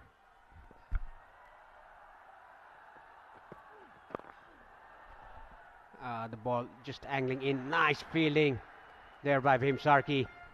He's Nepali Jaunty Rhodes, sliding on his knees and stopping the ball. A single taken though. No wonder he's called Jaunty in Nepal. Jaunty Sarki, there you go, a live wire in the field. Yes, there are many more players in the field. They are very good in the field. Devendra Singh Airik, Rohit Paudel, the captain himself. Sompal Kami is also a very good athlete. Arif Sheikh is also good. Bhim Sharkey, Kushal Bhutel, who fielded very well the match they played against Malaysia. Nicely bowled, getting that shape away from the right-hander.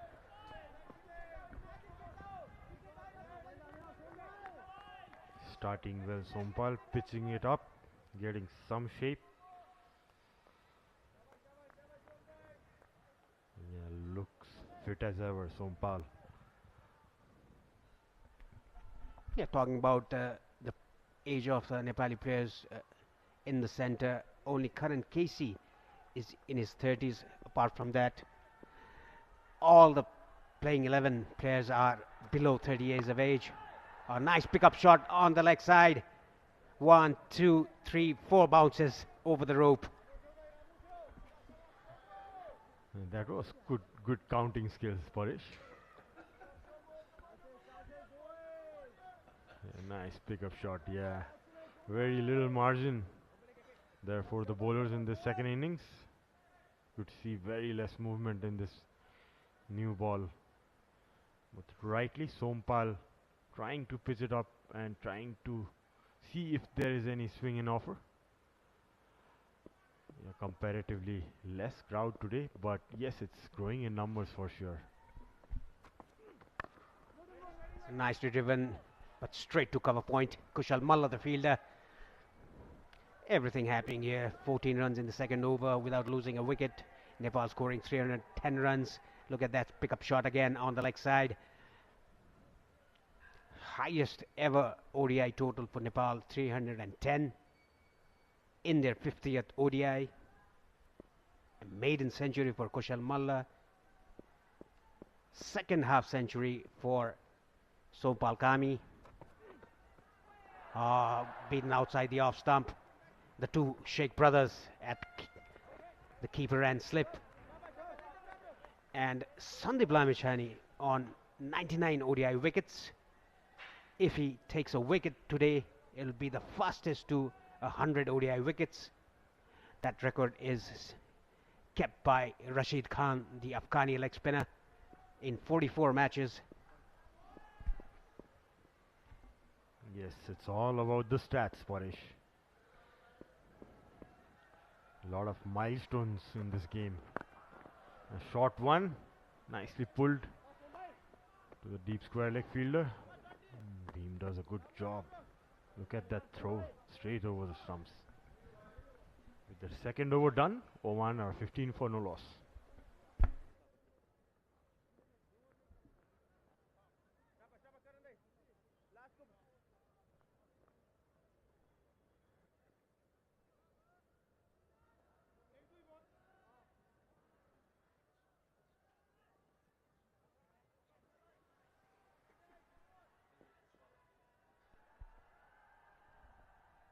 Oman off to a very good start. 2 overs done. Oman 15 for no loss. Prajapati playing on 13. Jatinder 1.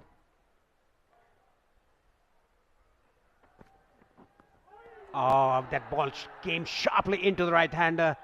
Went over the stumps. A lucky Prajapati didn't clip the bails. Surely KP didn't expect that. That cut him in half. Was going for the same shot earlier in the over.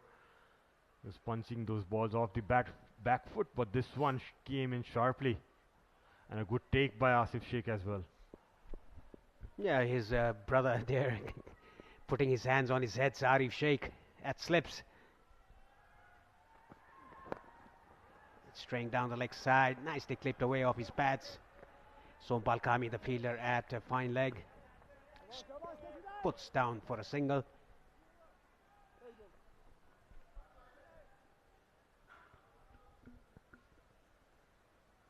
Off to a decent start, Oman.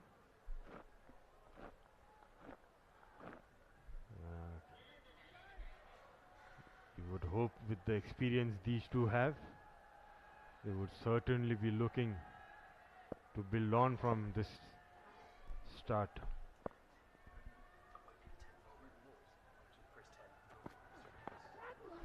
Oh, that was going away from the right hander after pitching, nicely guided down to third man for a boundary. Oman to a very good start, chasing a mammoth total of 311 runs. Quickly moves to 20 in the third over. Look at that, deliberately playing finer, and I think the third man fielder is a bit square to my liking. It's a new ball. I think he should be a little bit finer than he is.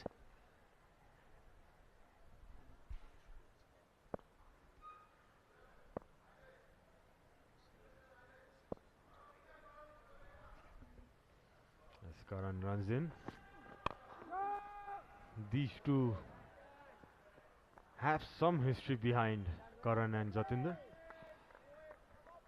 I've seen them go out in one of the last series where Nepal toured to Oman.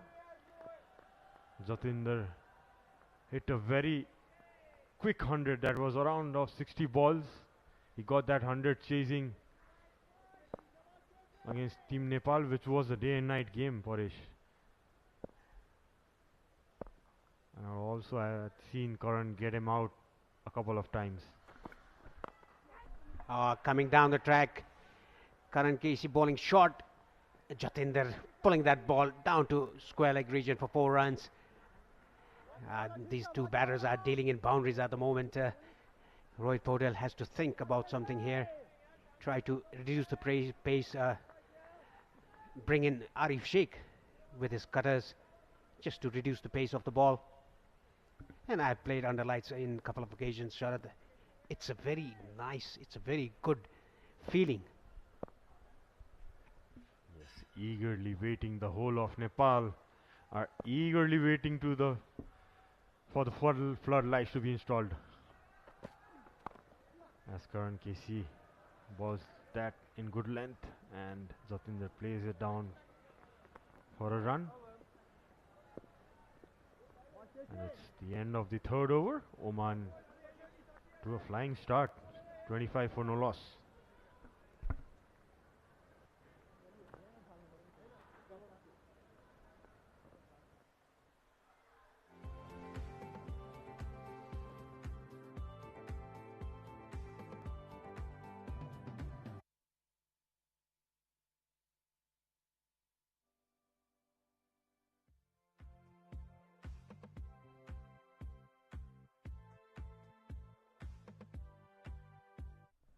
Sompal Kami to continue. A good start for Oman.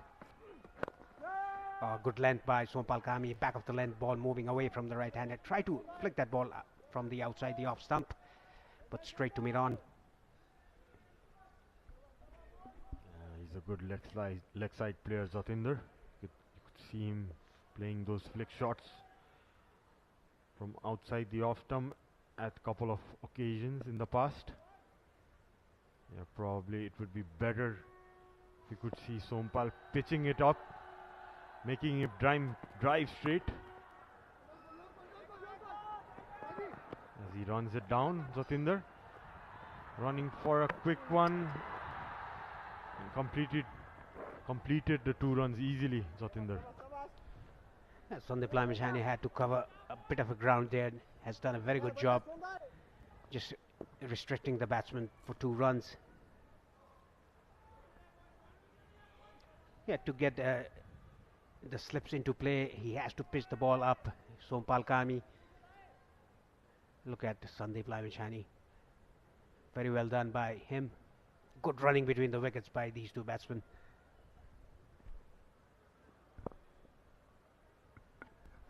You can see the fine leg up and the deep square leg down. You could see there again Jatinder trying to play that flick from outside the off stump. Jatinder looks like to be a very wristy player. He's trying to flick that ball from outside the off stump, rolling the wrist.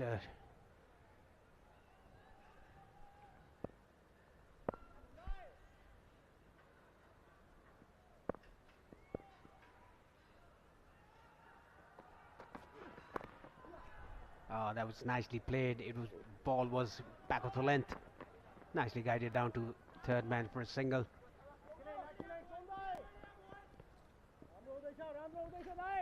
Yes, the ball seems to be coming to the bat quite nicely at the moment.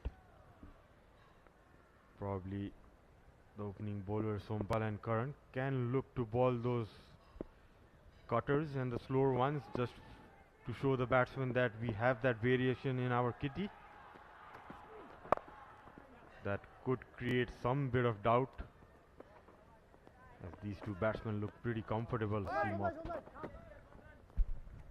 Yeah, the ball is following Sandeep Lamichandani. Yeah, you are absolutely right.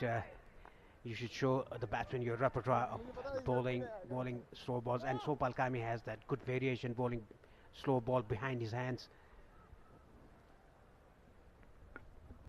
Yes, and Jatinder too likes the ball coming onto the bat. I would love to see Sompal bowling a change of pace.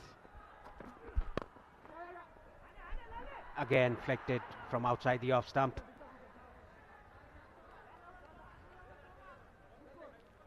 Four overs gone. Oman 30 for no loss.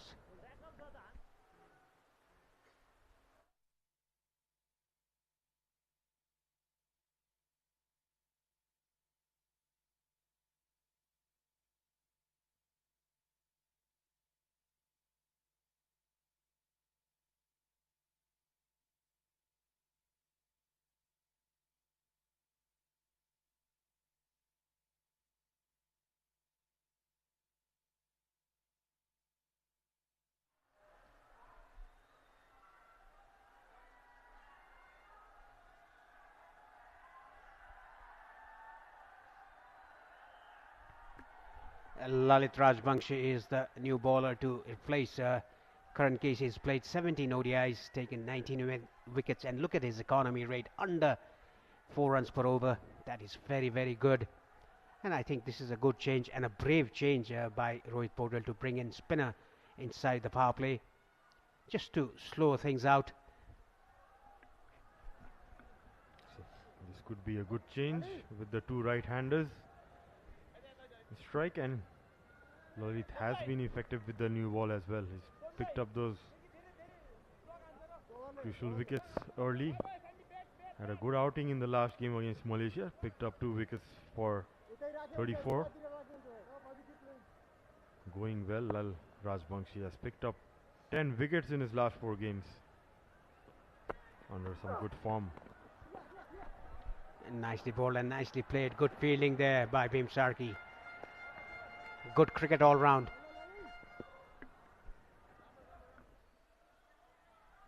Yes. Played with soft hands.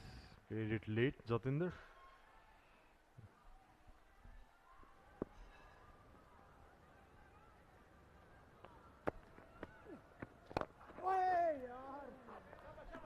Yeah, there's a long off in place. That is why Prajapati was able to take that single. Talking about Lalit Narayan Rajbangshi, the slower you bowl, the purchase that you'll get. That was shown by different bowlers here in this particular ground in this tournament on the last 3 days.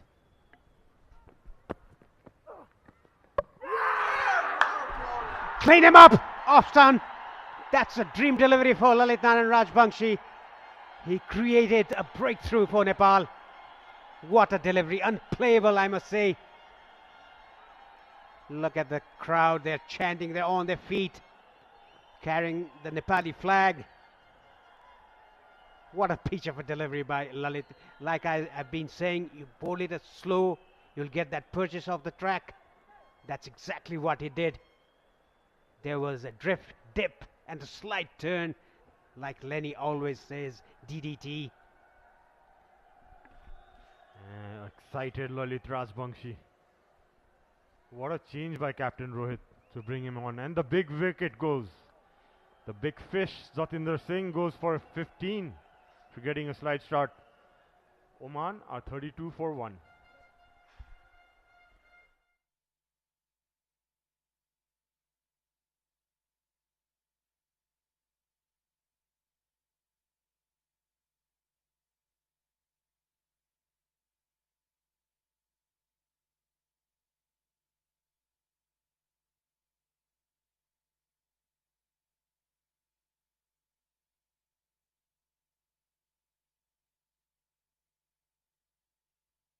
batsman for Oman comes in at number 3. I haven't seen him play. Sharad, you've definitely seen him. You've played against him. Tell me something about him. Actually, Adil Shafiq is a guy. He's the wicketkeeper batsman for Oman. He just debuted last November for the Oman team versus Canada in 2022 November. Seemed to have played some English cricket for Nottinghamshire in the junior levels and in the second 11s, and you could see that ball, that drift, that turn from around middle and leg and clipped the off stump. Looks in very good rhythm, Lalit.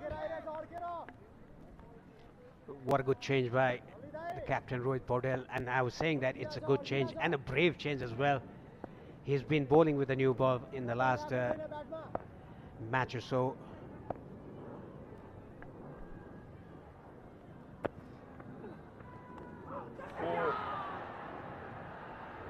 That came in with the arm. The ball runs away to the third man.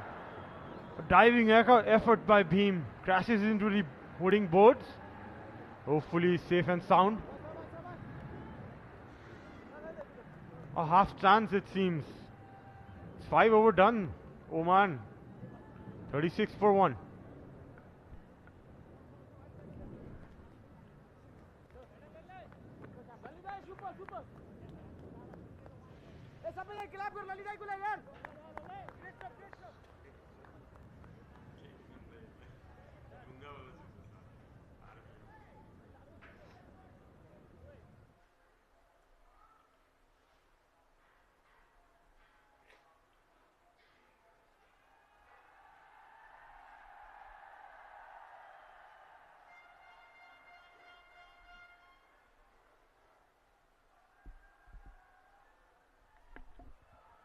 Sompal to continue from the Chobar end. Nicely punched off the back foot, but straight to the fielder, Kushal Malla, the fielder there. And let's look at that edge again. It was definitely carried, but I think Arif Sheikh stood up quite early, I must say. Yes, Lalit pushed that ball a bit in the air. Came with the arm. Probably a armour attempted. Batsman playing a shot. Came quick to Arif. There was a chance for Sompal Kami. He's very good off his bowling. He took a blinder in UAE under the ICC Men's Cricket World Cup League 2 last month. Oh, got the fingertips to it. A very sharp chance for Sompal Kami. Those are the ones which rarely stick. It's never easy for a fast bowler off his own bowling. Did well Sompal to stick his hand out, clip the fingertips. Living dangerously, the Omani players. Nicely kept by Asif Sheikh, putting his body behind the ball. It's not easy when the ball bounces in front of you. Oh, got the fingertips to it. He definitely saved 4 runs for his team, but it goes down as a drop chance. Thankfully also no damage done to his fingers. It was his right hand, his bowling hand. Yes, the Omani batters definitely giving some half chances to the fielders here. Nicely defended that. What do you make of the start, Paresh? I think Oman got off to a very good start. That was the partnership was broken by Lalit Rajbangshi. He created a chance again, but Arif Sheikh got a fingertip to it again. Sompal Kami had a chance for a cotton bowl. It goes down as true drop catches. Nicely bowled, hurried the batsman to his shots. A rare misfield by Patel.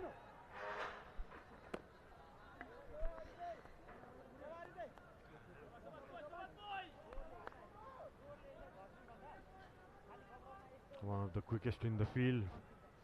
Burtel. Sompal comes in for his third over. That was a sharp chance. Got 2 fingers to it. Thankfully it didn't crash onto the non-striker's stump. Could have been a run out. It's the 6th over done. Oman are 38 for 1.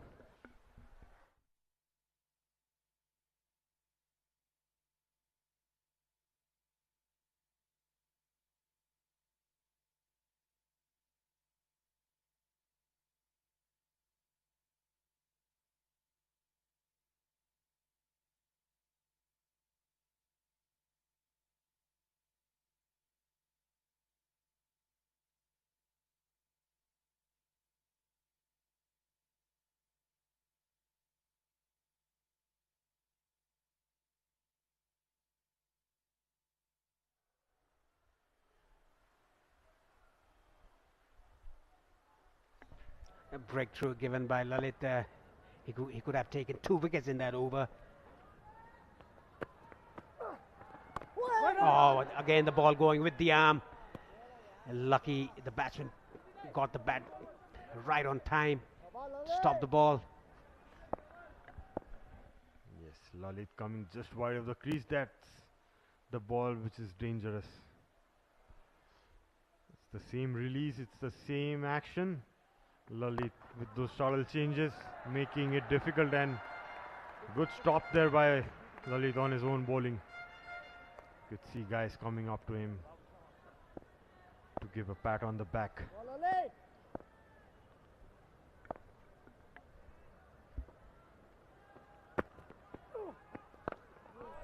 Very nice loop there by Lalit, bowling it a bit slower through the air.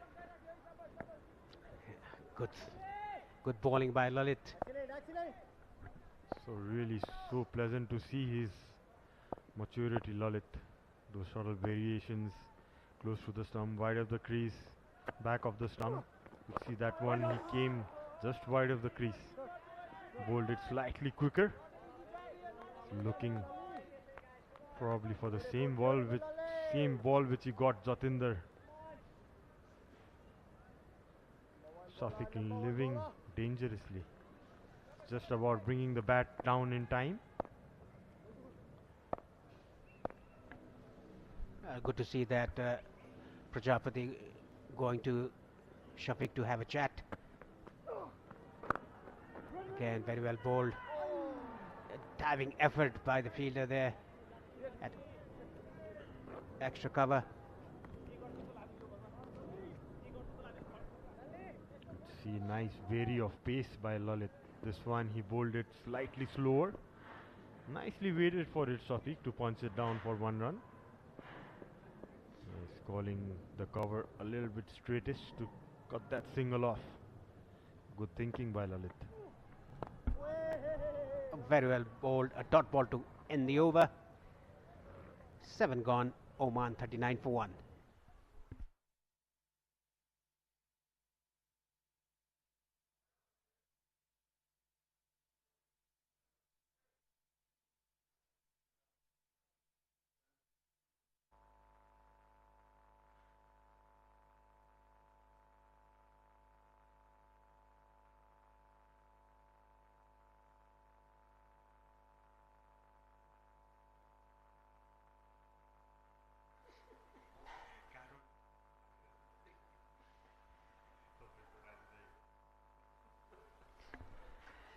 Sompal Kami has done a good job. 3 overs for 13. Beaten outside the off stump.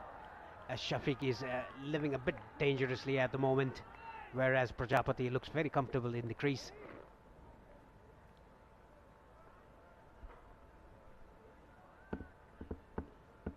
You can never stop talking about the innings that Kushal Malla played earlier.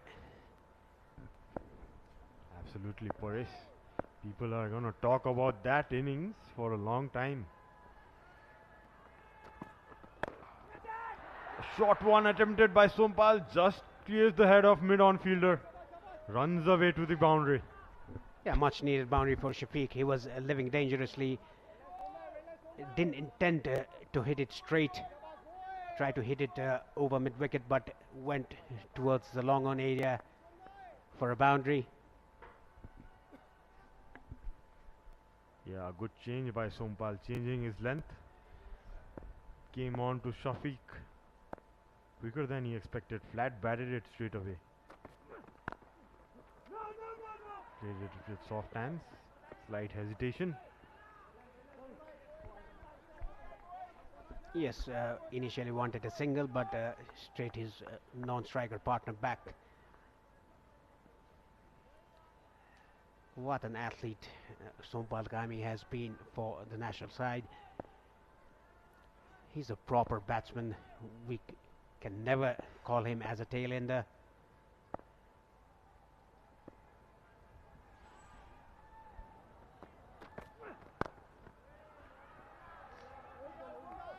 Yeah. Omani players in no hurry, trying to build up a partnership after Jatinder went to the dugout. Kashyap and Shafiq both had good starts in the last game but couldn't capitalize. They would surely look to get a move on and contribute to get closer to this target that Nepal have given of 310 runs. That was a very nice Yorker ball by Sompal Kami. A toe crusher. Equally nicely played by Shafiq. Keeping that out. Omani batters still have a long batting lineup with Zishan, Nadeem, Akib and Ayan Khan to come, and also Sandeep Gaud, who has been a finisher for them. That was a variation bowled by Sompal Kami, an off cutter. 8 overs gone. Oman 43 for 1.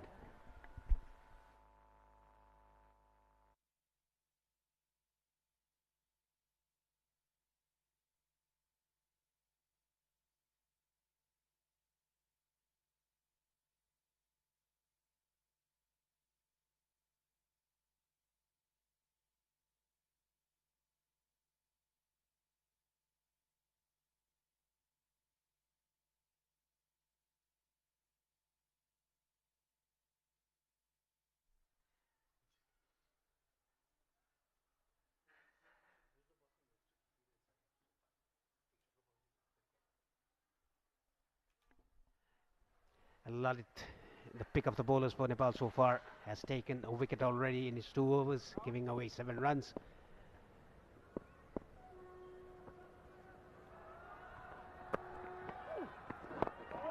Very well bowled ball going with the arm. Quick single taken by these 2 batsmen. Running between the wickets has been good for Oman so far. Yes, seem to have good understanding. Just clipped away. Rohit had to run around 10 yards to his right. Batters safely home. Well bowled by Lalit. See that loop going, that dip going for him. Gives an indication that he's bowling in a very good rhythm.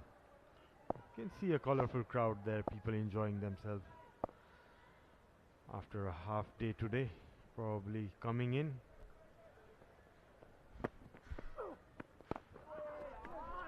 Right on the money. Lalit is in a very good rhythm. He's using his crease very well. He's going wide off the crease, coming closer to the stumps. Varying his pace as well, his length as well. And isn't he making life difficult with some turning and some going straight? That was flighted a bit. Played back to the bowler.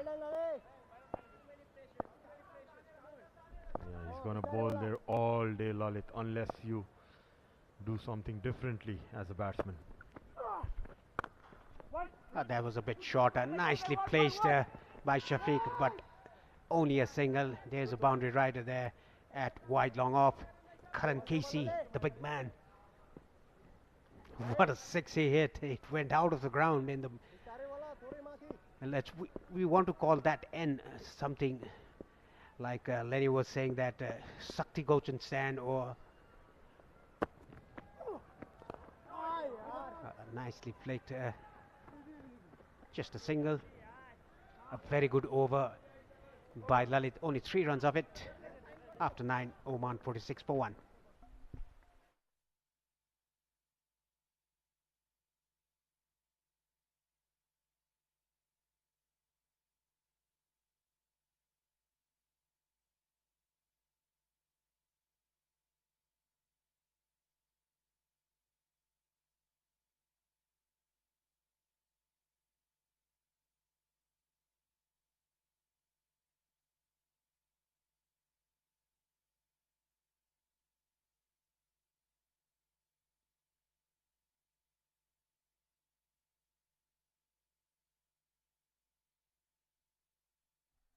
Karan Casey changing his ends, coming from the Chobar end, replacing Sopal Kami, who's done a decent job with the ball and a terrific job with the bat in the first innings. Prajapati not out on 19 of 21. Jatinder clean bowled by Lalit, a magic delivery by him. Shafiq on 11 of 21. A slip has been taken off by the captain Rohit Podel. Yes, you were talking about the naming of the stand, Parish, in the last over. As soon as more development work goes on this TU cricket international cricket ground, you might see a lot of names of past cricketers who have done so much for the country coming up as well in the stands. Yeah, that can be a very good gesture for the former players.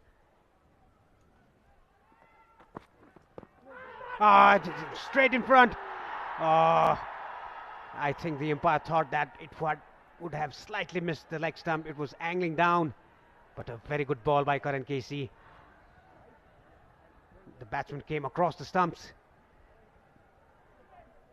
A very close one. You could see the leg stump from this angle. Was a very good call, but the umpire says not out.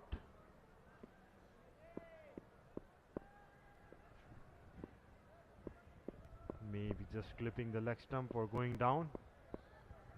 Umpire's the main man to take that decision. A very good over, comeback over for Karan Casey. Let's look at this again. It's very marginal. It was definitely angling down the leg stump. Seemed to have wrapped him around the knee roll area. Could have clipped the top of leg stump for my liking, Parish. But I am not the umpire. The height is not an issue in that instant, but the line must have been the issue for the umpire. Again, ball darting in. This is a very good comeback over by Karan Casey, changing these ends. Could see the crowd in good numbers today. Every seat has been taken. That's the guest section for you. See the red flag flying high. Happy crowd, all smiles till now. No wonder Nepal team going so well. You can see those smiles.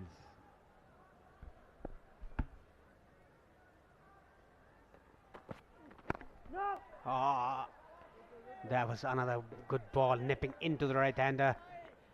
Shafiq had no clue about that. Karan Casey bowling well, changing his ends. He rarely bowls from the pavilion. He prefers the Chobar end, Karan Casey. Yeah, that's the end. As a fast bowler, you would enjoy the crowd's roar coming in off your back. I remember in the past days, Binod Das used to bowl from that end. Our ex-captain, the cricket manager of Cricket Association of Nepal currently, has done a good job. You can see Karan Casey coming wide of the crease. Would love to see him come closer to the crease. Closer to the stumps rather. It's 10th done. Oman are 47 for 1.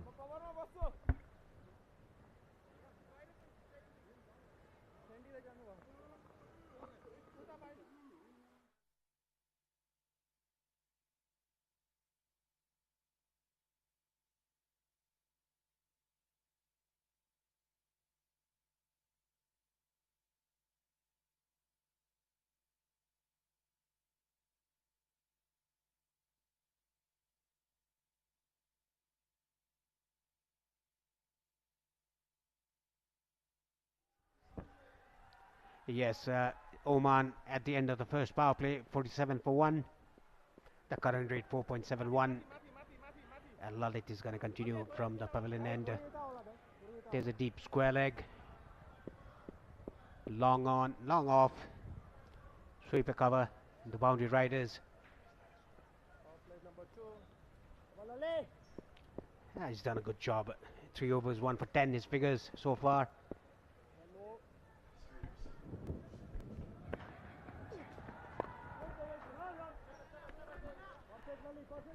Yeah, we'd like to hand over the commentary to Andrew Leonard. He's back out of breath.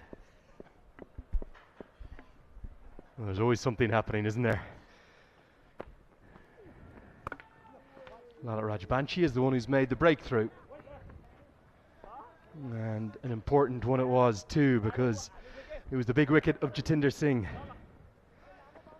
There is a little bit of weather about, inclement weather I would suggest. Bit of thunder in the background. We'll just add to the drama, add to the tension, add to the brilliance of the occasion. Very much a possibility we might get a little downpour yesterday in Pakistan in Rawalpindi. It wasn't rain, but it was hail. There hasn't been much rain. Rain would be very good for the valley. It's what the country needs. But it wouldn't be so good for the cricket. So maybe they could just hold on till 5 o'clock or so. I've got Sharad Vasakar with me. Sharad, kind of honours even start to that first power play. Yes, well, the game equally poised at the moment.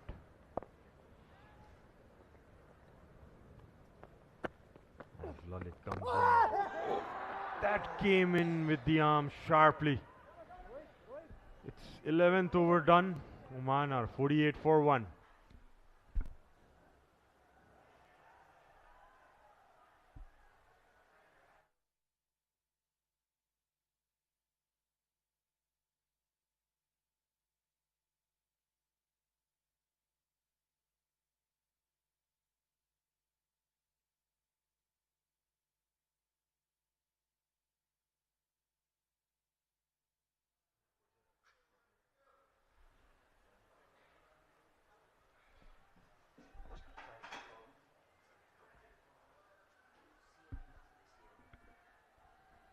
Slight discussion going on. Seems to be a change in bowling. So it's spin from both ends after the first power play. The man of the day, Kushal Malla, comes into ball. Andrew? Well, just when you thought he couldn't offer any more to this team, the 19-year-old is going to come on now and try and make some breakthroughs. And that was something that I think I was very strong about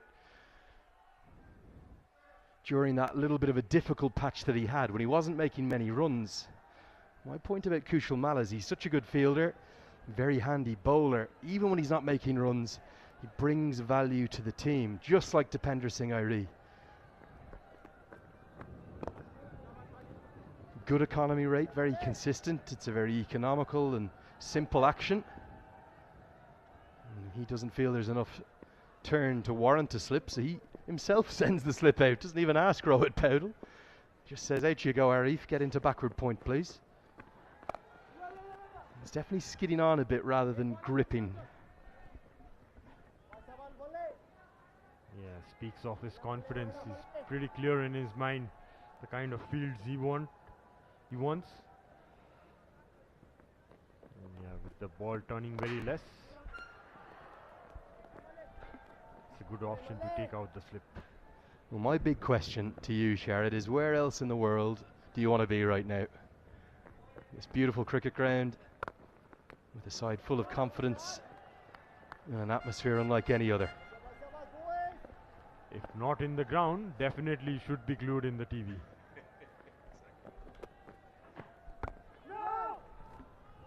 Right now, little phases like this, where you can build up some pressure, build up some dots, and you have over 300 on the board. Nepal have never had that before. Gets you ahead of the game. Really good first over, 2 runs from it. Even though the 50s come up, maybe Nepal just nudging ahead of the game. It's 50 for 1.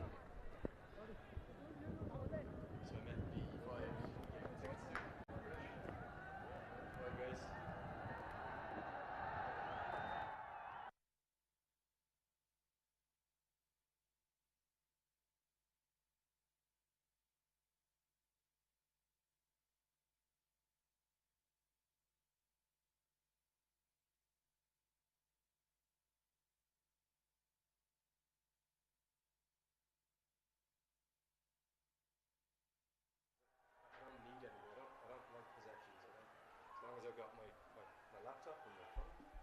That's all I need. Everything else is irrelevant. Every Christmas Eve when I was young, here we go. Sandeep Lamachani.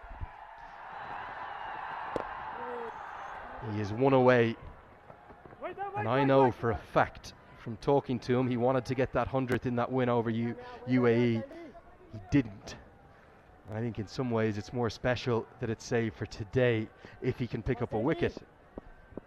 Not for certain, but every ball could be the moment. He's generally bowled really well, having come back from that extended 5-month break out of the game. Yes, he's been the leading wicket taker since his comeback. Would definitely look to contribute for his team. He would have that. And that's a big shout and given. And there is the moment. Move over. Rashid Khan.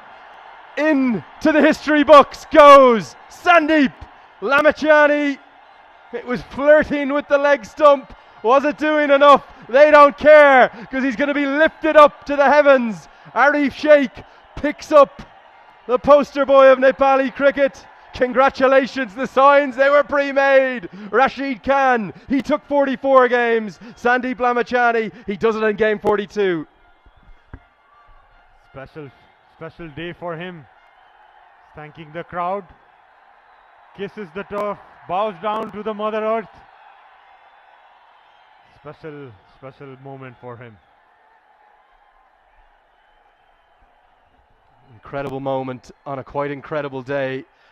42nd one-day international. He's got to 100 wickets. He's done it quicker than any other player in the history of one-day international cricket. That's right here in the land of the Himalayas. That record goes and will belong forevermore from now to Sandeep Lamachani.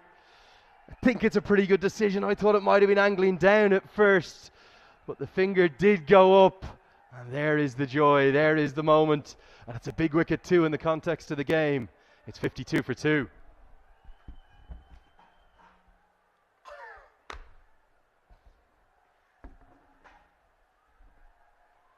Just was looking up. Who was beating?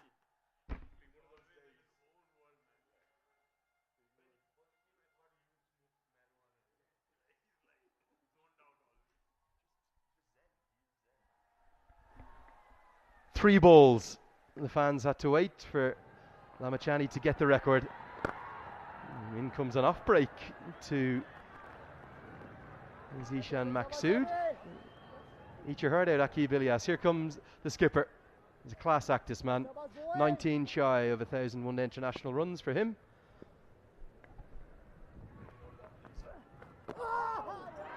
Spears it in. They think this is out. They think it's cut into the boot and up. We do have a third umpire up there, and Shiju Sam might be persuaded to go up and have a look. Arif Sheikh is certain. He is certain.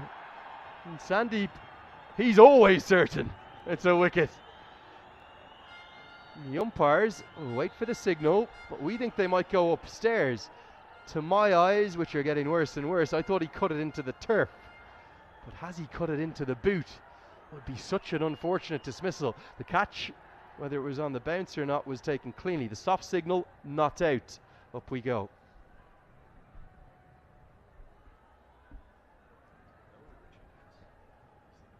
It would be an interesting replay, that one. Some interesting off spin there from Sandeep this time. Bowled it slightly flatter. It was speared in, wasn't it? It's a delivery I think he's been working on, from what he was telling me. He's been wanting to give that variation. No problem with the front foot, so that's fine. It's really a little sort of medium pacer, isn't it? And for me, there's a puff of dust from the turf there, and everyone getting a little carried away.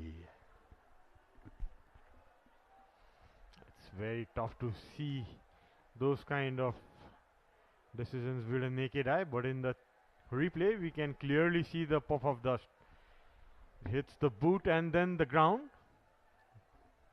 I saw it miles away, mate. I knew that hit the turf, didn't I? Exactly, Lenny. As we wait for umpire's signal, normally when it hits the boot, it doesn't go that high, I presume. Yeah, you're spot on. It's bounced firmly off the hard playing surface. Good work from the umpiring team here, because not only did they get it right on field, they've said the soft signal was not out, but then they've gone up to check with the third umpire, and we will see the green light to any second now. Umpires have done a good job till now.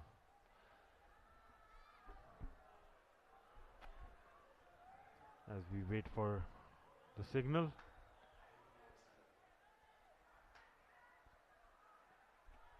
That's the best angle we have. The other thing is, with it being the soft signal not out, that's pretty clear that A, it's bounced, but B, there's nothing like conclusive evidence that it hasn't bounced. For it to have been given out, it would have had to thud into the boot and straight up, but they just want one more look. It's the puff of dust that's the key there. Even if you're not certain that it's hit the turf, it's clearly kicked up some of the pitch. There's the green light. There we go. We get there eventually. Well done, everyone. Sandeep, you'll have to wait for number 101.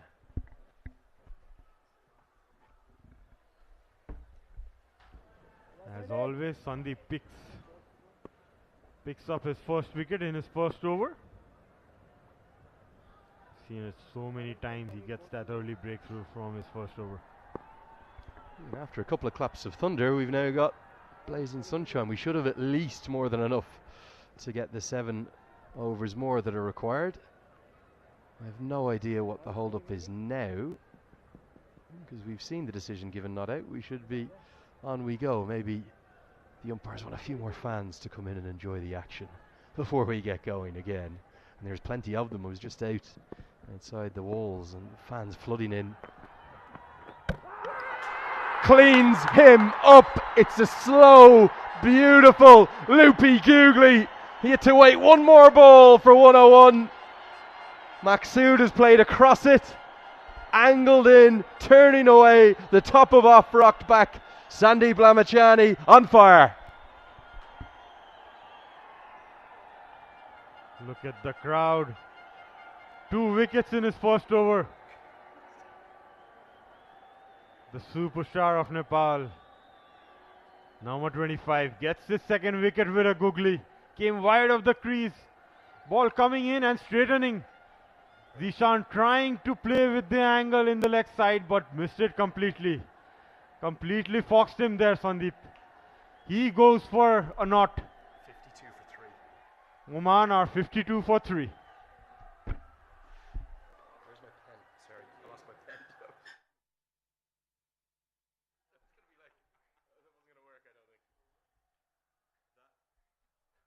Well, that is a dream delivery. Leg break bowler. You talk about knowing your weaknesses and making them your strengths. Every leg spinner prefers bowling to right-handers. There's not one in the world that prefers bowling to left-handers, but you work and work and work on your game to the southpaws. Bobby Rao, the former great Indian leg spinner who emigrated to Ireland, was my first leg spinning coach, and he told me, make your weakness your strength. And what he told me about left-handers was bowl around the wicket to them, angle it in and turn it away. Bowl 4 out of 5 googlies to them. Well, right now Oman have been rocked by a double strike from Sandeep Lamachani on a day that a month on from one we'll never forget. Just keep stacking them up. It's Monty Ball, it's 2080 now here in Nepal, and the new year, well, more of the same from the year before. And this team, Sharad, there's something special about it. Where can they go? Sky's the limit, Lenny. And I believe this is just the start. And what a run of form Nepal team is in.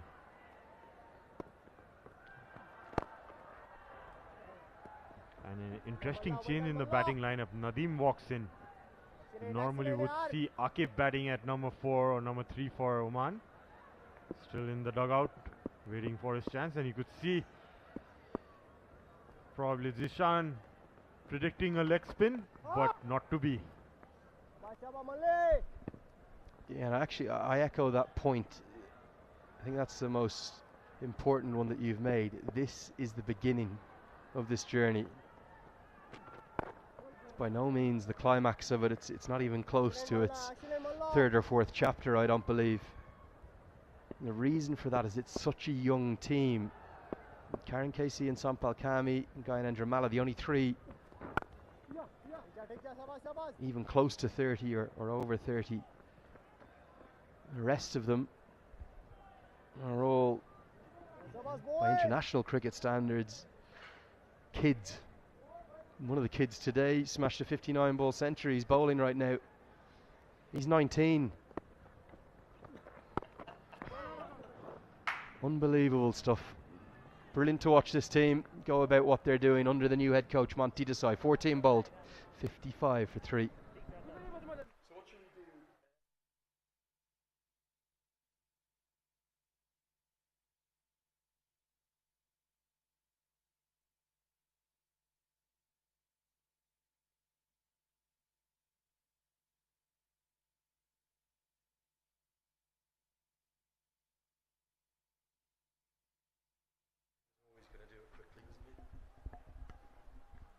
Three deliveries, Sandeep Lamachani and his fans.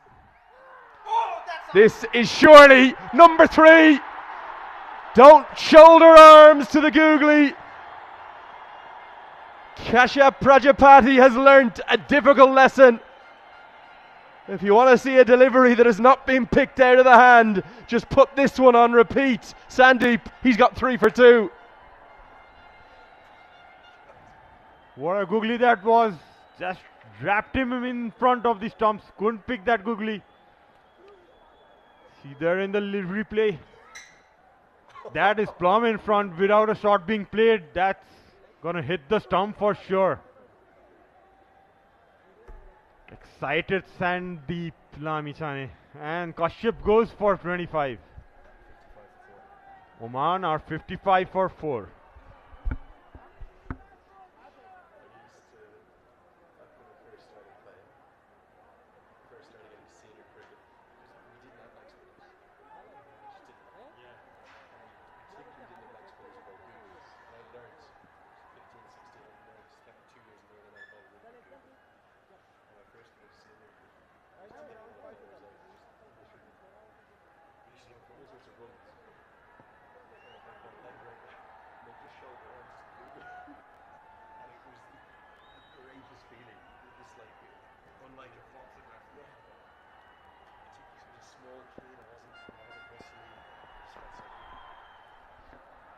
Ayan Khan to the crease.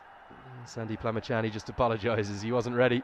Still holding back Akib Ilyas. He was listed on our batting lineup at number 3. Look at the joy, look at the delight. The men, the women, the boys, the girls. Googly out of the back of the hand again.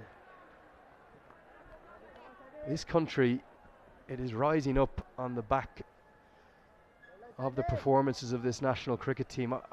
I struggle to explain, for those who haven't been here, those who are watching around the world, the importance of this team to this country.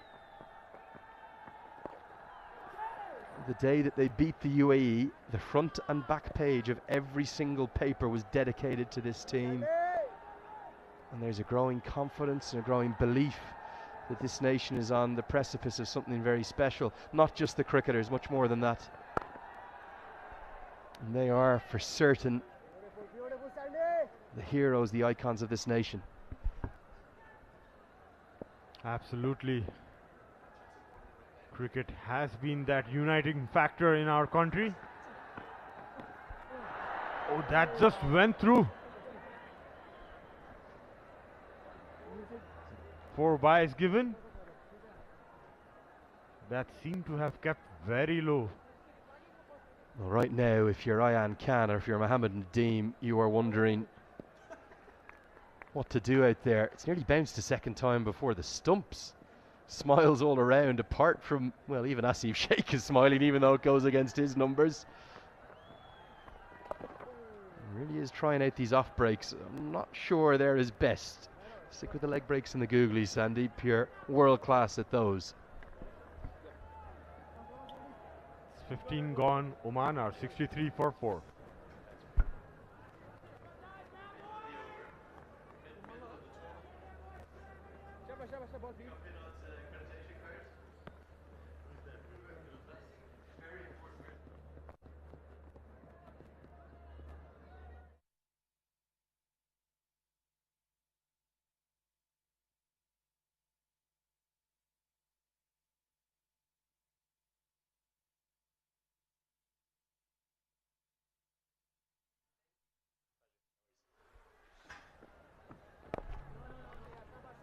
Yeah, the off breaks are certainly something new. We saw a few quicker balls during that last Cricket World Cup League 2 campaign that were kind of seam up or cross seam.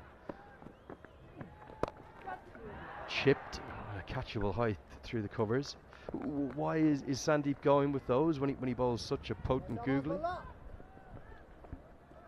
Well, probably he doesn't want the opponents to be knowing what he has in his armory. They know he has that leg spin and googly. He's trying something different. The last time I chatted with him, he was saying he might bowl the left arm spin as well. Now, Sandeep. Time to not get carried away. The fastest ever to 100 wickets. For a reason, because you bowl world-class leg spin. Yeah, this record of his, it's into the... I'm not sure that will be beaten. Good stroke. Finally something to cheer for Oman after a horror couple of overs down the track. Pitch of the ball, all the way for 6. And Khan back off some runs. Was in good form in his last game. Took his team out of trouble. Got some important runs against Qatar. Will definitely take that confidence into this game. Could have batted a bit higher in this than the number 6 position that he's given, being in the form he's in. Also, Aqib Ilyas nowhere to be found till now. If you know Lenny, in the last series he played here, he had scored 2 centuries. Would have loved to see him bat at number 3. I just wonder, is that part of managing his return? It was such a terrible injury he had. Most important, he's healthy again. That's what we're all so pleased to see. Maybe finding a few baby steps back into the international game for now. 16 have been bowled. It's 72 for 4.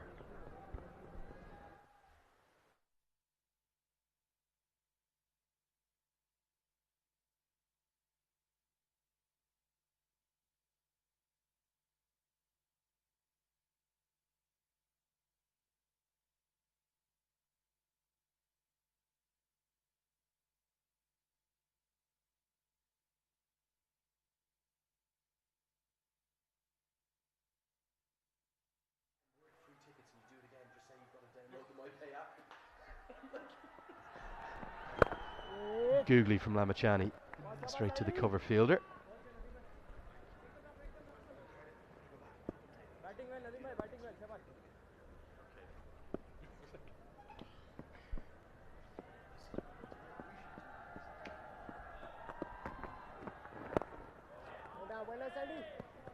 Without getting into all the details of the difficulty that Sandeep has been through, the character he's shown to come back and play his cricket the way he has, that speaks volumes of him. Yeah, he's always been that mentally tough character. Yeah, if you need to get success in the highest level,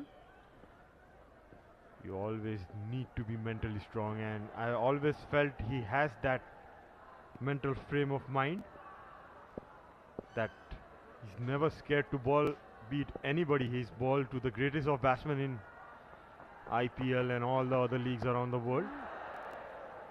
You see from his body language, his shoulders are always high, heads up, never scared of getting hit.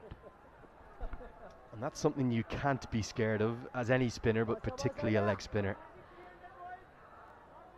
I used to specialise in getting hit for sixes. That's what I did best. Not hitting sixes, Sharad, getting hit for them by other batters.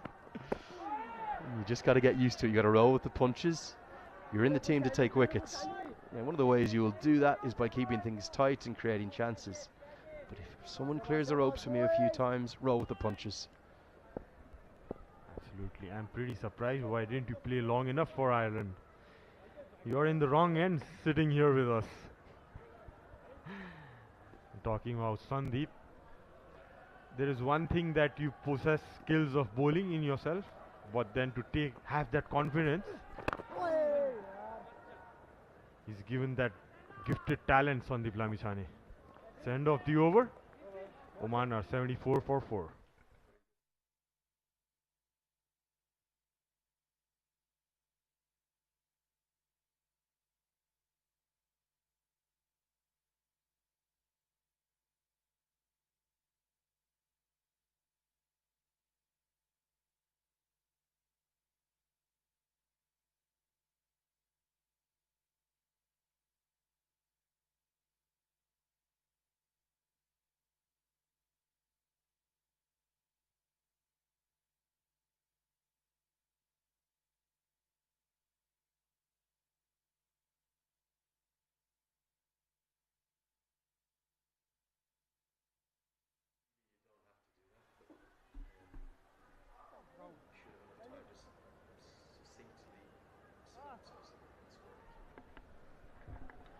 Change in bowling. I think this is a good one.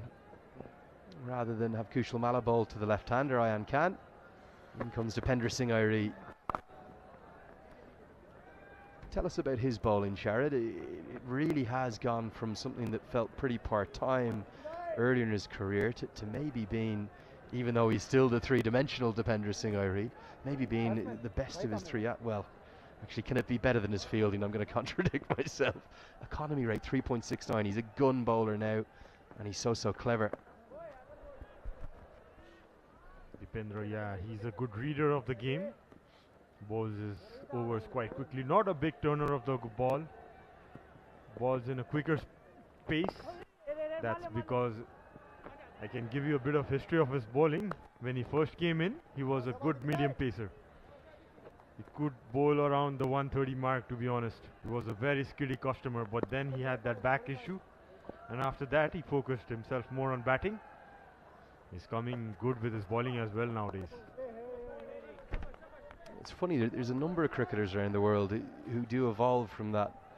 Particularly, it's usually medium pace, medium fast to finger spin. That tends to be the most natural progression, and that is maybe why I think he makes a very good death bowler as well. One, his knowledge of the game as a medium pacer, but two, he's not tall. He's short in stature, but he bowls these clever lengths, a bit like Rohan Mustafa does, that are hard to get underneath, hard for the batter to hit down the ground for six. And that a career economy rate is no surprise to me. Yes. It's the 18th over done, and it's a drink break. We'll be back after a short while. It's 18th over done. Oman are 77 for 4.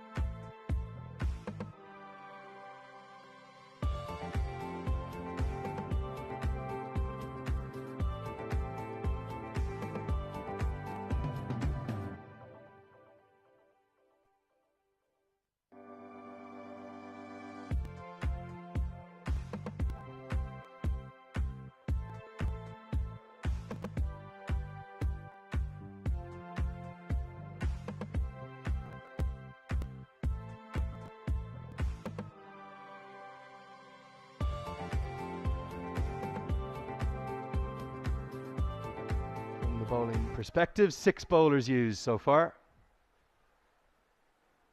and the one that is writing his name up in lights is Sandeep Lamachani. 3 in 3 overs, including his 100th one-day international wicket, to make him the fastest ever to that landmark. And Oman, they have already got one of those Himalayan peaks to climb if they're going to get into this contest, although they do have Aki Bilias held back.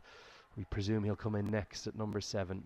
I've bid a fond farewell for the moment to Sharad Visakar. Welcome back, Paresh Lahani. Well, we thought this was going to be a great day. It seems to be delivering everything that you might have hoped for, wished for, and more. Everything happening today. 50th One-Day International for the Nepal team. A quick century by Kushal Malla. 100 ODI wickets for Sandeep Lamachani, the quickest to get to it in 42 matches, beating the record of Rashid Khan. He took 44 matches to get to 100 wickets. Second ODI 50 for Sompal Kami, highest total for Nepal. That's going down the leg side. Everything happening today on the 50th One-Day International for Nepal. Yeah, quite remarkable, isn't it? The number of records that are dropping. A few others. I want to thank Sunil Kumar for sending these in to us.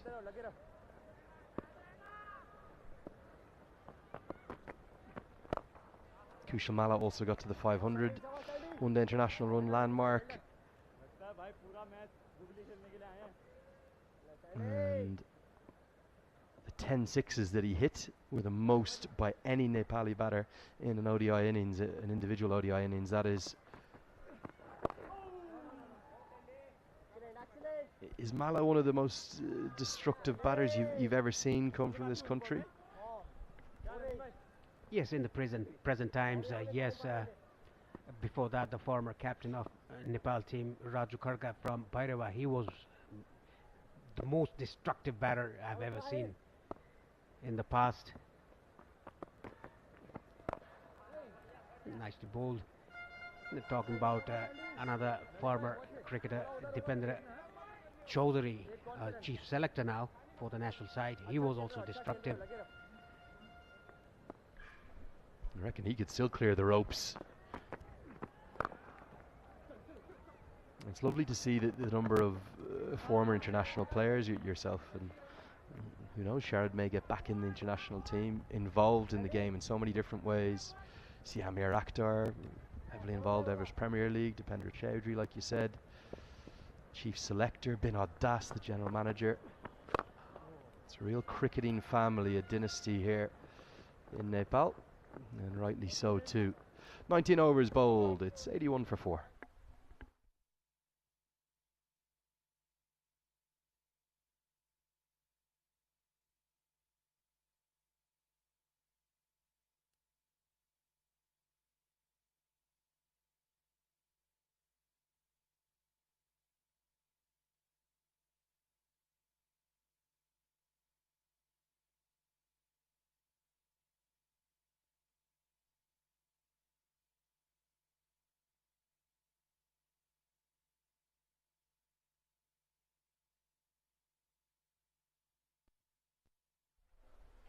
Yeah, beautiful drone shots provided by the team at Dafa News. Our thanks to them.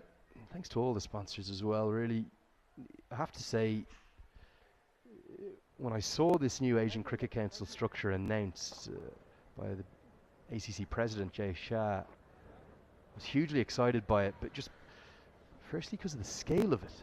This isn't just across men's cricket, women's cricket, under 19 cricket, under 16 cricket, and all across the continent of Asia as well, at every level, not just about India and Pakistan. It's equally as much about Bhutan and Iran, or Myanmar and Thailand. Grow the game, and that's what the Asian Cricket Council are doing. And this premiere is a really good competition.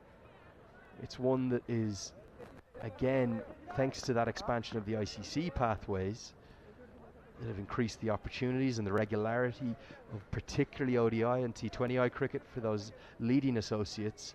It's showing how much better these teams are. We've already seen 5 centuries in the competition. It's just game day 4. 2 for UAE, 2 for Hong Kong, 1 for Nepal. We saw the brilliance of Bahrain yesterday. There is a huge depth to Asian cricket that I think, in my opinion, is going to make it the strongest region at the associate level in the years to come. Yes, full credit goes to ACC, the Asian Cricket Council, to bring in the age group as well, under 16, under 19, and the Challenge Cup, the Premier Cup, this tournament, the Road to Asia Cup.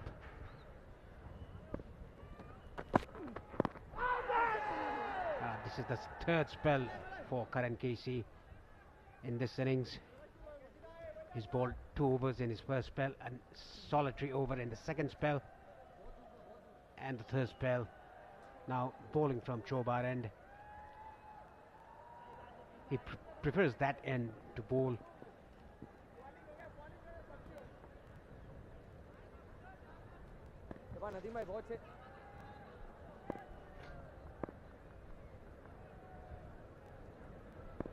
Nadeem has started a bit slow here. A good shot, Paul. Nicely played down to the ground by Nadeem for a single.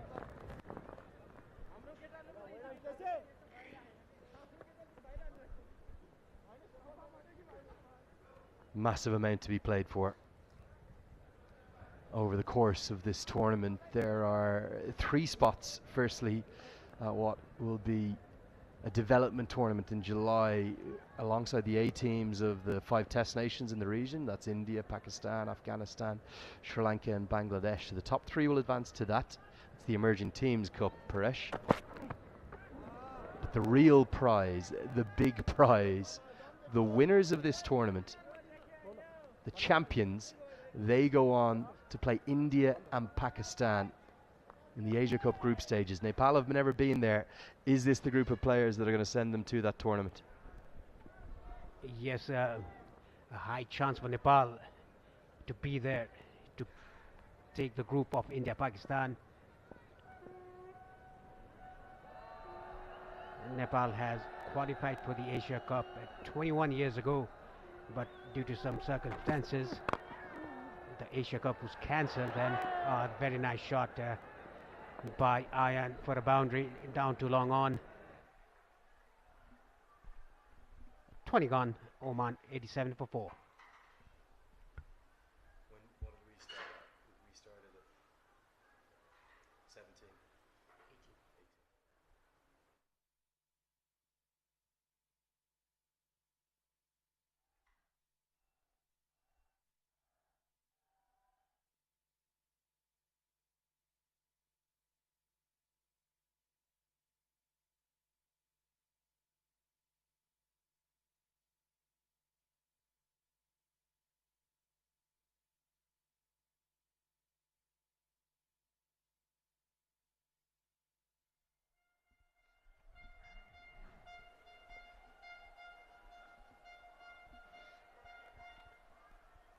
18. Dipender Singh Airi to replace Sandeep Lamechani from the pavilion end. Bowls it to the leg side. Yeah, talking about the pathways of ICC and the pathways of ACC. They've done a terrific job. Again, the next 4 years cycle of the ICC Men's Cricket World Cup League 2 for 2027 World Cup. There will be 8 teams. Netherlands will be added there, along with Canada, the newcomers.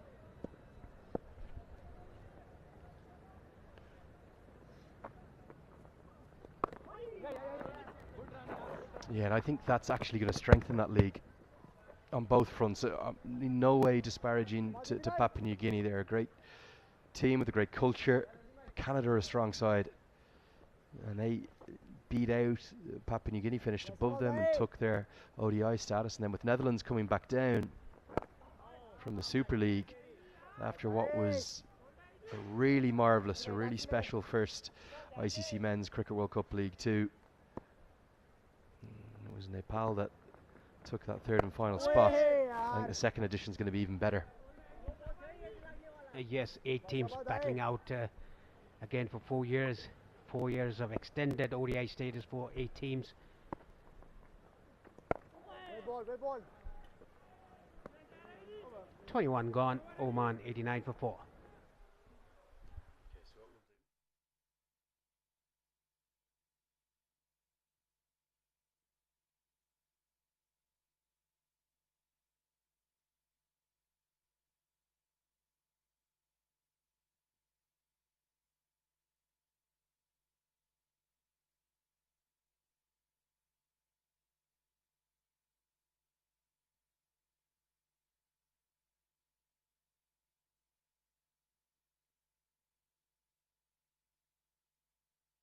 Call it the Nepali Cricket Supporters Society section because that's where the most ardent fans sit. We did have a bit of a chat off air, on air, about what could we maybe call it. Bay 13 is the famous one in the MCG that has the rowdiest crowds, and one fan has got in touch. I can't remember his name offhand, but thank you for sending in a message. That came to me at Cricket Badge here on the smartphone. They've suggested naming it after the legend Shakti Gauchan. And I don't think that's a bad idea. They're going to come back for 2 here. We'll get home. Shakti section or something like that. Got a bit of a ring to it. Yeah, it can be that. That is the section that you can see the game very well. It's bird's eye view, or let's say hawk eye view. Pratish GC is in for as a subfielder for somebody. We don't know it yet. Well, if there's a Shakti section, there better be a Paras's enclosure or a Kadka's corner maybe for Paras Kadka 2. Yeah. And then what about Basanta Regmi, my favourite? Who was the guy that back in that era that you enjoyed playing with the most? Who gave you the most joy, whether it was batting in a partnership with them or watching them bowl? Who was your favourite person? Well, my favourite person was definitely Binod Das. He bowled from that end. Has taken very much wickets from that end. And I used to feel that slips when he bowled, and have taken some catches of him. And the other one was Sharad Vishwakar. He used to hit sixes in that area, even Paras Katka.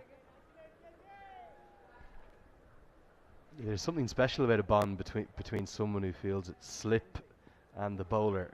I can almost name you every person I would have played with regularly that stood at first slip for me, and they were always the first one I went to if I ever got a wicket, whether they caught it or not. Yeah, special guy, Binod Das, and I have to say, given, again, without going into the details, some of the challenges that the administration has had over the years, the job that he's doing as the cricket manager for the Cricket Association of Nepal, it's first class, and really benefiting from his experience and his really serious hard work. He has done a terrific job being the cricket manager for Cricket Association of Nepal, and we might call that a Monty Ball section in recent times. It's a bit early before Monty gets a section named after him. He might do in 5 or 10 years' time, or whenever he wants to stop being the head coach, but let him just be the coach for the moment. Gorgeous day it's turning into now. The threat of any rain or the thunder seems to have dissipated. And for Oman, where to from here? Nadeem and Ayan have taken the sort of the sting out of that threat, but that required run rate's going to come into the game more and more.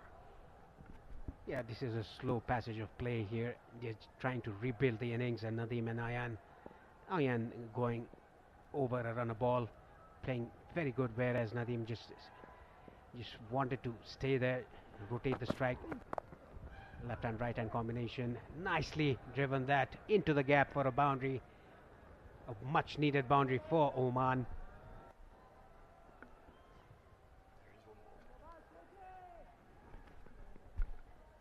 Yeah, good stroke. Anytime you play off the back foot, whether it's in front of square or this time like it was behind square, with a ball that's on the rise, and he's played it nice and late right under his eyes. 39 boundary fours already in this innings. Wonder will we get by that 51 total between Kuwait and UAE just a couple of days ago here. I know everyone's having a good time of it, but none more so than the curator and his team have continued to serve up brilliant cricket wickets. 22 bowled, 98 for 4.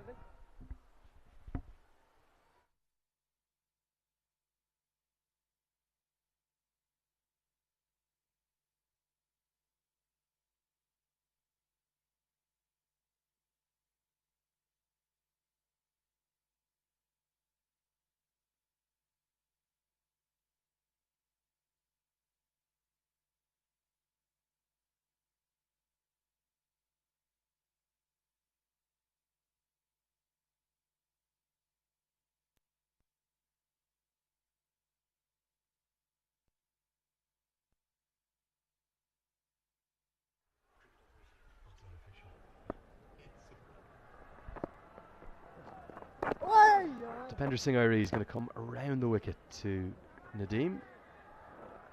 Mohammad Nadeem, fine operator. Oman not out of this game. They've got Akib Ilyas up their sleeves, and the big hitter Sandeep Goud. He hits a huge ball. It really does. Fayaz Butt no slouch of the bat either. Bit of a mix-up, but he may get home despite the direct hit. We're going to go upstairs. Direct hits can always be a bit closer than you'd think. I think it was Rohit Powdell, was it, who did the fielding? And laser-eyed right into the middle of the three stumps. No celebrations. Has he got home, or was Nadeem tardy with his running? Yeah, a very good piece of fielding by the captain, Rohit Powdell. Picks it with left hand, transfers it to the right hand, and threw it very quickly to throw down the stumps. A direct hit is always very close.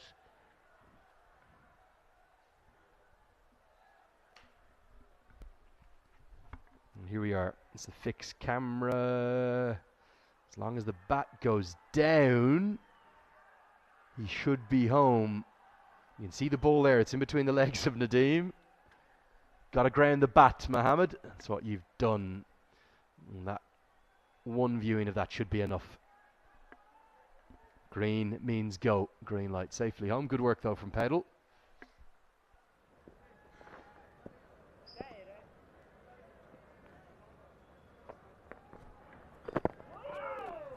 Given that Nepal lost the toss and it felt like a very important toss, 310 was well above your expectations. Yes, it was, after losing the 2 early wickets without scoring a run in the board. 4 consecutive maiden overs for Oman, taking those 2 early wickets off the openers. Nicely fielded by Sandeep Lamachani, and a cheer from the crowd. It's a different Dipender Singh idea. He's just giving that air to the ball, not just darting it in. Here we are, number 5. It's Irene now that strikes, and Ayan Khan's aggression has cost him. He's tried to cut one or force one away off the back foot. Then Asif Sheikh takes what looks like a pretty simple catch, just a feather of an edge. And oh man, they've lost half their team. Yeah, look at Dipender Singh Airy's cricketing mind. Look at that slowness in the air. The ball turned a bit, got the slightest of edges. A smart catch by the keeper. Ayan Khan has to depart for a medal weight 29 of 28 deliveries. Oman 99 for 5.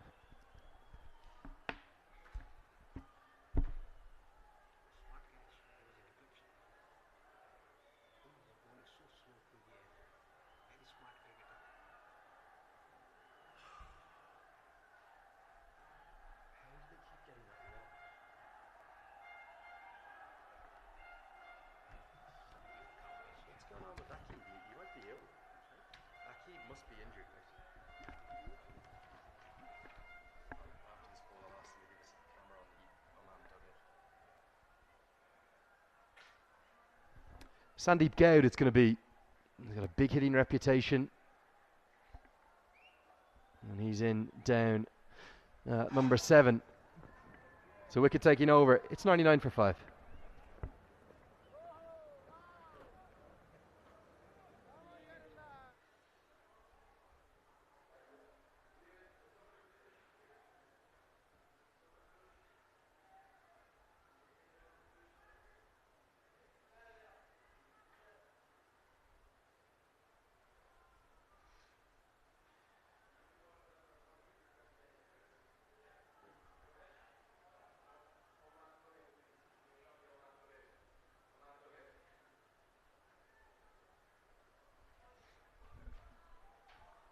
Karan Keshi with his 6th over from the Chobar end. Oman in deep trouble. Half the side back in the hut, under 25 overs. The new man in is Goud. Nadeem is on strike. Yeah, a few questions coming in just about the Duckworth Lewis Stern par total and where things are at as we get another look at that catch. Really good one, right in the end of the gloves of Asif Sheikh. Another good decision. The umpiring's been excellent. Right now, Oman are a long way behind because of those 5 wickets that they've lost. We will have a result today, whatever the case, because we've had 20 overs in the second innings. Nice straight drive. Going to be 4, mid-off and mid-on, up in the circle. Very elegant stroke, a very classical, orthodox shot from Mohammed Nadeem. Yeah, just timed that ball to perfection. Didn't try to hit it hard. Just placed the ball in the gap. Look at that. Very elegant shot. The two fielders, mid-off and mid-on inside the circle.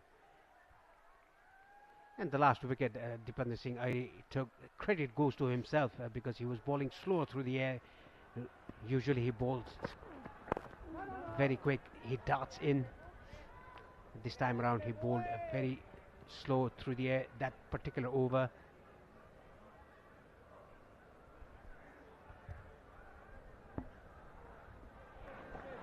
Yeah, just getting to those Duckworth-Lewis Stern numbers. End of this over. End of the 24th. Oman would need to be 191. They're miles behind, light years behind.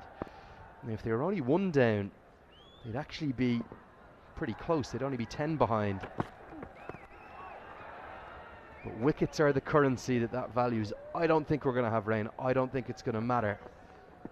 But as we learned our lesson from a month ago, we didn't think we'd have rain that day. We didn't. It was bad light that forced the players off. But today, both sides, both Oman and Nepal, have been pretty prompt in bowling their overs. It's not even 3 o'clock yet. We're nearly halfway through the second innings. We should be fine. We should complete this match to its yes, full. It will be fine. It doesn't get darker like what it did a month ago. Try to guide it down to third man, but straight to backward point. Arif Sheikh, the fielder there.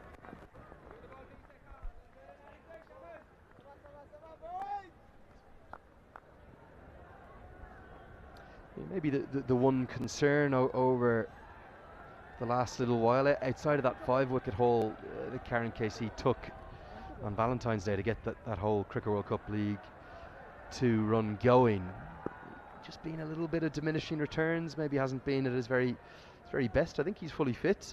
He looks strong. He looks healthy. Just has proven a bit expensive at points.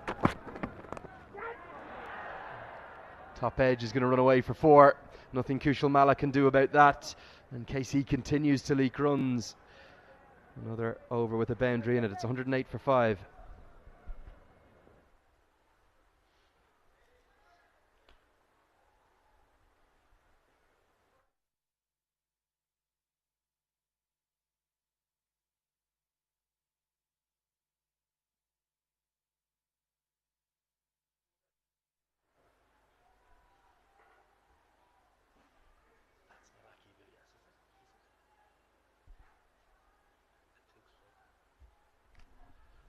So no sign yet of Aki Bilias, and that's the big surprise. We just hope he's okay. He was listed on our batting order, the Oman side gave us, to come in at number 3. And we have not been given any official message as to why he's not in yet, but hopefully soon. Lots of questions to ponder and to answer for Zishan Maksud, the captain.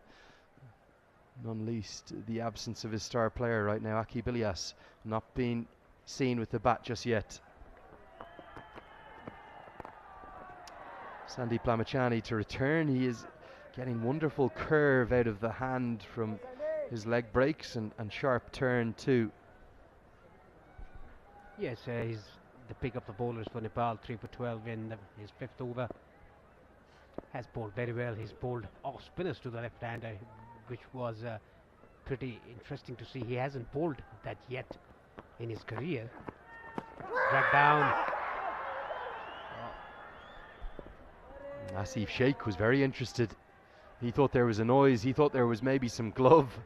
Mohammed Nadeem says to him there wasn't, and smiles all around as always. Down the leg side, I don't think so. It was really an appeal in hope afterwards from Lamachani. Bit of a drag down, not a great delivery. Back on the money. Yes, that was a very long hop. Lucky that was not struck to a boundary.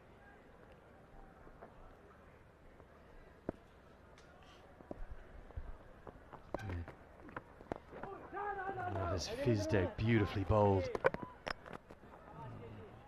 You just know as a leg spinner when they're coming out right. Yeah, still no sign of Aki Bilias. He's not on the treatment bench. Callie Muller's got the pads on. He's going to bat as low as number 8. We just hope he's all right, because we know how difficult his injury history has been.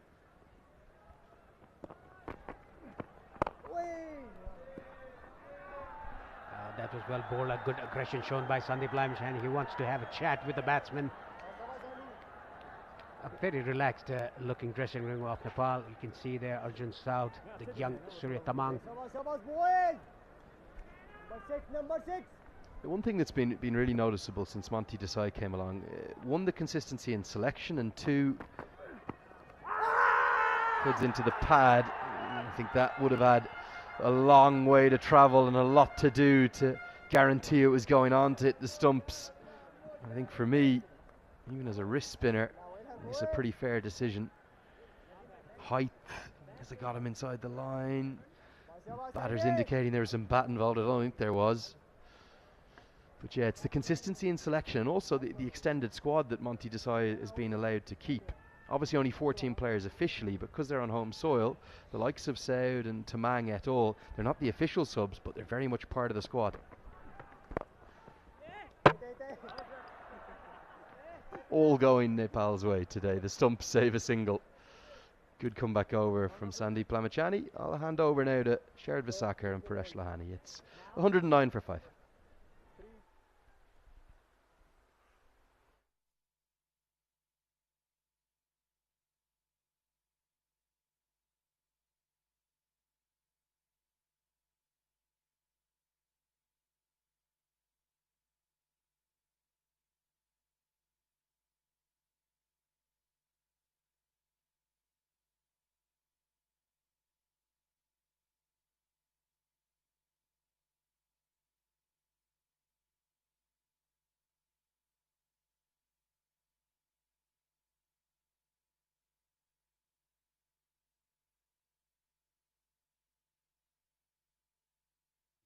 Karan Casey from the Chobar end. He's bowled 4 overs, given away 17 runs.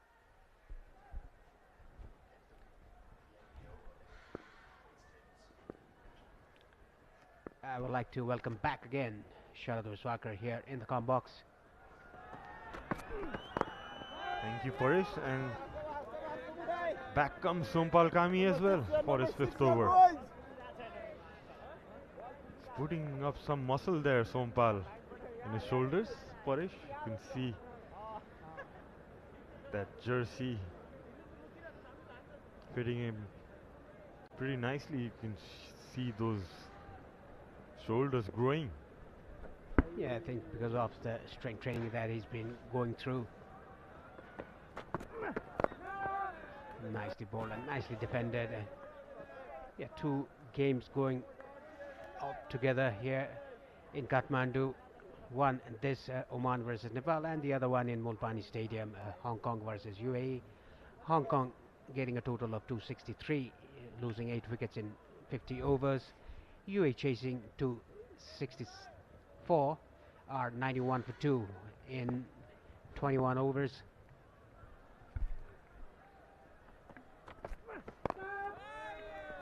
There's a good battle going on Mulpani.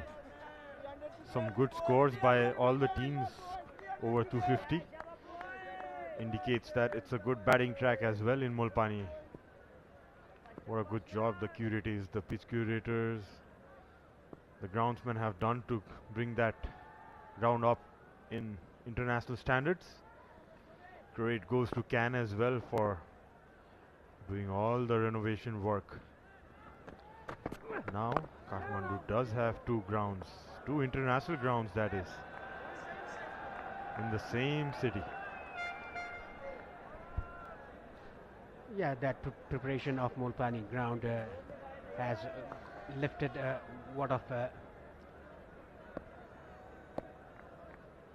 that's nicely defended by the batsman. It lifted the load taken by this TU International Cricket Ground. Coming down the track, playing to fine leg, 2 runs taken easily.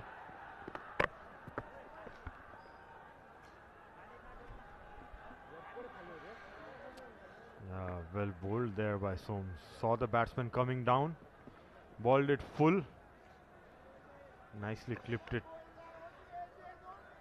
from his legs, Sandeep Goud.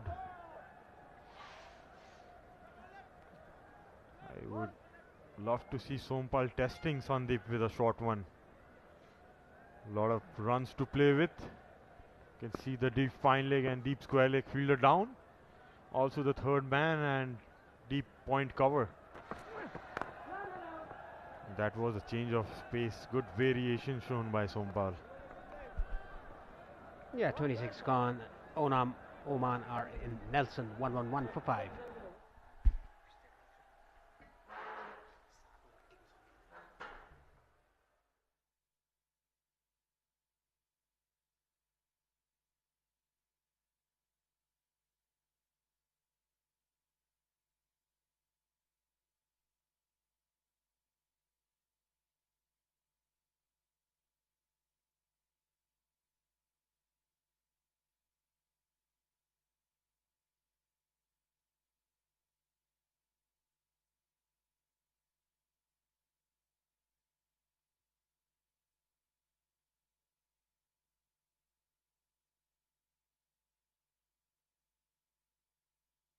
Table there. See the points table of the ACC Men's Premier Cup 2023 in Group A. Nepal on top. Nepal, Malaysia played one game each. Lalit Narayan Rajbangshi bowling that well in his second spell. Still early stages in the tournament, Parish. Both the groups, every team has a chance to get to that top two. Yeah, it's very much early. This is just the fourth day. And this is the second game for both the teams, Oman and Nepal, and second game for UAE and Hong Kong in Mulpani ground. Singapore has already played 2 games. Oh, that's very well bowled. First signs of big turn from Lalit. He would be happy with that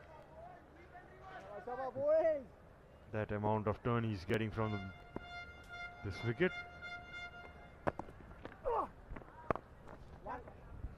Tries to get that extra turn, maybe bowled it a bit shorter. Batsman easily rocking back.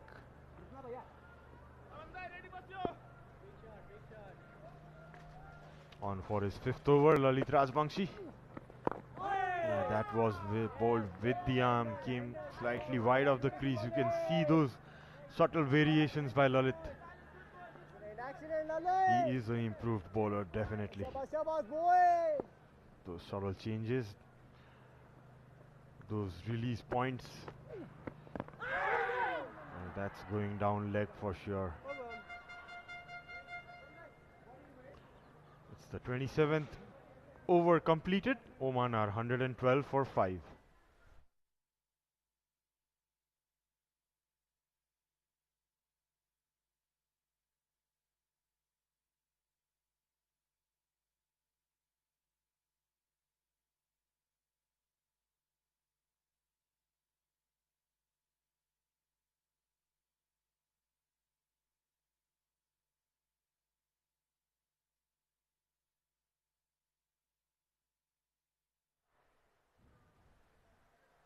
Nadeem on strike.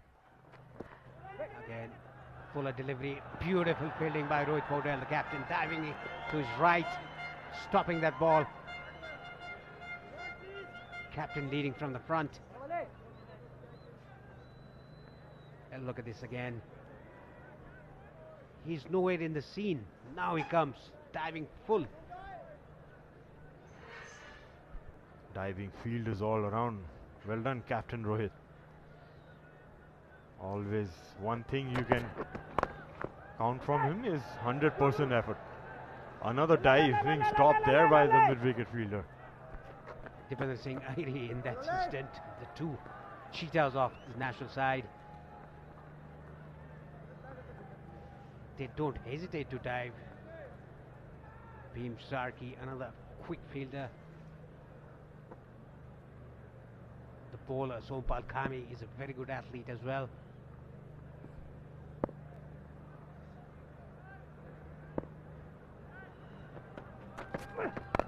Right there. Ole mama.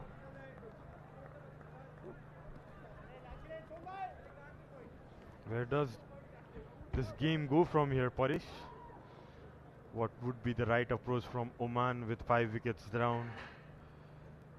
23 overs to go. They'll need to counter-attack. One of these batsmen, they should counter-attack the bowlers. Nepal right on top at the moment. Another variation bowled by Sompal Kami, the off-cutter. Nicely running down to third man for a single, Nadeem. Still 96 more runs to win from 22.2 overs. A very relaxed Nepali dressing room there. You can see Monty Desai. Earlier in the first inning, Parish, when I was just down near the dressing room, could see a very chirpy Monty Desai. He was supporting the batsman in the middle. He was like any other youngster supporting the team. It's so good to see your coach backing your players. That's what he has done with this team. Backing them throughout from the time he has come. Yes, that is very important for a coach to back your team. I hit the stumps, the single taken off the ricochet of the stumps. He's not only the coach, he's the guardian of the national side of all the Nepali cricketers here. Another slow ball off cutter bowled by Sompal Kami to end the over. 28 gone, Oman 116 for 5.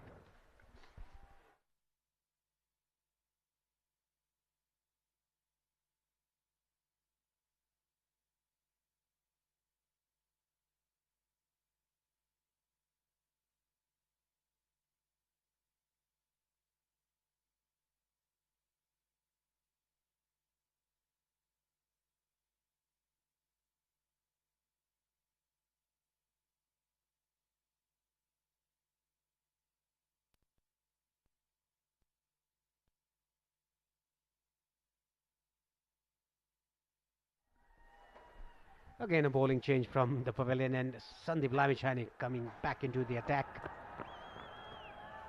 Oh, like you said, sir, he's trying to bowl some left arm orthodox.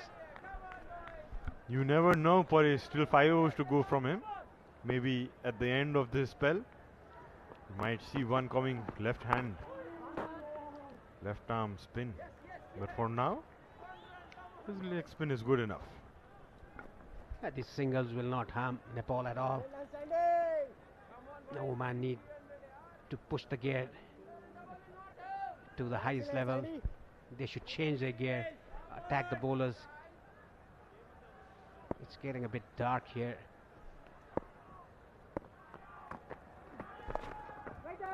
Nicely swept, but straight to the 45 behind the stump.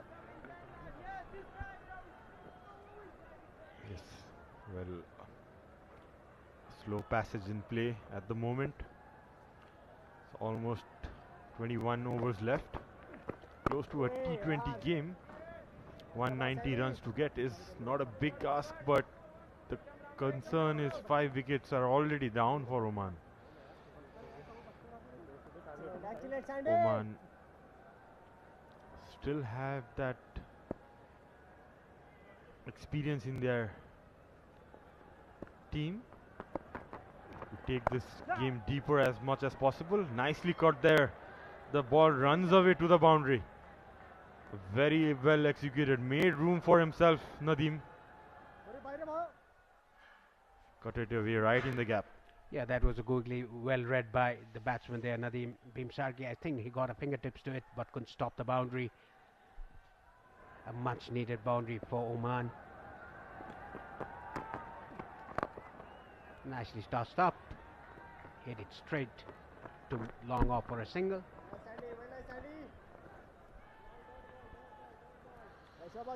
Also to mention about Rohit's captaincy, Paresh, what a right time he called upon Sandeep.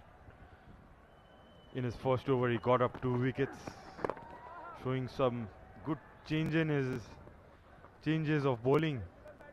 He's getting matured as a captain. 29 done. We'll come back to that point. Oman are 123 for 5.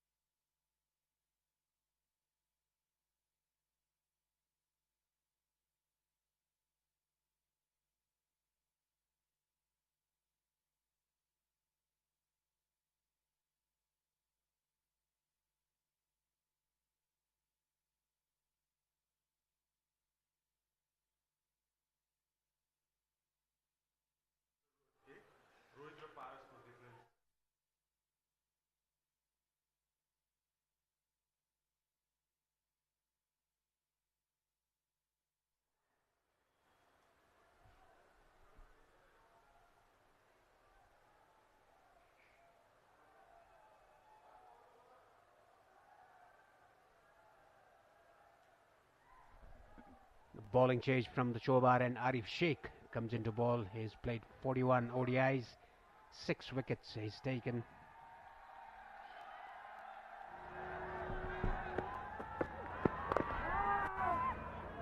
A good start by him. And talking about captaincy of Rohit Patel, you were talking about that, Sharad. You played with him, and you played with Paras Khatka, one of the best leaders of the Nepal team. He's led the team for 10 years.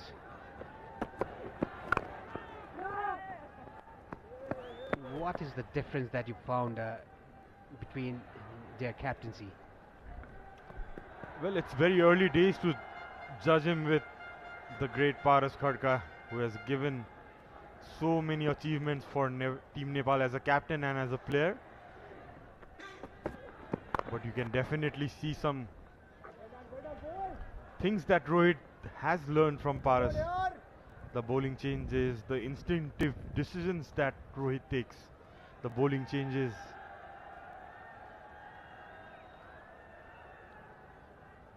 Talking about Rohit, he's a cool customer. He's not as talkative as Paras in the field. Paras was a live wire. You could hear his voice throughout the ground when he was near the stumps. Yes, I've had a chance to play under him as well in early days. A very good leader, a great captain for that Nepal has ever produced.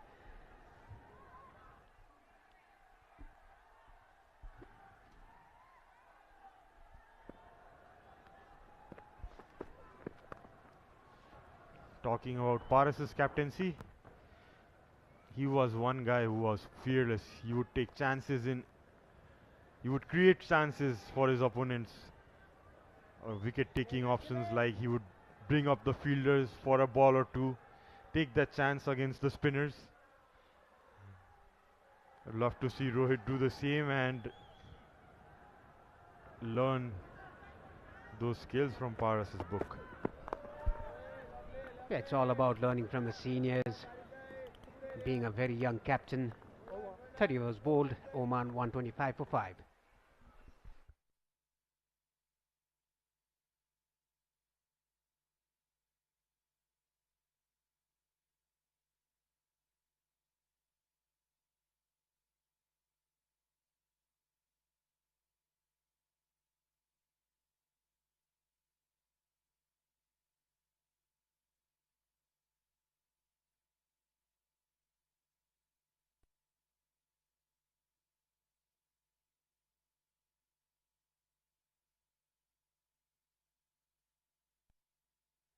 Sandeep to continue with his 7th over of the innings. Nicely bowled. Bhim Sharkey quick pounces to the ball and releases it very quickly to the keeper. Yes, Paresh, the weather looks quite gloomy and you can see a strong breeze blowing across the ground. Hopefully the rain gods stay away. But the good thing is And that's a big shot. That will break the shackles. Nadeem going for a huge 6. Yeah, that came out of nowhere from Nadeem's bat. They were very slow, very quiet in the last 5 or 10 overs. That came all of a sudden. Hit it wide off long on to the grass banks. Inside edge. The ball rolling down to fine leg. Back-to-back boundaries, 6 and a 4 for Nadeem. A much needed 10 runs in 2 balls for Oman. Yeah, that must get Oman going a bit. Yeah, tried to play it in the back foot. That was a flipper, I guess, or a top spinner by Sandeep Lamisane. Inside edged it and runs away to the boundary. Mohammad Nadeem's slowly and surely getting a move on. He moves on to 34. It's so good to see Paresh. Players like him. He's almost 41 years of age, maybe more than you. Yeah, it's 40. He's 41. And no comments on the age, but he's just playing it well. That 6 came out of blues. I must say he was just staying there, just running the ball around, nudging the ball around. The 6 came out of the grooves. So what do you think? Are you having second thoughts to make a comeback? Seeing Nadeem bat? No, it's not a second thought. It's always the first thought. After 31, Oman, 135 for 5.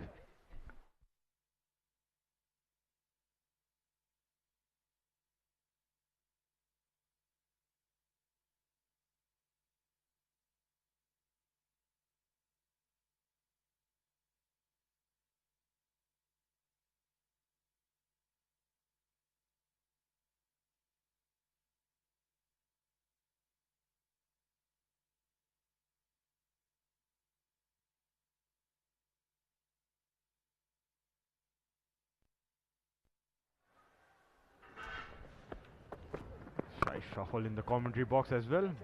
Andrew is back. Well, congratulations, Sharad. You achieved something that I've been trying for 3 years now. You somehow left Paresh Lahani speechless. Yeah, wasn't he out of words? Yeah, that's what the advantage I have got. I understand him well, his mindset playing against with him actually. See, the great thing in the modern day and age, you can't hide anywhere. So all I'm going to do now, whilst we're live on air, we'll just Google his name. He wouldn't tell us his age, so I'm going to tell you instead.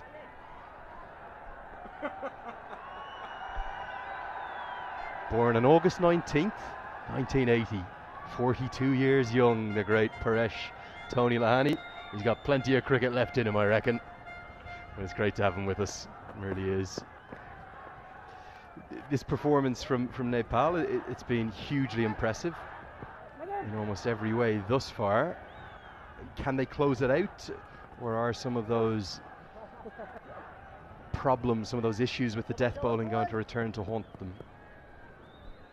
I would assume there would definitely be a fight back from Oman with the experience they have, being the second best associate ODI side in the last league.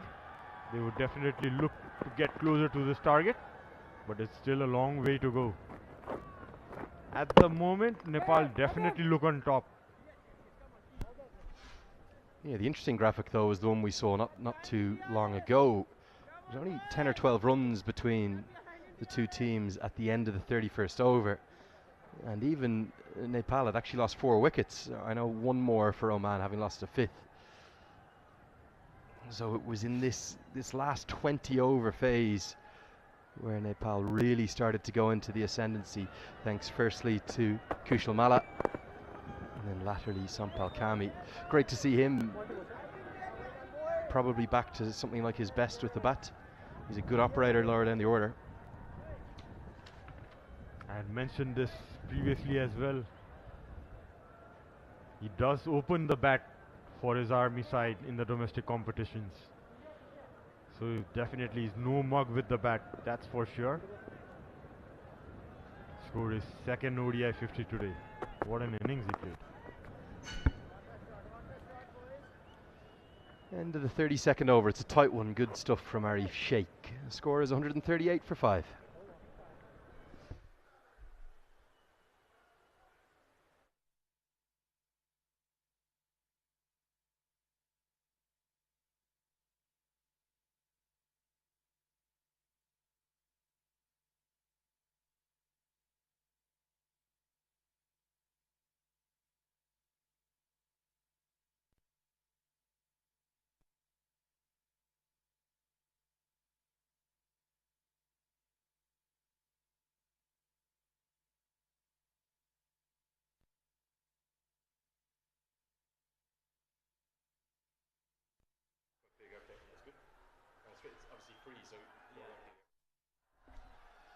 The wind is getting up and it's blowing very heavily. I'm not sure if we can show you the flags. One of our cameras might be able to show you the flags around the ground, and they are blowing a gale really right now, blowing dust across the wicket.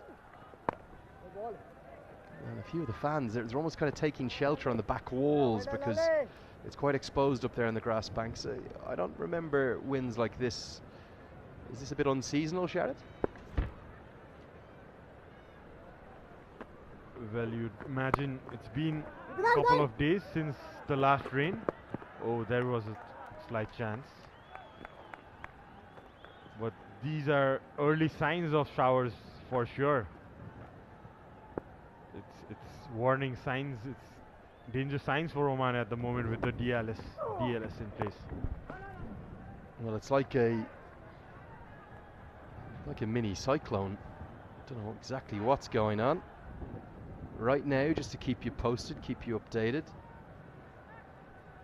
Oman are well behind on DLS. At the end of this over, we're played to stop at the end of the 33rd. They would need to be 208 runs, so they're 70 behind. The only thing is that gap will narrow if, a little bit like in the inverse of the UAE-Nepal game, if these two could stay together and still be there in 10 overs time, they wouldn't need to be that many more runs. At the end of the 43rd over, they'd only need to be 248. So, yes, that's 100 off 10 they need from here. But I don't think we're going to go off immediately, but there is a possibility of a shower.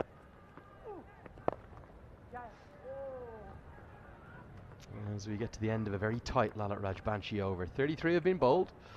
Nepal are well in control of this contest. Oman 140 for 5.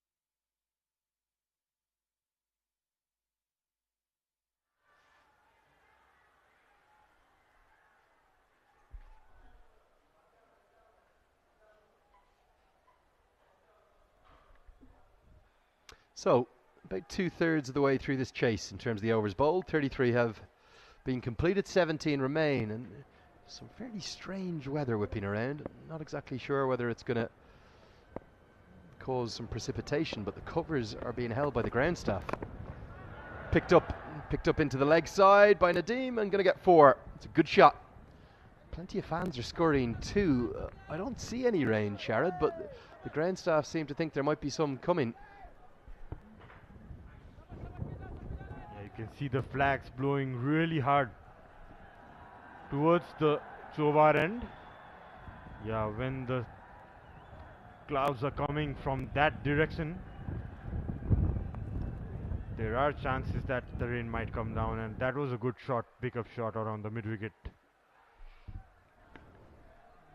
Ground staff right now are scurrying everywhere. They're running across the outfield. We'll see if we can show you this, and I think we're going to have a break in play. And now the side screen's been blown over. If we can just go back to the main camera, you'll see this sight screen at the other end. Switch to the other end, we'll see the wind has got so bad, it's actually taken down. If you can just switch to the, yeah, there we are. And I'm just glad no one's been hurt here. Sampal Kami's jumping over to help out. This isn't the first time this has happened. You know how much cricket I've done around the world. Go on, Sampal, show us your guns. Lift it up.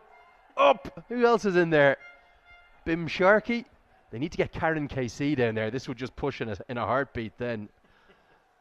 But I did do one game up in, trying to remember where it was. It was Scotland. It was in Aberdeen. And a little mini cyclone whipped the wooden side screen into the air. And we had about a 40-minute break in play. We had to get a tractor onto the field. But look at this. In Nepal, you get it done yourself. Bim Sharkey, Sampal Kami, and all the ground staff, and maybe a few of the fans blowing it as well. They've got the side screen back up. And I think we're going to have, I'm not sure what. Gurkha power in display, Lenny. I think the umpires have taken a small drinks break, and so shall we. Yeah, we'll take a short break here. Back with you as soon as we're ready to recommence. It's 144 for 5.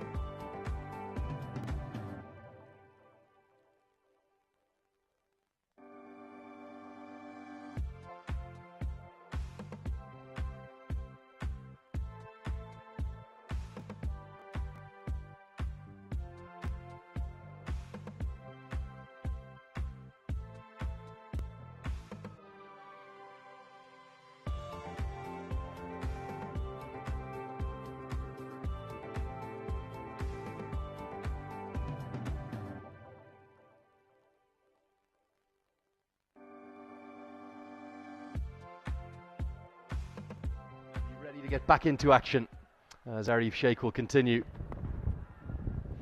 Sight screen, well, half of the sight screen being blown over caused us a slight delay in play. I think that's probably the second official drinks break as well, if the umpires use a bit of common sense, which I've no doubt that they will. So into the final session of play, into the final third of this chase, and it might look an unlikely 10 and over or so that Oman require. But if there's any ground that you can do this, even though there's only 5 wickets in hand, it would be this one. As there's a loud clap of thunder around this valley that echoes in a big way and gets an ironic cheer from the crowd.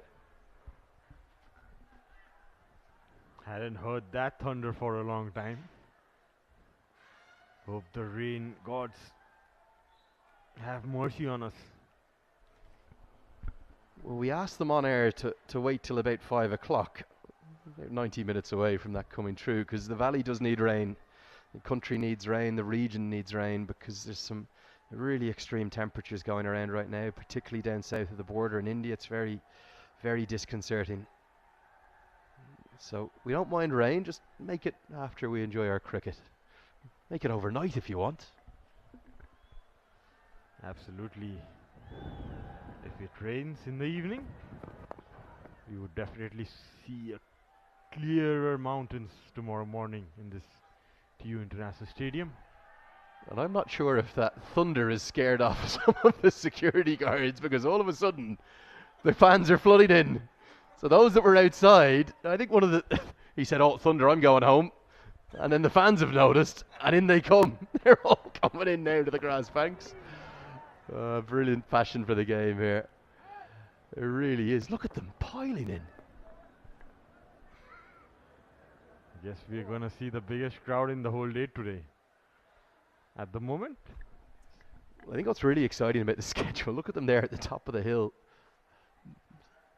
flooding into the ground. We've got the semi-finals on Saturday, which obviously the only main day off work for everyone. End of the 34th, 1:47 for 5.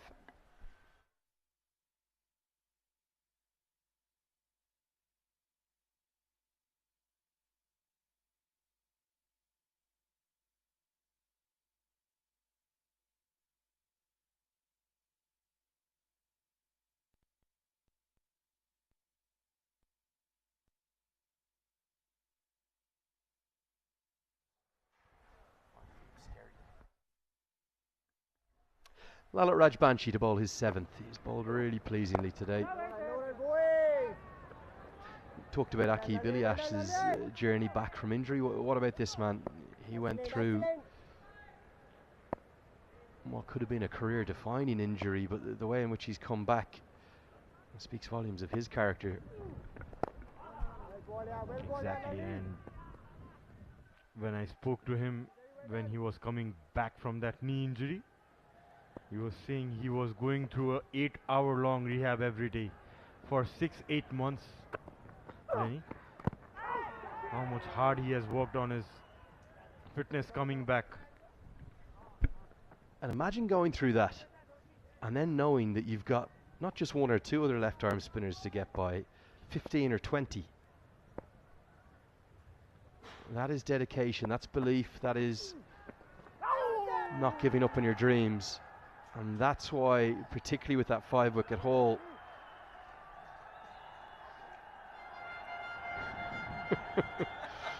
Rajbanshi just double checking it's not out. It's okay.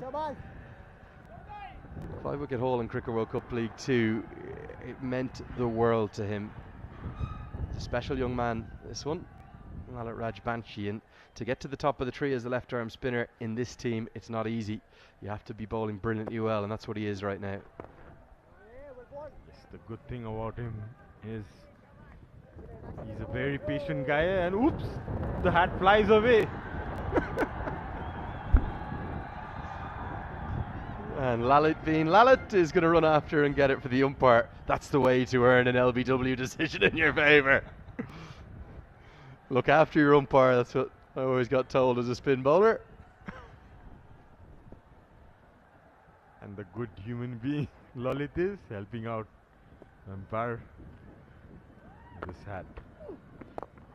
Coming back to Lalit. Coming back about him in the another over. It's 35th done. Oman are 147 for 5.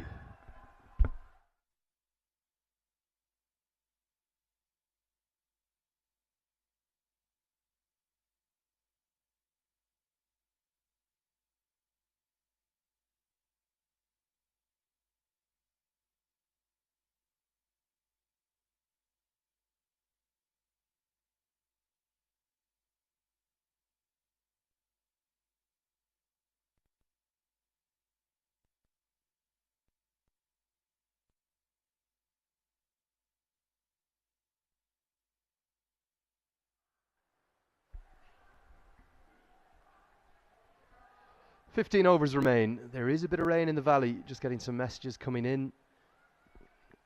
One from up in the valley about 15 kilometres away from here. That's probably where we heard the thunder coming from.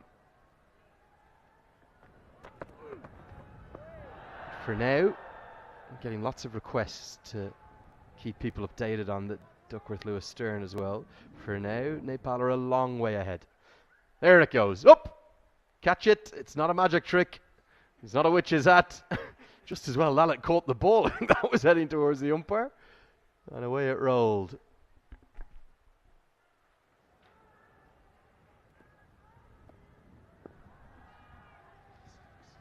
Looks to be getting brighter now with the hard wind blowing. Clouds moving away as Sandeep punches that towards the cover for another run.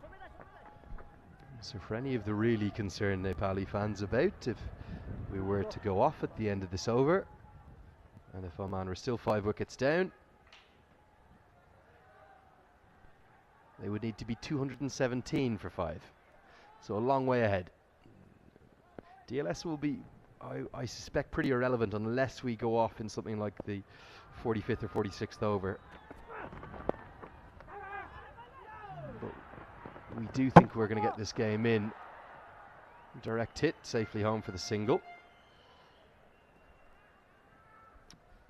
Nepal showing why that within their own conditions, their home conditions, they could be, I'm going to call them co-favourites, I think, alongside the UAE. I think they're the two best sides in this competition. But are they co-favourites? Absolutely. Talking about UAE, they are in a spot of bother at the moment. The game that's going on in Mulpani at the moment, UAE are 6 down in 117 chasing 263. Well, this is why there is no such thing as big favourites in associate cricket. Everyone beats everyone regularly.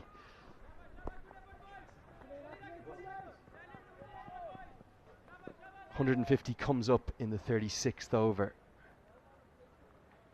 And if that result goes that way, that blows Group B wide open. In many ways, this Group A, you'd still quite fancy Oman and Nepal to take the 2 spots. But the reason it blows it wide open, Sharad,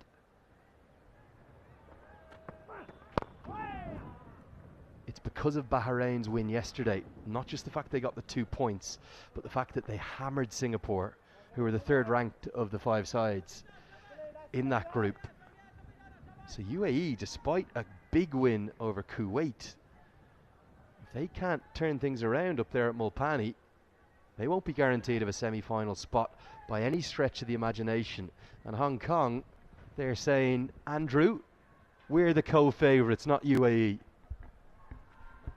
Most certainly. With the record they have represented in the Asia Cup 4 times. Can't write them off for sure. Hong Kong has been one of the favourites for many years in this Asia Cup. 36th gone, Oman are 152 for 5.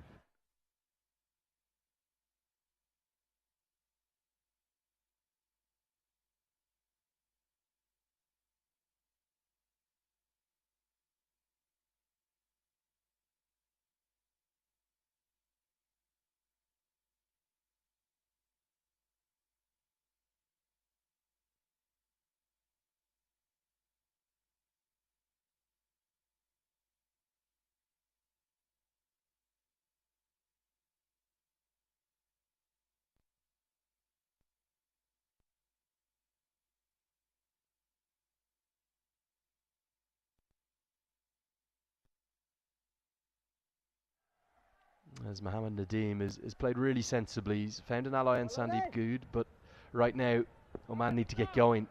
They need more than 10 and over.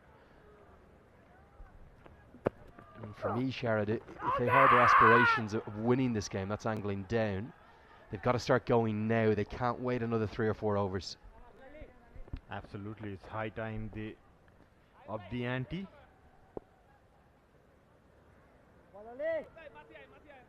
It was a T20 game with wickets in hand. Would be called a chaseable score, but looks a tough ask for now. And one more update from the Mulpani ground. That's the Group B action between Hong Kong and UAE. It's raining and they've gone off. Now, you know me, I love my Duckworth Lewis Stern. I don't have the official numbers in front of me, but I can guarantee you Hong Kong are ahead, and probably pretty comfortably ahead, because UAE are 117 for 6, needing 264 to win. They're probably maybe 50 or 60 ahead on DLS. And in the last 5 overs, they've collapsed. UAE, they've lost 4 wickets for just 17 runs. That little 5-over passage could dictate that group if they can't get back on. And what's more, Sharad, if Nepal go to form and beat Saudi Arabia, and Qatar to close out this group, if they can close out this victory here and win the group, can I remind you of something? It's first place second in the semis. So we're UAE to take the second spot in the other group. What would we have in the semi-finals? Nepal versus UAE on a Saturday. The last time that happened last month, there was 30,000 people here, and another 10,000 down in the main road. Yes, a dress rehearsal it will be of the last series match. Exciting times, isn't it? And I'll tell you something. A real shot for the UAE. There's a lot of cricket to be played before we work out who the semi-finalists are. We're just speculating here.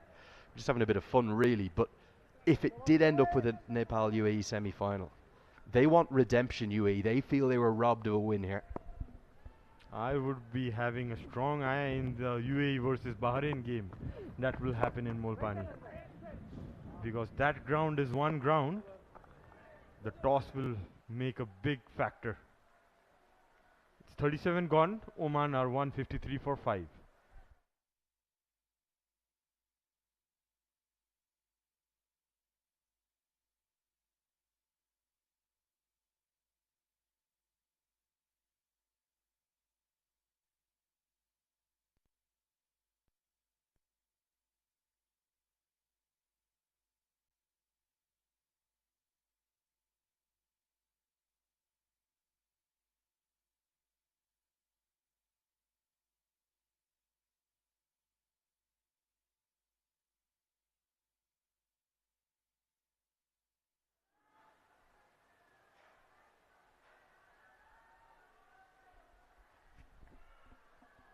.13 to go, 158 to win.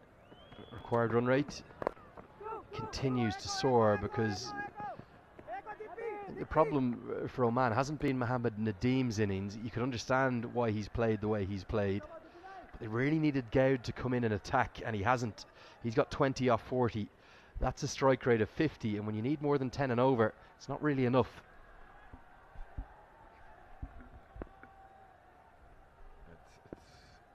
The game is slowly but surely moving towards Nepal at the moment, with only Akib Ilyas, the recognized batsman, to be coming in. Not sure why he hasn't batted till now. Yeah, we did try and find out. We don't have any official word, so we're not going to speculate. We just hope he's all right. We hope he's healthy. Did notice he wasn't moving very fluently in the field, but I had been told that in advance that the return from this leg injury was going to be a work in progress, a slow work in progress. Looks for the Yorker. Gay gets it down the ground for the single. Yeah, but if it's Ilyas in next at number 8, if he can bat,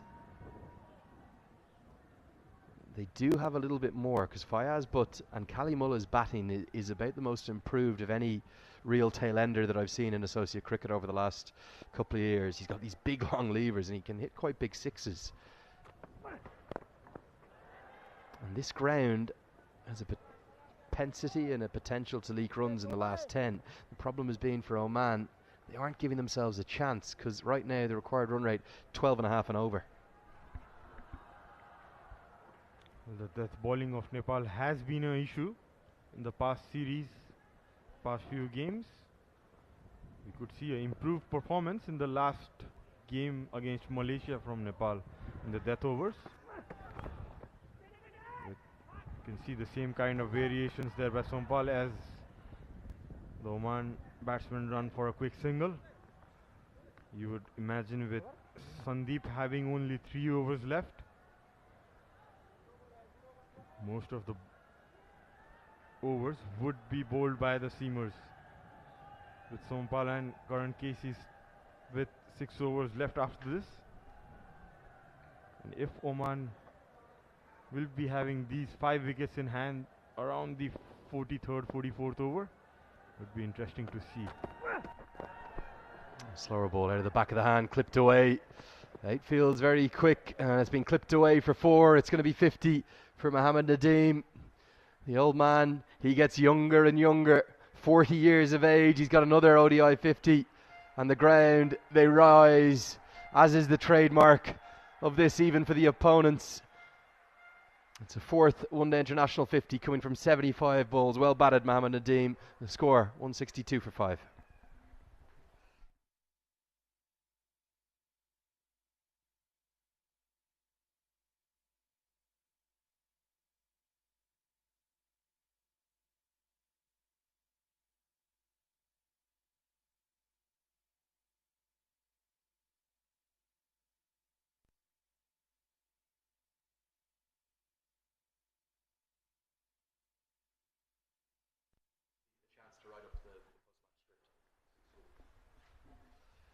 Lalit Rajbanshi to bowl his 9th.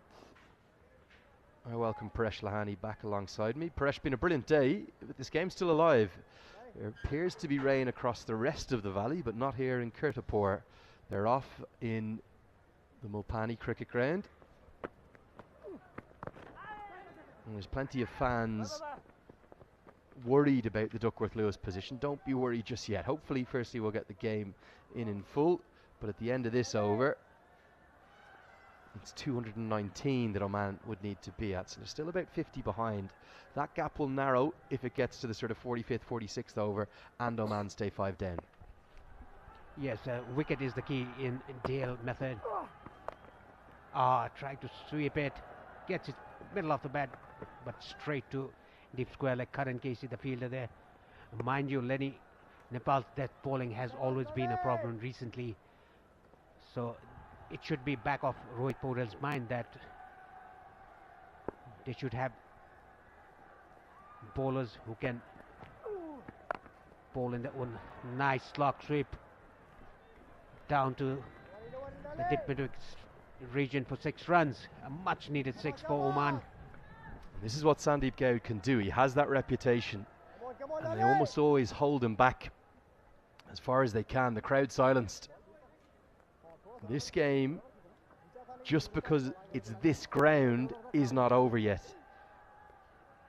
Almost every other cricket venue in the world, even with good batting wickets, you'd think, okay, the game's done. You need nearly 14, 13 and over. But runs can come so quickly in the last 10. Remember, in the last 12, just 48 hours ago, it was 195 runs that the UAE plundered from the last 12. They don't need 195, they need 140 odd. There is still a contest on here as Goud gets his first maximum. 39 have been bowled, it's 170 for 5.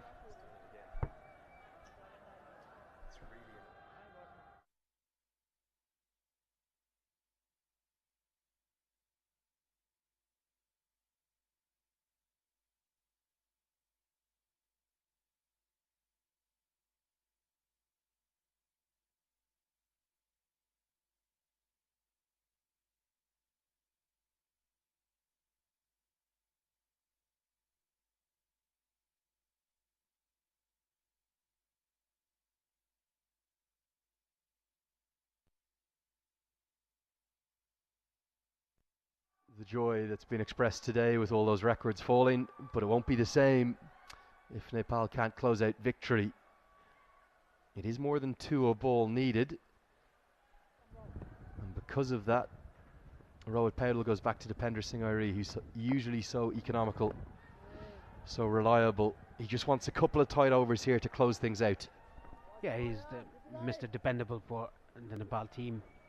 He rushes through his overs. He's already taken a wicket. Today he's bowled a bit slower through the air. He always bowls quicker through the air. He darts the ball into the batsman. He recognized that the pitch. If you bowl slow, you get purchase out of it. That is why he's bowling a bit slower through the air.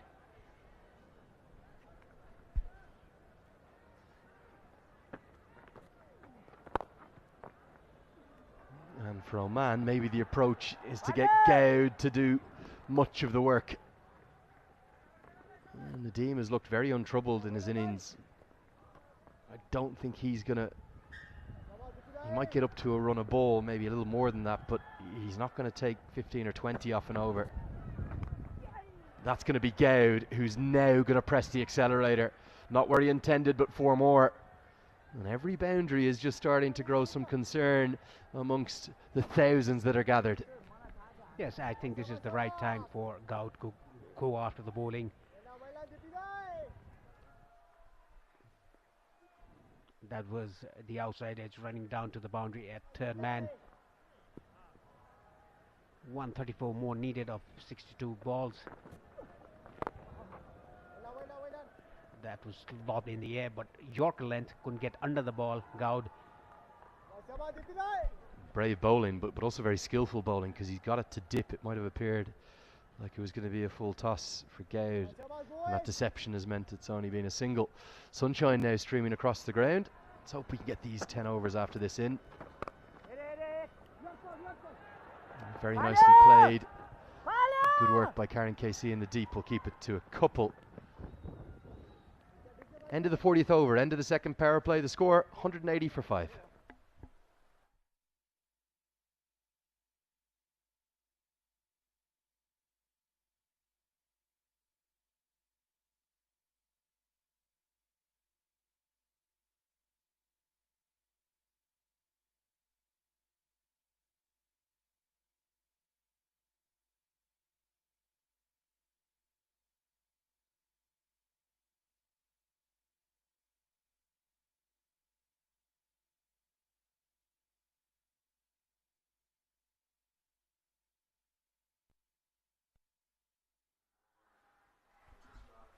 It's Sandeep Lamechani is going to bowl the 41st over and his 8th over of his spell.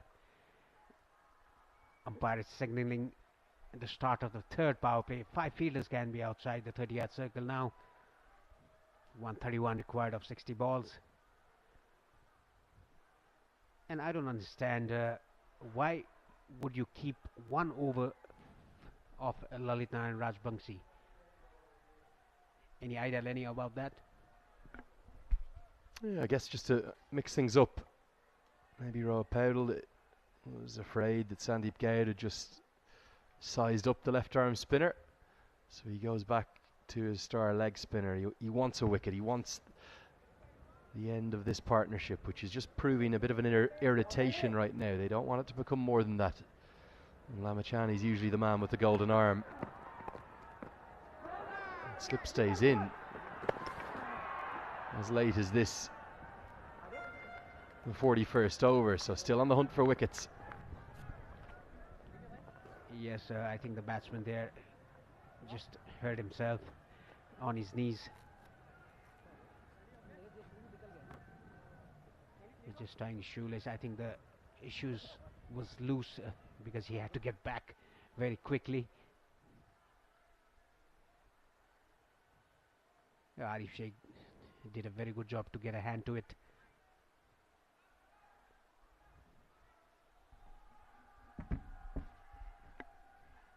Just taking a little while to get back to his feet.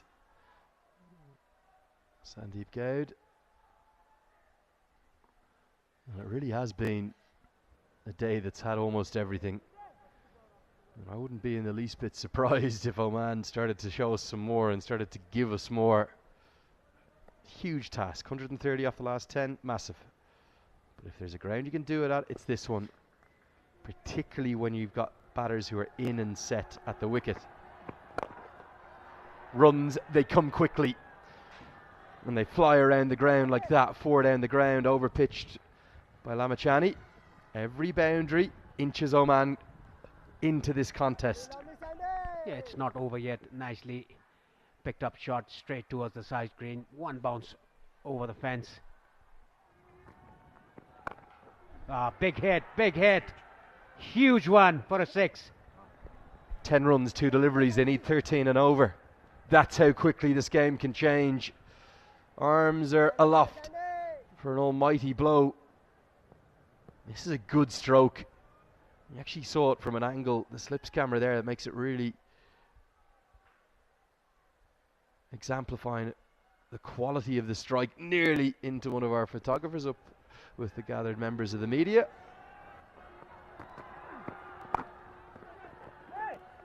Good stop, backward point. 10 runs from 4 deliveries. Can they get 1 or maybe 2 more boundaries in this over, get ahead of the rate? Yes, that will be very good to Oman, and you can see evasive action taken by the photographers. Nicely clipped away off his bats. That was a seam-up delivery by Sandeep Lamijani. It's a funny one, that one. He's bowled that more and more in recent times. I'm a great believer in sticking to your strengths with your leg break and your googly. I think he thinks it's a ball that Ryan Burrell actually bowls quite a lot for Zimbabwe too. Just get away with a single. Nadeem sweeps this more conventionally and sweeps it perfectly. Great placement. It's another boundary. It's 15 off the over. And Oman are showing there's plenty of cricket left to be played. It's 195 for 5.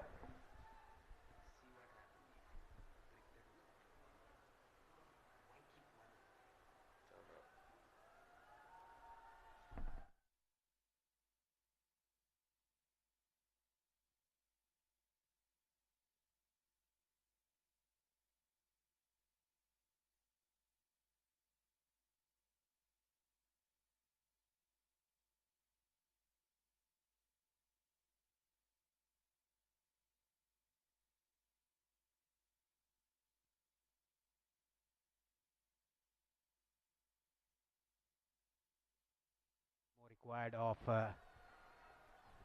let's see the bowling card. Lalit bowled 9 overs, 1 made in 22. I don't know why he was stopped bowling his 10th, the final over. In place of him, Sandeep Lamijani came in and gave away 15 runs. Picked up down the ground. There's a man out there. Taken, it's carried. Gets to Sampal Kami. And there's cheers of relief as much as anything else, as Gowd looked to go to 50 with a maximum, but they're back dancing in the stands. Yes, crisis man defender takes a wicket again. What a cricketer he has been for Nepal for a number of years. Look at this again. It got the toe off the bat. A smart catch taken by Sompal Kami. Gowd's gone for 46. Gowd has to depart for 46. Oman now 195 for 6.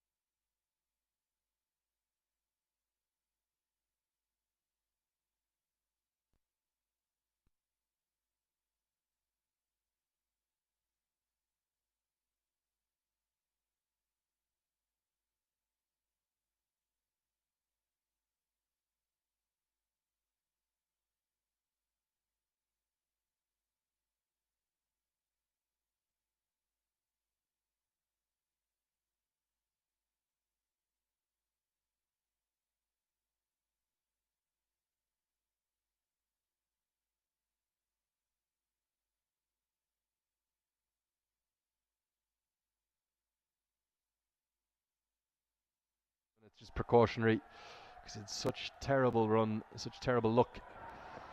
So instead it's going to be Fayez Butt to the crease, and look at Irie. Oh, he's such a good fielder.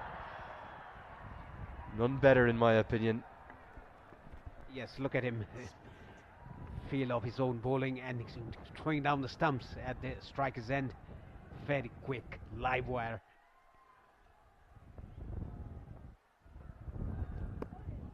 Oh, that's very well bowled, slow through the air. Yeah, he's definitely been the crisis man for Nepal over these years. It's funny to think of all of the answers to Nepal's death bowling quandary and problem. It's a diminutive little right arm off spinner. I think he's the answer. He's so clever, he's so canny, he's so good at the death. Stipendra Singh Airi.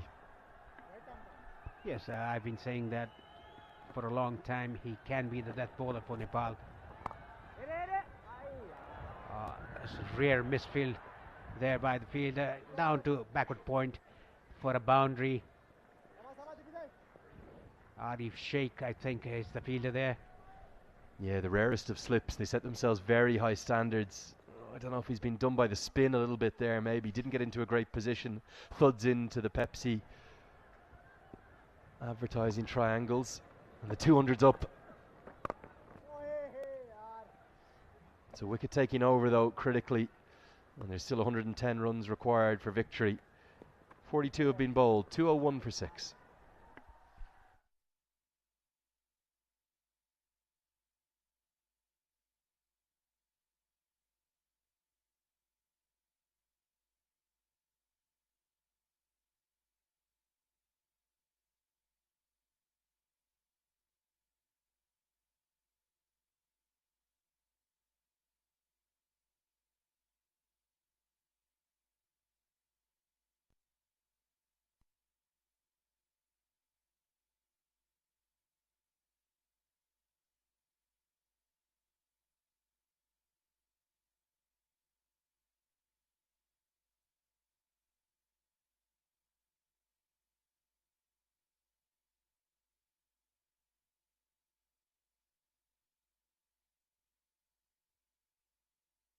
To 200, just 37. And if that acceleration continues, then Faya's butt can start to open up those broad shoulders. And we would possibly have a quite phenomenal finish. I'm still getting lots of questions on social media about the Duckworth Lewis Stern. I think we'll get the remaining 8 overs in, don't worry. But I will give you an update after this ball, just in case, which will have changed with the 6th wicket having fallen. Karen KC into the attack, slapped into the offside, doesn't carry. Raj Banshi gets a bit lucky, really, to keep it to a couple.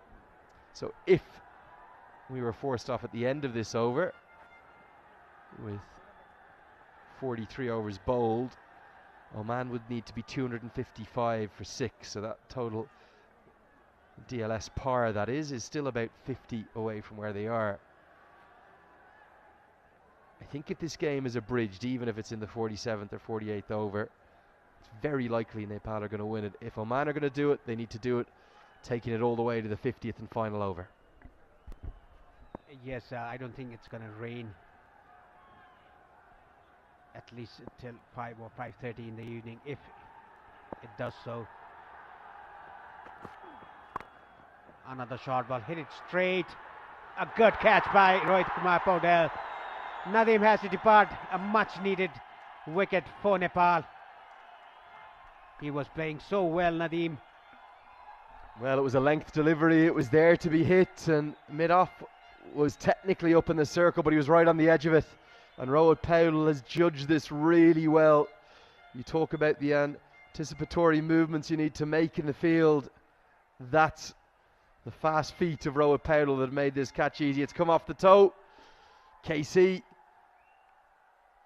thought it was going to be a chance. He's caught it 5 yards outside the circle, but he started inside. He's a real folk hero at this ground, KC, and that was one of the loudest cheers of the day. Nadeem's gone for a really well played 65. It's 203 for 7.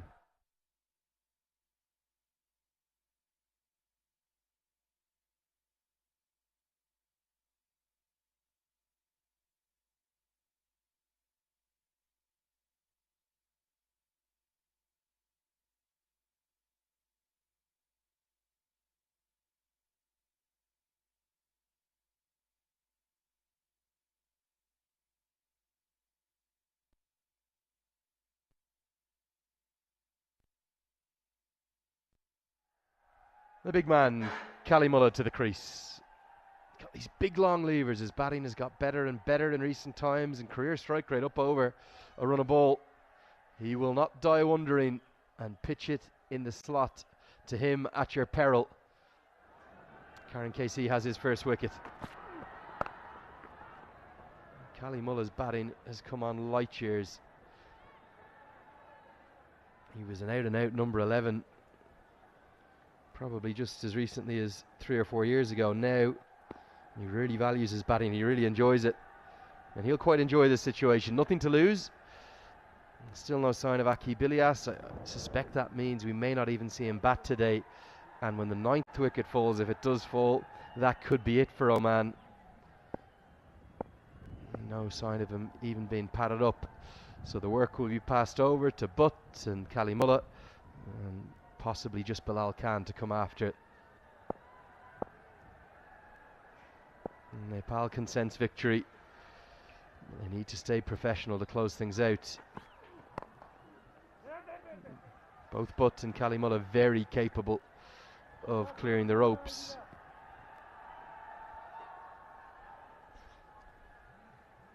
Paresh, given the early loss of those 2 wickets, none for 2 after 3 overs at 1 point. The way in which Mala played and Sampal Kami and Lamachani's 3-for will be a wide. Well taken by Asif Sheikh. Has this been pretty much the complete performance from that position? Yes, it definitely has. It was actually 4 overs maiden on a trot to start off the first 4 overs, and 2 wickets were down. Nepal were 0 for 2 in 4 overs after that start. Bhim Sarki played very well. Rohit Kumar Paudel, the captain, had a start. Arif Sheikh also, and then Kushal Malla's innings made the difference. Nicely shot. That's running down to the boundary for 4 runs. Again, that's not the length to bowl. Short, it's wide, it's slapped away. Good contact too from Butt, who is no mug with the bat. He gets that well in front of square. We saw Sampal Kami show us all the tricks that he's been practicing for the last month with his death bowling. Can Karen KC do the same? Show us some variation. Short and wide, not the way to go, particularly in the final power play. There's protection on the leg side. Kushal Bertel feels really well. 43 bowled. It's another wicket taking over. It's 210 for 7.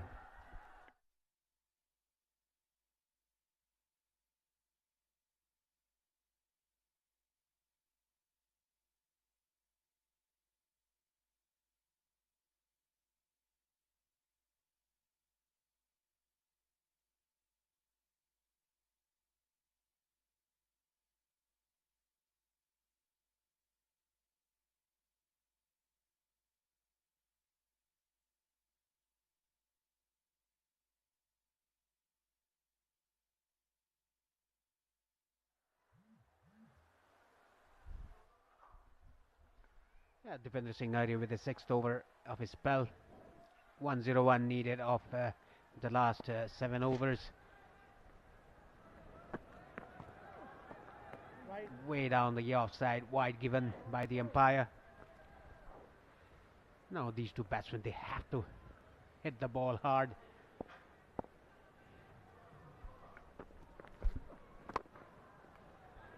That ball there is the one. That's why I think he can bowl at the death.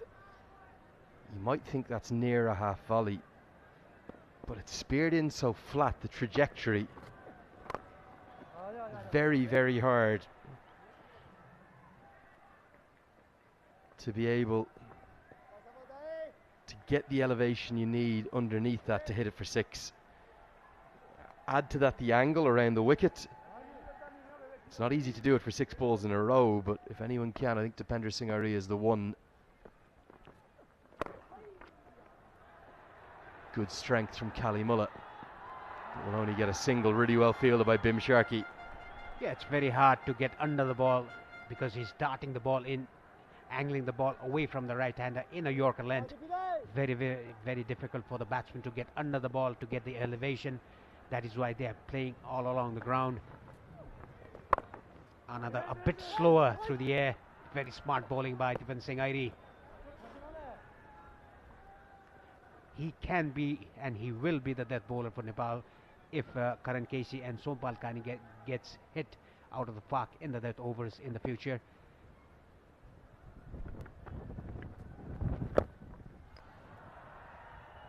Something about him, isn't it? I think he's very difficult for batters to pick up. His approach to the crease is a short one. You talk about the rhythm and the timing you want as a batter, the clues you get. This time slower with almost the exact same bowling action. Wasn't picked as being slower and could only adjust to get it away for one. Brilliant bowling from Irie. Outstanding, in fact. 44 bowled. I'll bid you farewell for the moment. Leave you with Sharad Visakar and Paresh Lahani. It's 214 for 7.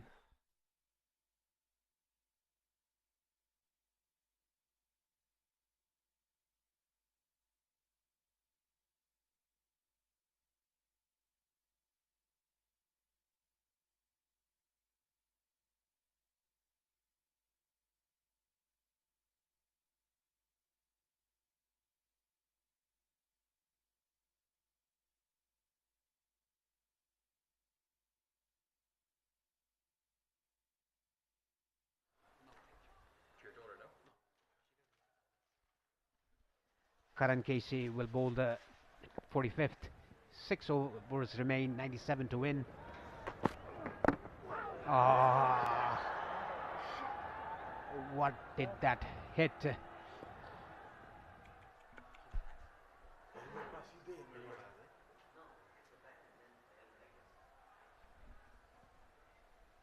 Hit the bat and hit the grill on the way.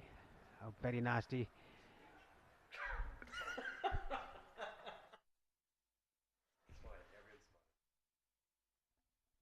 Good to see. He's on his feet, Fayaz. Yeah, tried to scoop it, just top edged it straight to the helmet.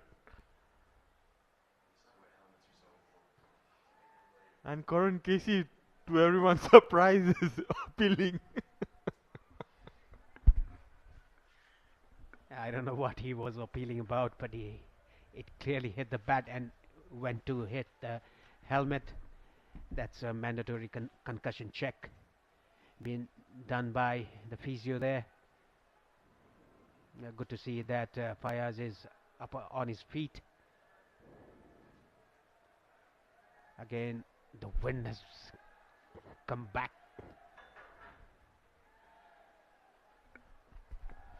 Yeah, thankfully, Fayaz is all good and good to go. Yeah, he's a tough customer, Fayaz.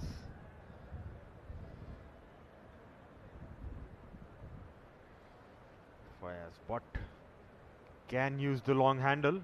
Still checking if there is any blood. But he looks fine. He would look to swing that bat now. The 6 overs to go. You can see the trees blowing really hard.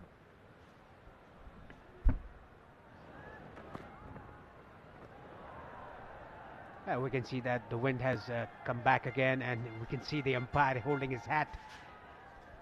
Look at the trees. It's very windy out there. It's coming here in the comment box too. You can see the wind, it's really blowing hard. Hopefully everyone stays safe. It's a bad idea to get under those trees at the moment. Glad no one is up there in them. As Fayaz goes for a big hit, falls short to the long on fielder. Dipendra Oiri just collects it. Another single. Yes, it's pretty windy out there. And Dipendra Singh Oiri is down to long on. Try to hit that over the long on fielder, but didn't connect it as well as he'd liked. One bounce to Dipendra.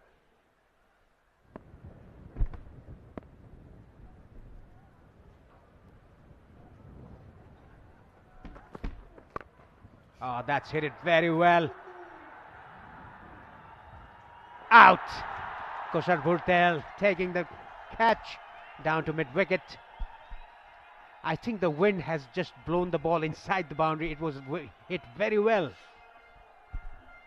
Yeah, hitting against the wind. Kalimullah thought he got a good piece of it, but yeah, it got more height rather than distance. You could see did swing it hard.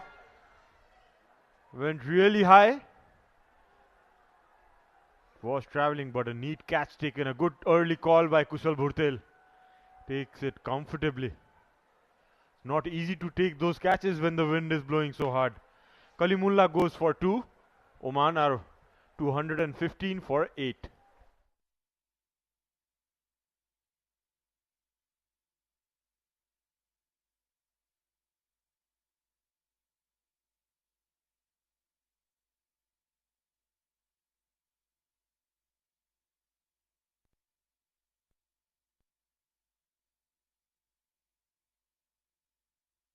Man in at number 10. A very expensive in his spell in the first innings while bowling. And I think the connection was very nice. 37 ODIs for him, 26 runs. No, that's I think it's pitched out the line of a leg stump. And because of the wind is blowing across, that was a very good connection by the batter there. Well, 2 wickets to go. You would imagine Akib is kind of injured. Haven't seen him till now. Probably it could be the last wicket for Nepal to take. Karan, the decent spell, has taken 2 wickets. His comeback spell, and that was a low full toss. Nice bit of fielding there by Kushal. You could see there in the end of the screen, the side screen has again fallen down. Will be a short break in play as well. It's 45th over done. Oman are 215 for 8.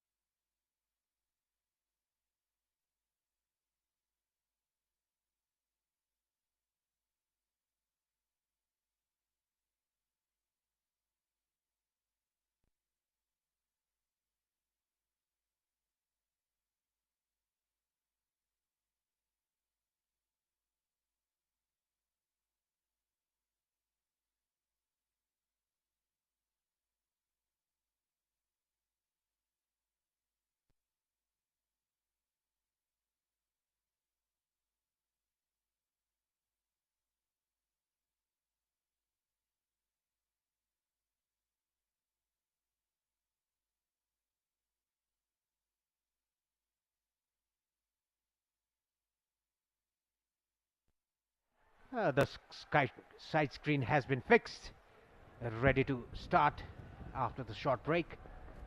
It was a full toss on his pads. Only a single taken.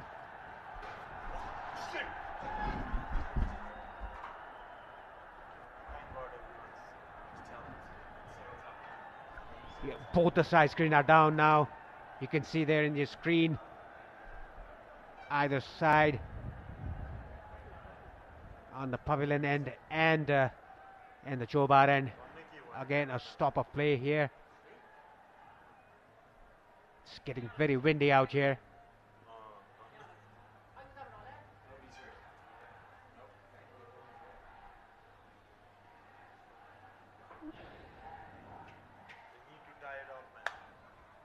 And luckily there were no people under the side screen. Very, very windy here. All the players and the grounds personnel try to lift the side screen up. Again, a stop of play here at the TU International Cricket Ground.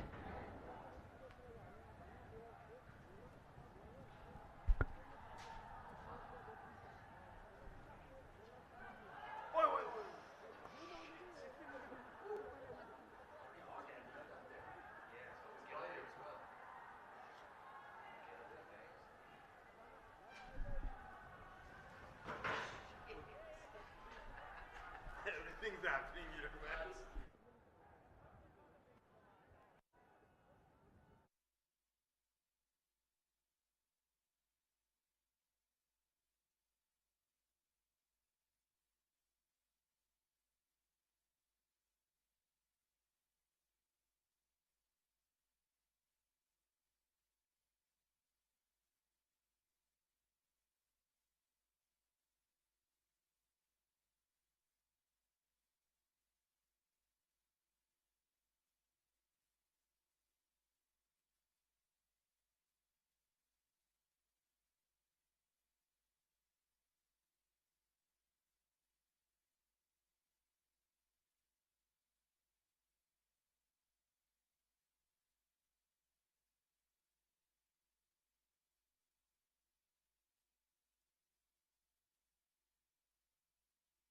The side screens are in place. There's still a gap. The side screen at the Chobar end is fixed. It's the wind is coming on again.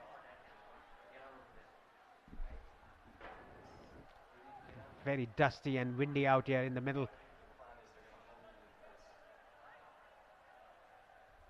Again, a stop of play in the TU International Cricket Ground. I've never seen such windy day in more than 2 decades I've spent in this ground. Yeah, it's tough conditions at the moment. You could see the monitor in the ground as well. It's broken to pieces. It's all happening here, Parish. Yes, the digital monitor is also split in different pieces. We can see that. You can see that in your screen. Very windy, very windy. Devendra Singh is going to bowl.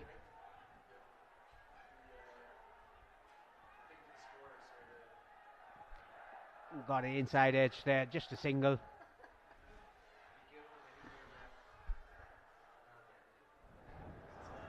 Yeah, good thing is the game's on. Everyone's safe till now. Yeah, it's good work done by the groundsman. They're holding on to the side screen from behind. It's in place for the moment. Yeah, everyone, you could see the crowd are also in their feet, just waiting this game to get over. 5 more overs to go. You can see the chairs. It's all flown out. Almost cleaned him up. That was very well bowled, slow through the air.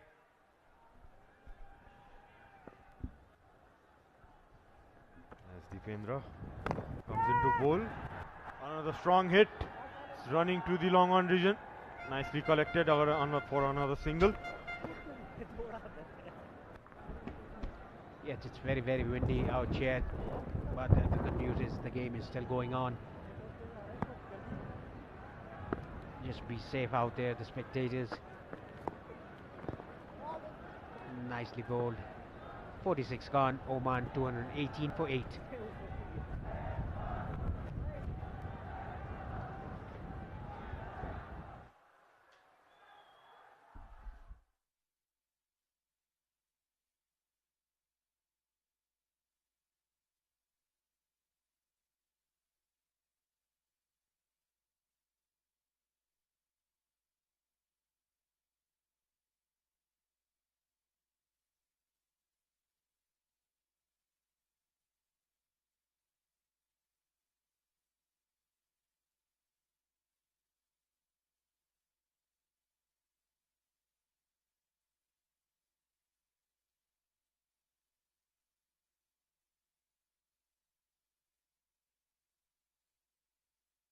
Balls, 2 wickets in hand.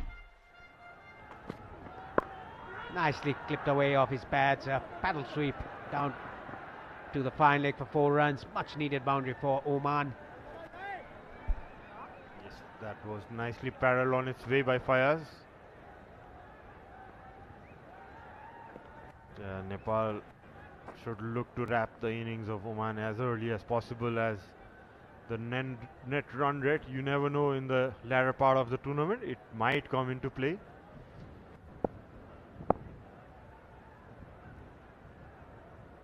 Oman slowly move on to 222. Nicely slapped that down to extra cover for 4 runs. Back-to-back boundaries for Fayaz. Oman still think that it's not over yet. Fayaz using that long handle to good effect. Being a fast bowler himself, will definitely back a punch. The student deliver that.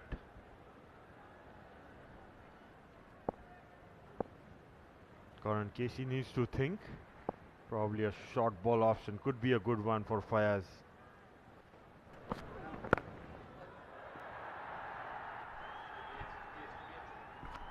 Yes, Kushal Bhurtel, yet again a catch for him.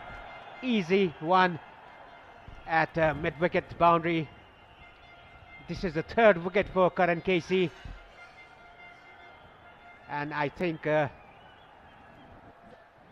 this is it for the game. Akib Ilyas is not available for batting, so Nepal winning this game. Look at the catch again, Kushal Bhurtel. It is simple catch to him. Yeah, Fayaz trying one of the Rashid Khan shot. The helicopter coming out, but for no effect. Tried to hit it against the wind, and you can see the handshakes going around. Umpires holding on to their hats. So as the game comes to an end, Oman are bundled out.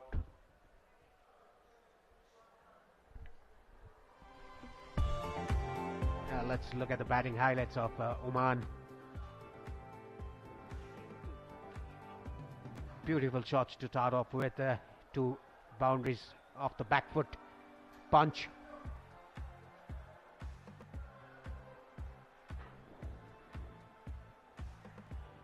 Nothing to look at, too many shots played there.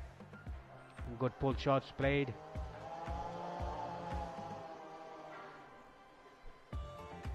That was swept away by the batter. Good left hand, good straight drives as well.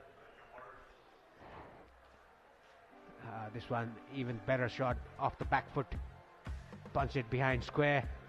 That was lucky, got the top edge. Tried to pull that ball. Another square cut played off Sandeep Lamichhane. Beautiful slog sweep for 6. Inside edge. Again a good shot there for a boundary. Nice clip off his pads. Oman had a very good batting till Sandeep Lamichhane came in, and breakthrough given by Lalit Rajvangshi. The first wicket taken by him. These are the fours. You can see the Omani batters hit. This was a nicely touched down to backward point boundary for 4 runs. Another paddle pull by the Omani batter. This one was slapped at extra cover for a boundary. And look at the sixes here into the cross banks. At this one, even better one. Big hits by the Oman batsman. This was the over when Sandeep Lamichhane was hit for 15 runs.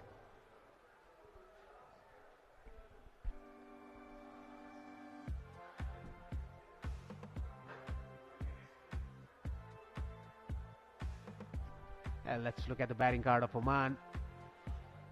Kayasp 25, Jatinder 15, Shafiq 13, Zishan Maqsood 0, and Nadeem 65, the highest run getter for Oman. Ayan played well for 29, Gaud made 46, Fayaz 19, Kalimullah 2, and Bilal Khan 1.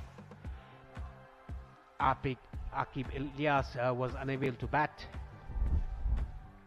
And let's look at the wickets now to fall for Oman. That was a pitch of a delivery, beautiful one from Lalit Narayan Rajvangshi.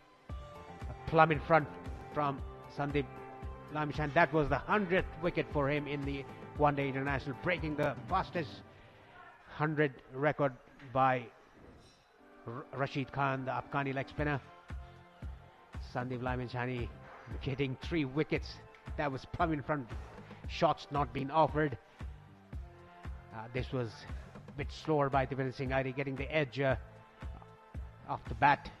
Smart catch taken by the keeper Asif Sheikh.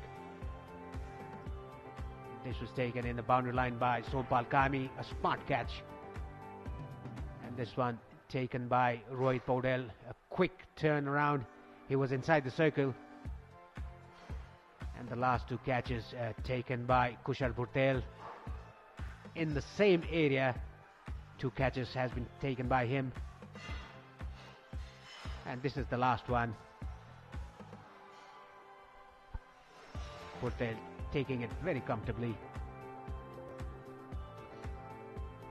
Let's look at the bowling card of Nepal. Karan Casey 8.3 over 62 for 3, very expensive, but taken 3 wickets. Sompal not taking any wickets, 8 overs for 37. Lalit pick up the bowlers. For me, economically, 9 overs, 1 made in 22 for 1. Kushal Malla 3 overs 14. Sandeep Lamichhane 8 overs 45 for 3. Devendra Singh Airi 7 overs 29 for 2, and Arif Sheikh 3 overs for 12 runs. 11 extras in that.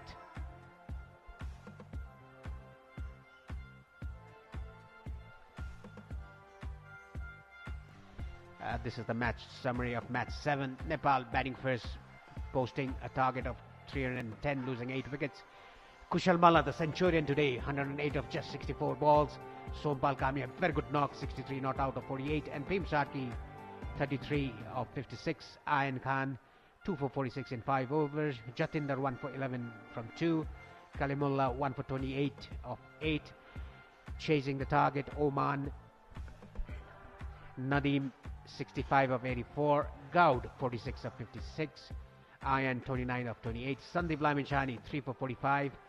Karan Casey, 3 for 62. And Devendra Singh Airi, 2 for 29 in 7 overs. Nepal winning the game.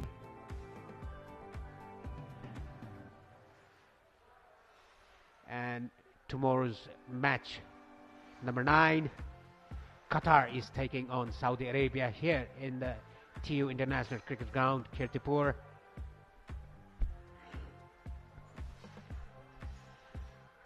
Andrew Leonard will be back with you shortly with the post-match presentation.